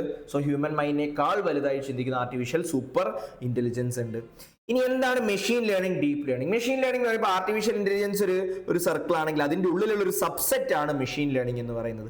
അതിന്റെയും ഉള്ളിലുള്ള ഒരു സബ്സെറ്റ് ആണ് ഡീപ്പ് ലേണിംഗ് എന്ന് പറയുന്നത്. So artificial learning it's wide, നമുക്ക് എല്ലാ കാര്യങ്ങളും അതിൽ വരുന്നുണ്ട്. മെഷീൻ ലേണിംഗ് നമ്മൾ കമ്പ്യൂട്ടേഴ്സിനെ പഠിപ്പിച്ചു കൊടുക്കുക, ഇതിങ്ങനെയാണ് സാധനം. അപ്പോൾ ആരെങ്കിലും ഇതിനെക്കുറിച്ച് ചോദിക്കുകയാണെങ്കിൽ ഇതിങ്ങനെയാണ് പറഞ്ഞു കൊടുക്കേണ്ടത്, നമ്മൾ പഠിപ്പിച്ചു കൊടുക്കുകയാണ് മെഷീൻ ലേണിംഗ് എന്ന് പറയുന്നത്. സോ മെഷീൻ ലേണിംഗ് എന്ന് പറയുന്നത് it is a sub field of AI focused on algorithms that learn from data and improve over time. ഒരു ഡാറ്റയിൽ നിന്ന് ഇങ്ങനെ ലേൺ ചെയ്തുകൊണ്ടെടുക്കും, എന്നിട്ട് അവർ എന്ത് ചെയ്യും, അത് അതിനനുസരിച്ച് ഡെവലപ്പ് ചെയ്യും. ഇനി മെഷീൻ ലേണിംഗ് എന്ന് പറയുന്ന ആക്ച്വലി അതിന്റെ ഡെഫിനിഷൻ എന്ന് പറയുന്നത് it is a sub field of deep learning എന്ന് പറയുന്നത് ഒരു മെഷീൻ ലേണിംഗിന്റെ സബ്സെറ്റ് ആണ്, അല്ലെങ്കിൽ സബ് ഫീൽഡ് ആണ് that uses neural network with many layers to analyse large amount of data. ഇവിടെ ഒന്നും കൂടി കൂടുതൽ എമൗണ്ട് ഓഫ് ഡാറ്റയാണ് ഡീപ്പ് ലേണിംഗിൽ യൂസ് ചെയ്യുന്നത്. ദെൻ ആൽഗോറിതംസ് യൂസ് ചെയ്യുന്നത് ഇവിടെ ഡിസിഷൻ ട്രീസും സപ്പോർട്ട് വെക്ടർ മെഷീൻസും നിയറസ്റ്റ് നമ്പേഴ്സ് ഒക്കെയാണ് ആൽഗോറിതംസ് യൂസ് ചെയ്യുന്നത് മെഷീൻ ലേണിംഗിൽ. അവിടെ ഡീപ്പ് ലേണിംഗിൽ നമ്മൾ യൂസ് ചെയ്യുന്നത് ന്യൂറൽ നെറ്റ്വർക്ക്സ് ആണ്, മെയിൻലി ന്യൂറൽ നെറ്റ്വർക്ക്സ് ആണ് യൂസ് ചെയ്യുന്നത്. ദെൻ ഡാറ്റ, സ്മോളർ ഡാറ്റയാണ് മെഷീൻ ലേണിംഗിനെങ്കിൽ ഇവിടെ ലാർജർ ആയിട്ടുള്ള കോംപ്ലക്സ് ആയിട്ടുള്ള ഡാറ്റാസ് വേണം ഡീപ്പ് ലേണിംഗിൽ. ദെൻ യൂസ് കേസ് സ്പാം ഡിറ്റൻഷന് വേണ്ടി മെഷീൻ ലേണിംഗ് യൂസ് ചെയ്യുന്നുണ്ട്. റെക്കമെൻഡേഷൻ സിസ്റ്റം, പ്രിഡിക്ഷൻ അനാലിസിസിനൊക്കെ യൂസ് ചെയ്യുന്നുണ്ട്.